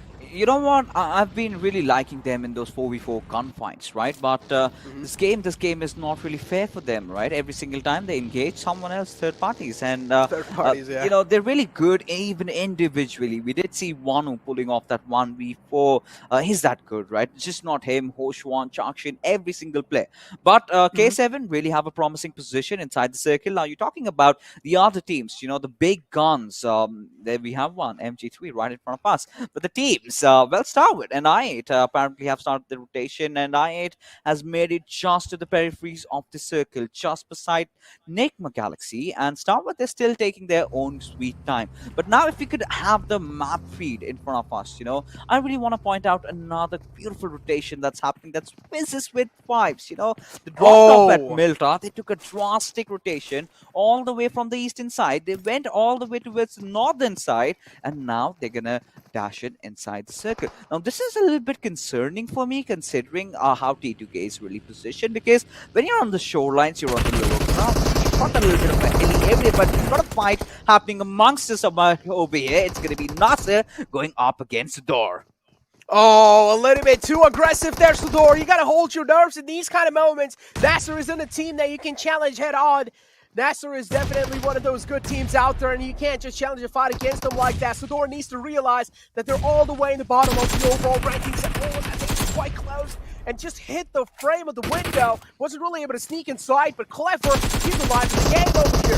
Fate, NASR as well, they're slowly, instantly, calmly down there, bleeding. But guess what? Another nade connects. NASR falls down as SUDOR, what? They come out on top in that fight. NASR, they are going to be banging their head against the wall. You know, even they can't believe themselves. They've just pulled off the squad wipe, and you know they've taken down NASR, one of those teams that was one of the strong contenders. And SUDOR, this is going to instill that confidence inside of them. And Al Shamri being the hero of it all. With those 3 kills, he's got that demon inside of him, speaking aloud right now. But look at T2K. They are wandering off into its Wizzes with Vibes direction. Now, I did not know how it's going to pan out for Legend, but you know, considering Legend has had his past stint with PN Crew, he knows this area really well, right? He knows the topography, he knows where the crevices are, he knows where the ridges are to play around with. So that's going to be really interesting, but we still got to keep Rico Infinity also in contention, considering they drop off around Siberni. So they're also very well versed with the patch around them. Definitely are. But now another team that I have my eyes on for sure, and a lot of people have their eyes on, is going to be Stalwart Esports. Now, they have made quite a late rotation in the zone, and they're all the way down south on the map as well. So Stalwart Esports, they will need to make it in. And here's a little replay, just a little bit of salt on the injuries of NASR by production over here. They want to show this one again and how they went down. It was a quick squad wipe as well. It seemed like for a second SUDOR might just go down. It seemed like things were going south for SUDOR, but this, yeah, as you mentioned, Al Shamri, this 1v3 situation coming in from this lad, a perfect usage of nade, and then just a drop shot coming in to take the final man down and just seal the deal on the NASR. A beautiful way to challenge a fight, especially they needed this kind of a boost that they're sitting all the way down in 16th position with that kind of a squad wipe is going to be bringing their confidence up. And guess what, Fixes? Stalwart Esports are pretty lucky. They certainly are. Now they're gonna, you know, be having that little bit of a smirk right on the faces, and same goes for I8 because Rozhok, it's vacant, it's empty. Now DEADEYES, well, they're still in a good spot, but you know, now the big question arises.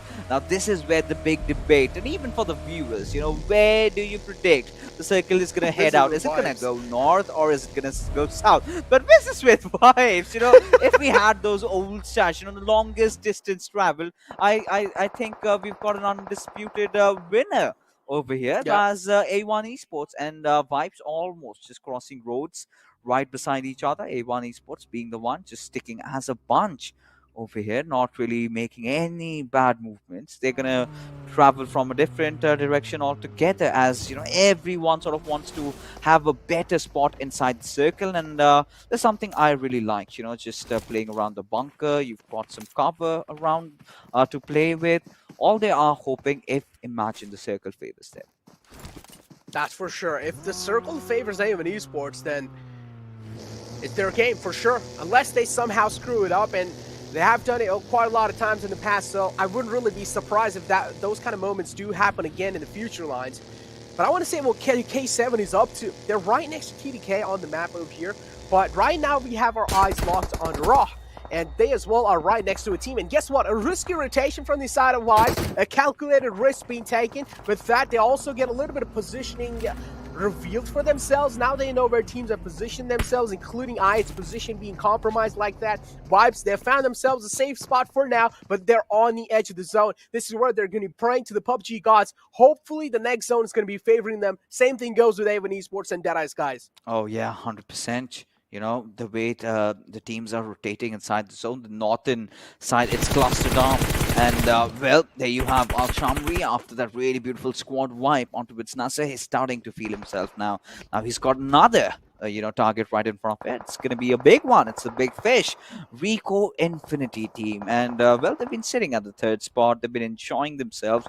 They've been really consistent nonetheless. And, Ruthless aggressive warriors do not seem aggressive at all, as Bishal, however, manages to find a beautiful knock onto its light, but the cover fire from Ragnarok and his teammate Venom does not really come through, and he's gonna get that West back up, easy peasy for him, and Raw. Somehow, they're still surviving. And Team Fate, you know, the consistency that we were really expecting from them, Necro, I do not think that we're getting to see a lot of it. You know, they're sitting on 13th my spot God. with just 18 points. Oh, the circle shift is making me sweat. Fixes. It's in Oh. Rozhawk. Rozhawk is the city that is right in the center. That means we're going to be seeing some urban warfare. But guess what? Raw in the clotheslines as well. And they also want to be the one to be quick on their feet because Fate right in front of them has escaped their fray. And that's what they're not going to be happy with. And the prediction that I made, Fixes, I went with K7. And it seems like the circle not really favoring them has hit them hard. Oh, it certainly has. But, you know, I really like I8's position right now, considering they're on that edge, you know, having that high ground. They've got that warehouse, they've got that triple-story compound. I'm loving every single bit of it as Nick guaranteed to spot out Wizzes with vibes as they fearlessly just traverse through the land, completely unfazed, just to fall down to Deadeyes as vibes. They've made a mad dash at where I8 are. Now, this is a really important strategic location, right? And I'm not really surprised it's being challenged. Oh, I'm pretty sure that being challenged, IT's ego has been hurt, and they're looking to challenge a fight against them. IT are not going to be facing this one out. They want all the smoke in the world, and that kind of an opening from Crypto is going to be opening a lot of things and opening a lot of opportunities to make that push happen. Right? They're bleeding, they're sweating, they can feel the pressure in the world, and this is where they crumble down. I8, a perfect fight being challenged from their side. The way they challenge that one, the way they use the utilities to perfection, and now Cryptics, they find in the middle of Rico Infinity. Rico Infinity, on the other hand, though, they are sweating for sure because they are in all the disadvantage of the world. They found themselves inside the water. Skitten is trying his best to escape the situation or escape this moment, but it seems like it's next to impossible. It's going to be difficult for them, but Lazy Boy apparently has been taken down by reviews. Now, this might be a glimmer of hope for Skeeton as he just takes over that little, underpass that he has under the bridge. And now, reviews, well, I mean, I8 just crushing the hopes of vibes, quite literally as well. The way they took that fight, that was impeccable as 10K. I do not know why he's showing his body like that, but reviews not really being successful in taking him down over there, but it's okay. It's okay for I8 right now. The kind of a spread they have, they've got a lot of vision. Rico Infinity finally, still surviving maybe for the next few minutes, but either way, Senkei's knock has been confirmed by I8, and they're looking strong. They're looking really sharp. They want the chicken dinner, and they want it really bad. They definitely do want it really bad. Both these teams tucked right underneath the bridge. Oh, they can feel the pressure. They can feel the pain. This is the final game of the day one of Grand Finals. And everything is on the line. If you're going to be missing out on this one, you're not going to be ending the day on a good note. There are a few teams all the way in the bottom lines that have already been eliminated. Some of big names right over here. Raw, Vibes, and Fate.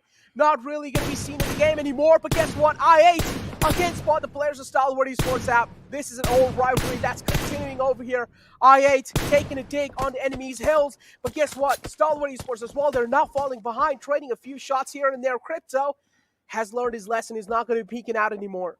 Now, this is a battle in Sparta, isn't it? Everyone just determined as ever. And just as we were thinking that we're finally done with the shenanigans of the circle, and there you go. We've been hit with another beautiful whammy as the circle completely bamboozling everybody, just goes towards the northeastern side, towards Northern Island.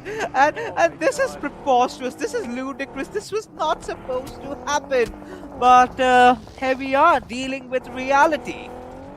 Oh, the circle has been debating each and every single team with those rotations all the time, including a team like Wizzes Vibes. They made such a huge rotation because the circle things went south. And guess what? Yes, unfortunately, goes in the water. Deadeyes guys find themselves in such an uncomfortable spot. They don't have any other choice rather than stay inside. They're being surrounded by two teams, Cryptics and Rico Infinity. Both these teams are one of the best in their regions, and they do not want to fall down to them. Deadeyes guys, they're crumbling down. They don't have any other choice.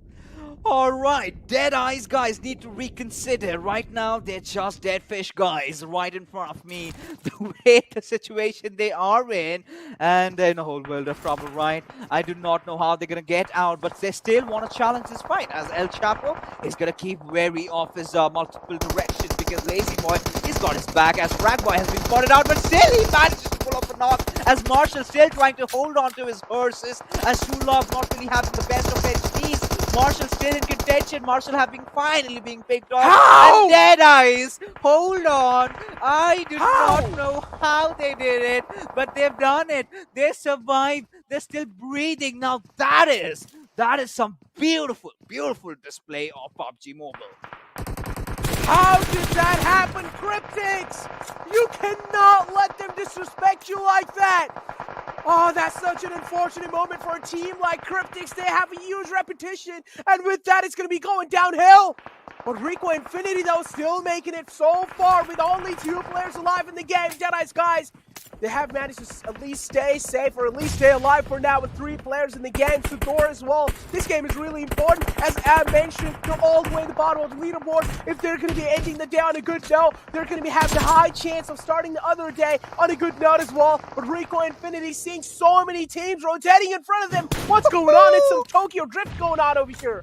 I do not know if it's Tokyo Drift or if that movie happened in this manner, because, you know, cars are just flying inside this little tribute. It's Fast and Furious. Yeah, I mean, of course, I do know Fast and Furious, but this is nothing like that. It's getting even better as we keep going on with the game. And not that shit with D2K SR8, they're going to be hammered down with all those bullets raining up above from Rico Infinity, one of the most consistent teams that we have seen so far. They still somehow have survived as Wizzes with vibes. They're struggling against Nigma Galaxy. Reaper Bot being up there alive, I believe, has been spotted out and Freak any single moment. But no, he's changing the tides. Reaper Bot gets on the land, gets the finish, gets inside the water again, and he's just gonna wait for his teammate to make an entry, who instantly just jumps to his death, drowns down after getting knocked out by Hixie. This is absolutely mental.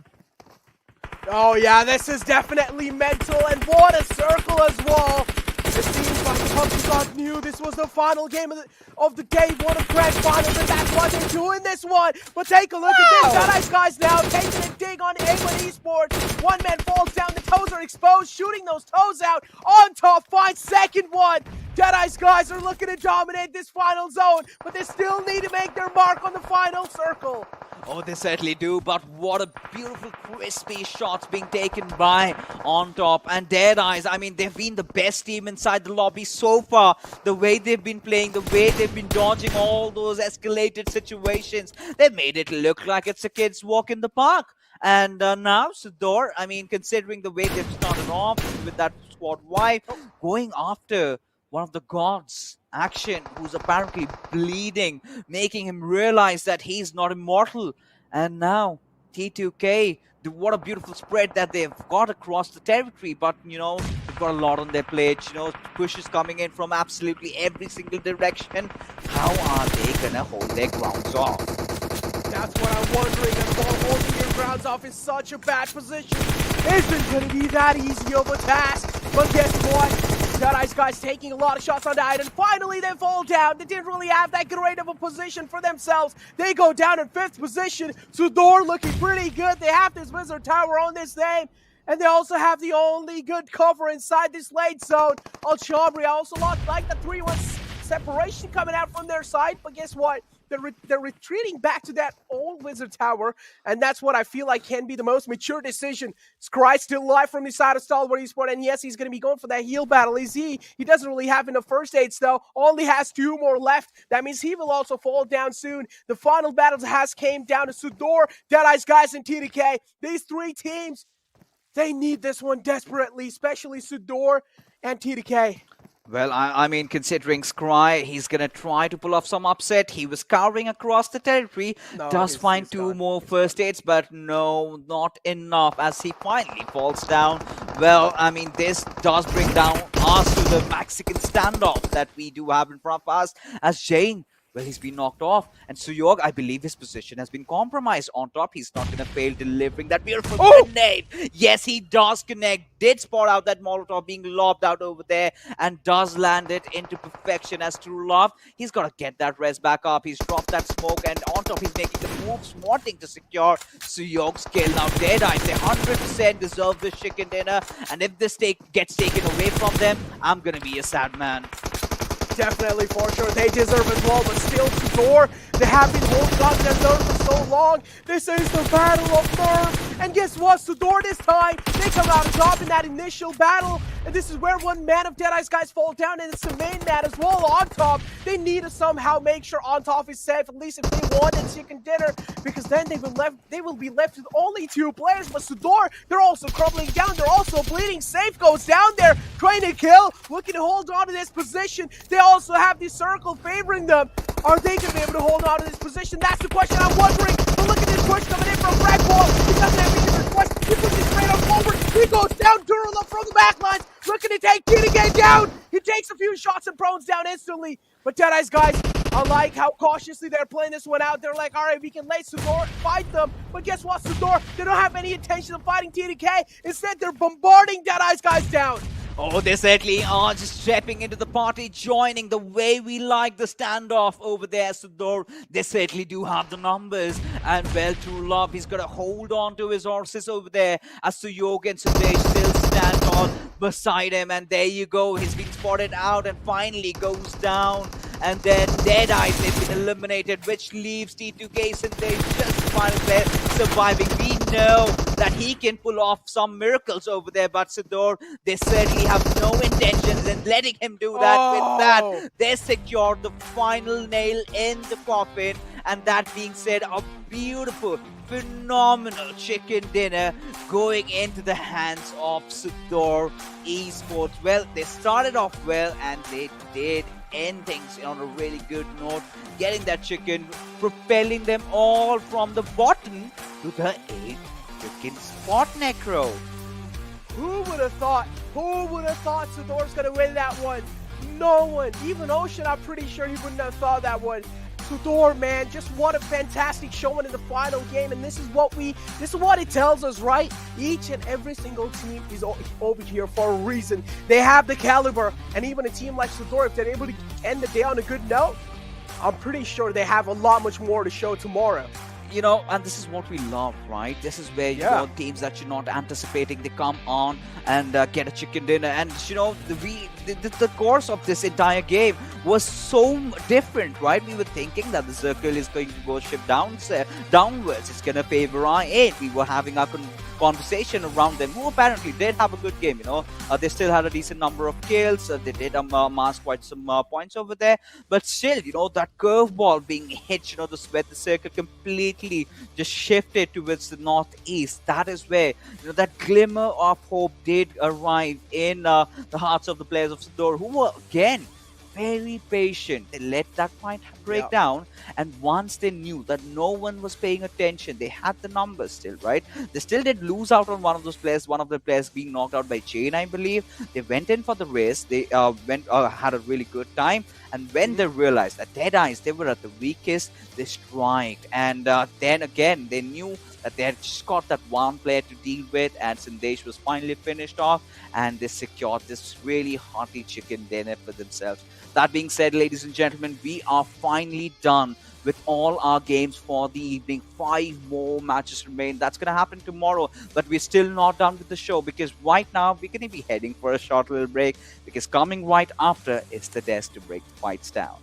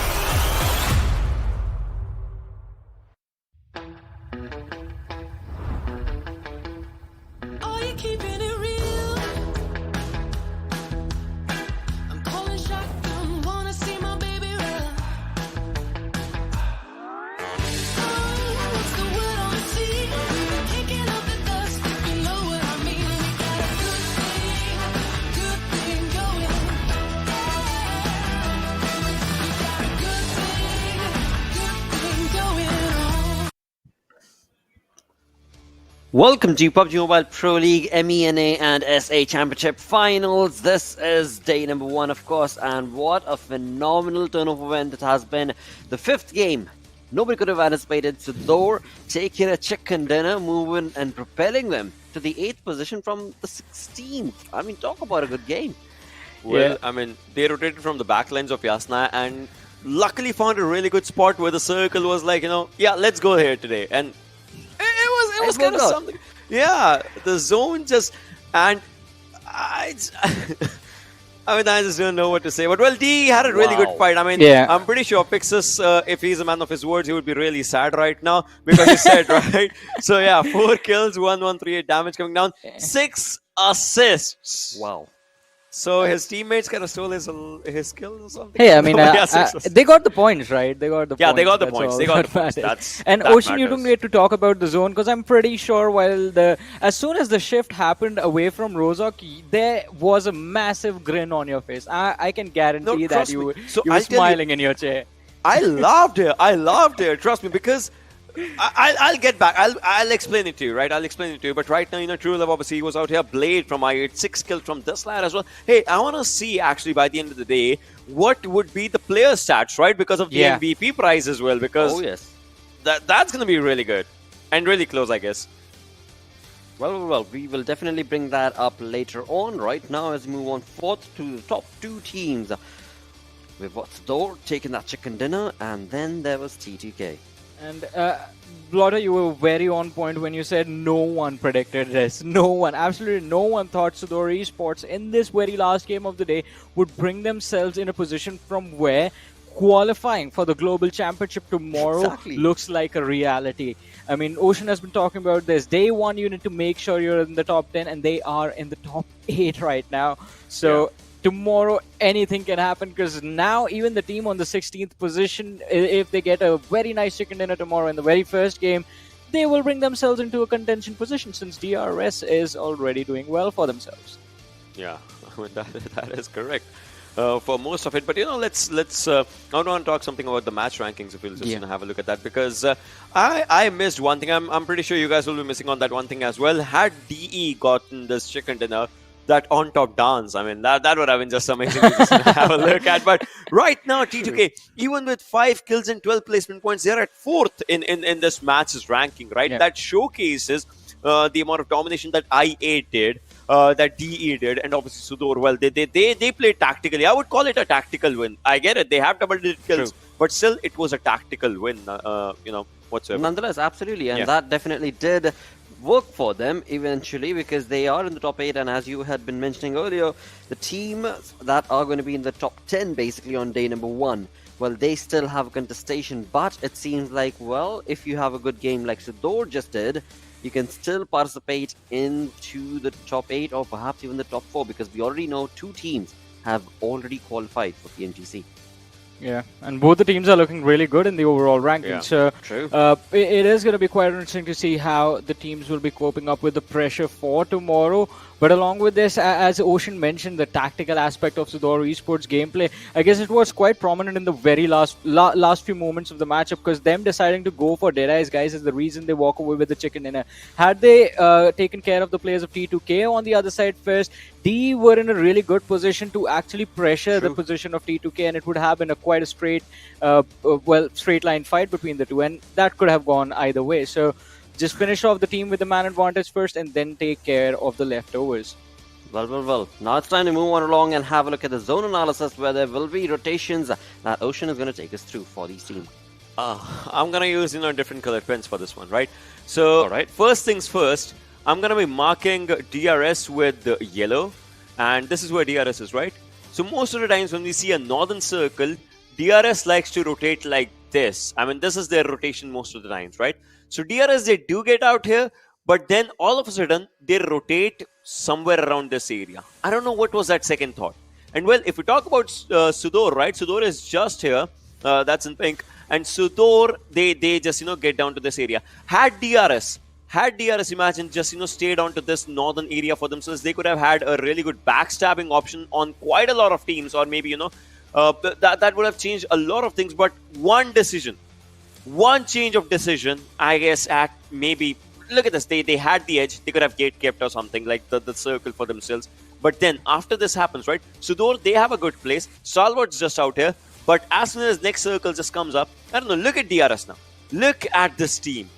It just changed for this team, right? They could have had a good northern movement for themselves. Yeah. Where T2K is right now, that could have been DRS, Johnny. I think a lot of teams took that gamble of sticking on the side of Rosa, because you see Star Wars versus zone. Vibes, DE, Vibes, Raw is there as well, Nigma Galaxy, and yes, it backfired on all of these squads in the later stages, because getting to the other side, well, it became a challenge, and well, who capitalized on that? SUDOR Esports, DE. At this moment as well, most of the teams on the southern side were really happy, right? Yeah, now things change. Oh, and I mean that T2K position, that could have been DRS if anything. T2K, that exact position. Well, things might have had something, some different things would have had a different aspect, because we know Gyaltsen just comes down to that flank angle. If it would have been the last moment fight or something, things would have changed. But right now, well, SUDOR gets it in. Also, kudos to the players of DE for surviving that awkward dive in the water in the middle over there, because that was interesting. And I mean, all of us, I for sure thought they were done at that point, but no, they made it. True, it almost seemed like a suicide note right there, and then for the side of DE. On the other front, well, there were so many fights that did take place throughout the game. Let's combine them all together through the Oppo F19 Pro moments. You know, this last game of the day kind of shows a lot of things in perspective. Let's just keep it like that. Obviously, there was chaos, but so for one team that was at 16th, right, getting to the 8th position, it kind of shows one thing as well. Tomorrow, it's not over till it's over. Even if you're not in top, or even if you're around 16th position, well, you can still go for the prize money. And well, at the end, that does matter at a lot of aspects, right? And that's where I would say in those 5 games that will be coming up tomorrow, well, we'll see a lot of action definitely happening. Even though there might just be teams around 15, 16 position, but they will still want to have it for themselves, because one good game, even though if it's the last one, can maybe double or triple their prize money. I mean, I completely agree with that. One good game can help you walk away with a lot of cash in your pockets, but still, I mean, for majority of these teams, it is all about making it to the global championship right now. And with this game, as we talked about it earlier, with this game with SUDOR Esports moving forward, Ocean, as you said, tomorrow anything can happen. I believe it's going to be a very close finish in the last few matches as well, and it is definitely going to be a high octane day tomorrow. But this one, how did they survive that? Well, they did, and that's the storyline, right? They did. Yep. But now, in a few moments, this is where the zone's just gonna have its own sweet time. Just this was like the zone torture, or what you would call it, because well, that's what happened. Yeah, you cannot deny it at all. That one moment there, desperate moments require desperate measures. Like, if you know you have nowhere to go, drive your car in the water. I mean, isn't it funny? I mean, Blotter and Johnny, we call it desperate moments require desperate measures require desperate moments, like all those things, right? And then with great power comes great responsibility. So it's one code for good, one code for bad. So we have it ready for ourselves, right? Look at Tom. Look at this. He went inside the water just to scout the information. Like, all right, buddy, where are you?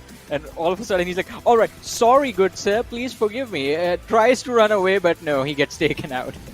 Oh, and this one again. I mean, DE, they got a good chunk for themselves. And now, Johnny, first position, second position. Talk about third, fourth, fifth, because DRS is going to be there. If DRS is there, we talk till the 5th position, right? So I8, they might have a decent jump for them, might not. I mean, it's still volatile today and well tomorrow as well.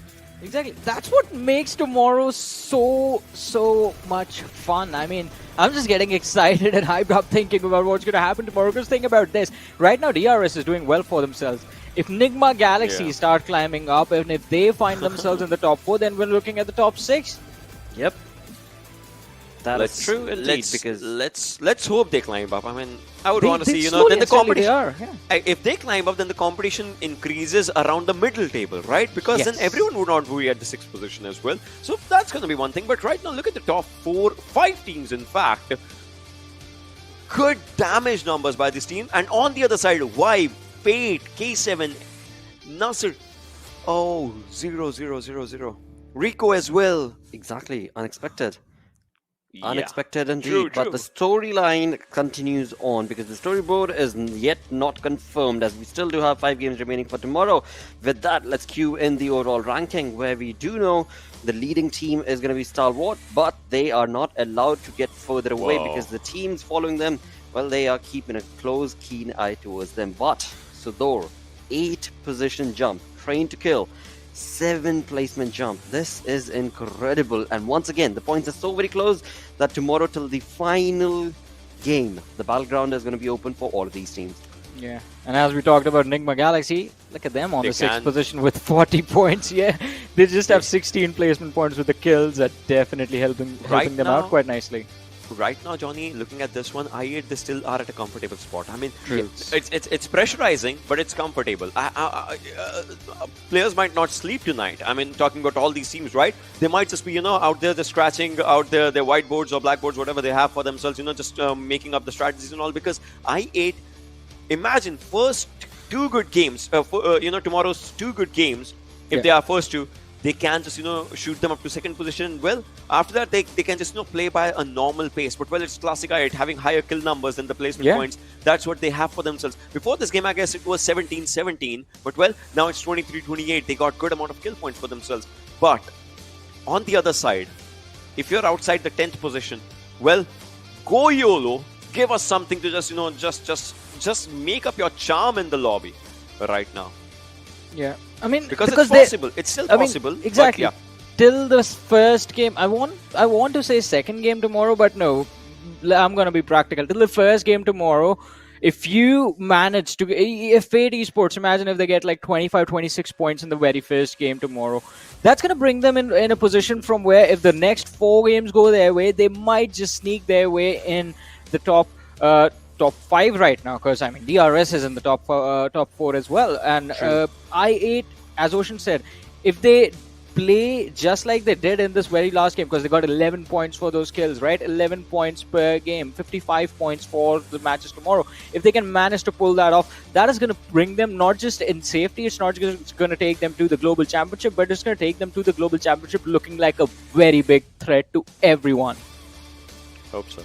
And that is something that they have delivered upon earlier as well. So we shall just keep our fingers crossed that they are able to do so tomorrow. On the other front, as we talk about a team that is leading the charts, is going to be none other than Stalwart Esports. Like always. And 13. Action and top. These 2 lads are definitely going to be contenders for that, $2,000 for themselves if it just, comes down to that. But talk about the survival time. Definitely they have had bad games as well. There was one game in which they had kind of like not a decent elimination for themselves, but still 21, almost 22 minutes of survival time by all these lads. That's really good. Oh yes it is. Oh yes it is. And that journey is not yet complete because they are definitely going to be wanting to solidify the lead that they've been able to create. With that, as we move on to the next start, it is going to be the day summary for today. And well, DRS certainly did get the 2 chicken dinners. Rico were looking pretty phenomenal on Miramar. In the final game, they were not able to deliver, but all of these teams, well, they still have 5 game opportunities tomorrow. I mean, the one time Ocean and I agreed on the same team. Yeah. Well, we got to stop doing that now. I'm telling you, if we agree on the same stat, well, it becomes too overpowered that the entire universe is like, no, that cannot happen. It might just, space-time dilation might just happen because of that. So that's why. But hey, on the other front, again, I mean, we've been part of situations where all 3 of us have chosen a team, and that definitely does rise up to the top. Tomorrow. But on the other front, maybe that might be the day tomorrow. On the other front, as we move on to the kill leaders. Look at that. Stalwart definitely trying the level best, but on top, sir. Oh, he's on his toes. Look at the survival time and the damage. His survival is almost like 2 minutes, not even almost, it is 2 minutes above actions. Wow. And let's talk about the formula right now as well. I mean, why exactly Ocean? Why exactly are we bringing that up? Because that is a huge deal when it comes down to... Yeah, if you have to be the MVP, 40% of your survival time stats plus 40% of your damage time stats plus 20% of your kill time stats, kill stats. It matters a lot. That creates a whole 100% of what your gameplay has been, right? So that matters, and in that, kills are similar for first, second, and third, fourth. Kills are similar. And after that, if we talk about it, damage is what separates them, and survival time is what separates them. Whatever on top is lacking right now in the damage stats, well, he's making up brilliantly in survival stats, and I'm pretty sure actually he's not far behind. Yeah. Indeed. Damage versus survival. Talk about another storyline. This one is for $2,000. Quite a lot of money. Yes, it is. After that, it's 10, 9, 8, 8, 7. Vedant, Blade, True Love. One with that obviously an incredible 1v4 that he did, and then Frag Boy. Wow, it's a good day. It's a good time to be a PUBG Mobile fan. Yeah. Indeed, it's a close margin. It's a close margin, not only on the storyboard, but also for that tournament MVP for the $2,000. An incredible day number 1 for the finals. But the journey continues on as we have 5 more games that will take place today. But for today, we certainly do reach the end of our stream. Do not forget to, of course, subscribe to all of our social media links. And, well, if you're here already, do not forget to click that subscribe button, like I said. Along with that, you can also look up our social media links on Twitter, Facebook, Instagram. And while you're at it, well, do not forget to follow these 2 dudes as well. You can definitely DM them and let them know what team are you going to be rooting for. A huge thanks to our sponsor, Oppo F19 Pro, for making this all happen. I've been your host, Laura. We'll be back again tomorrow. Until then, take care. Bye-bye.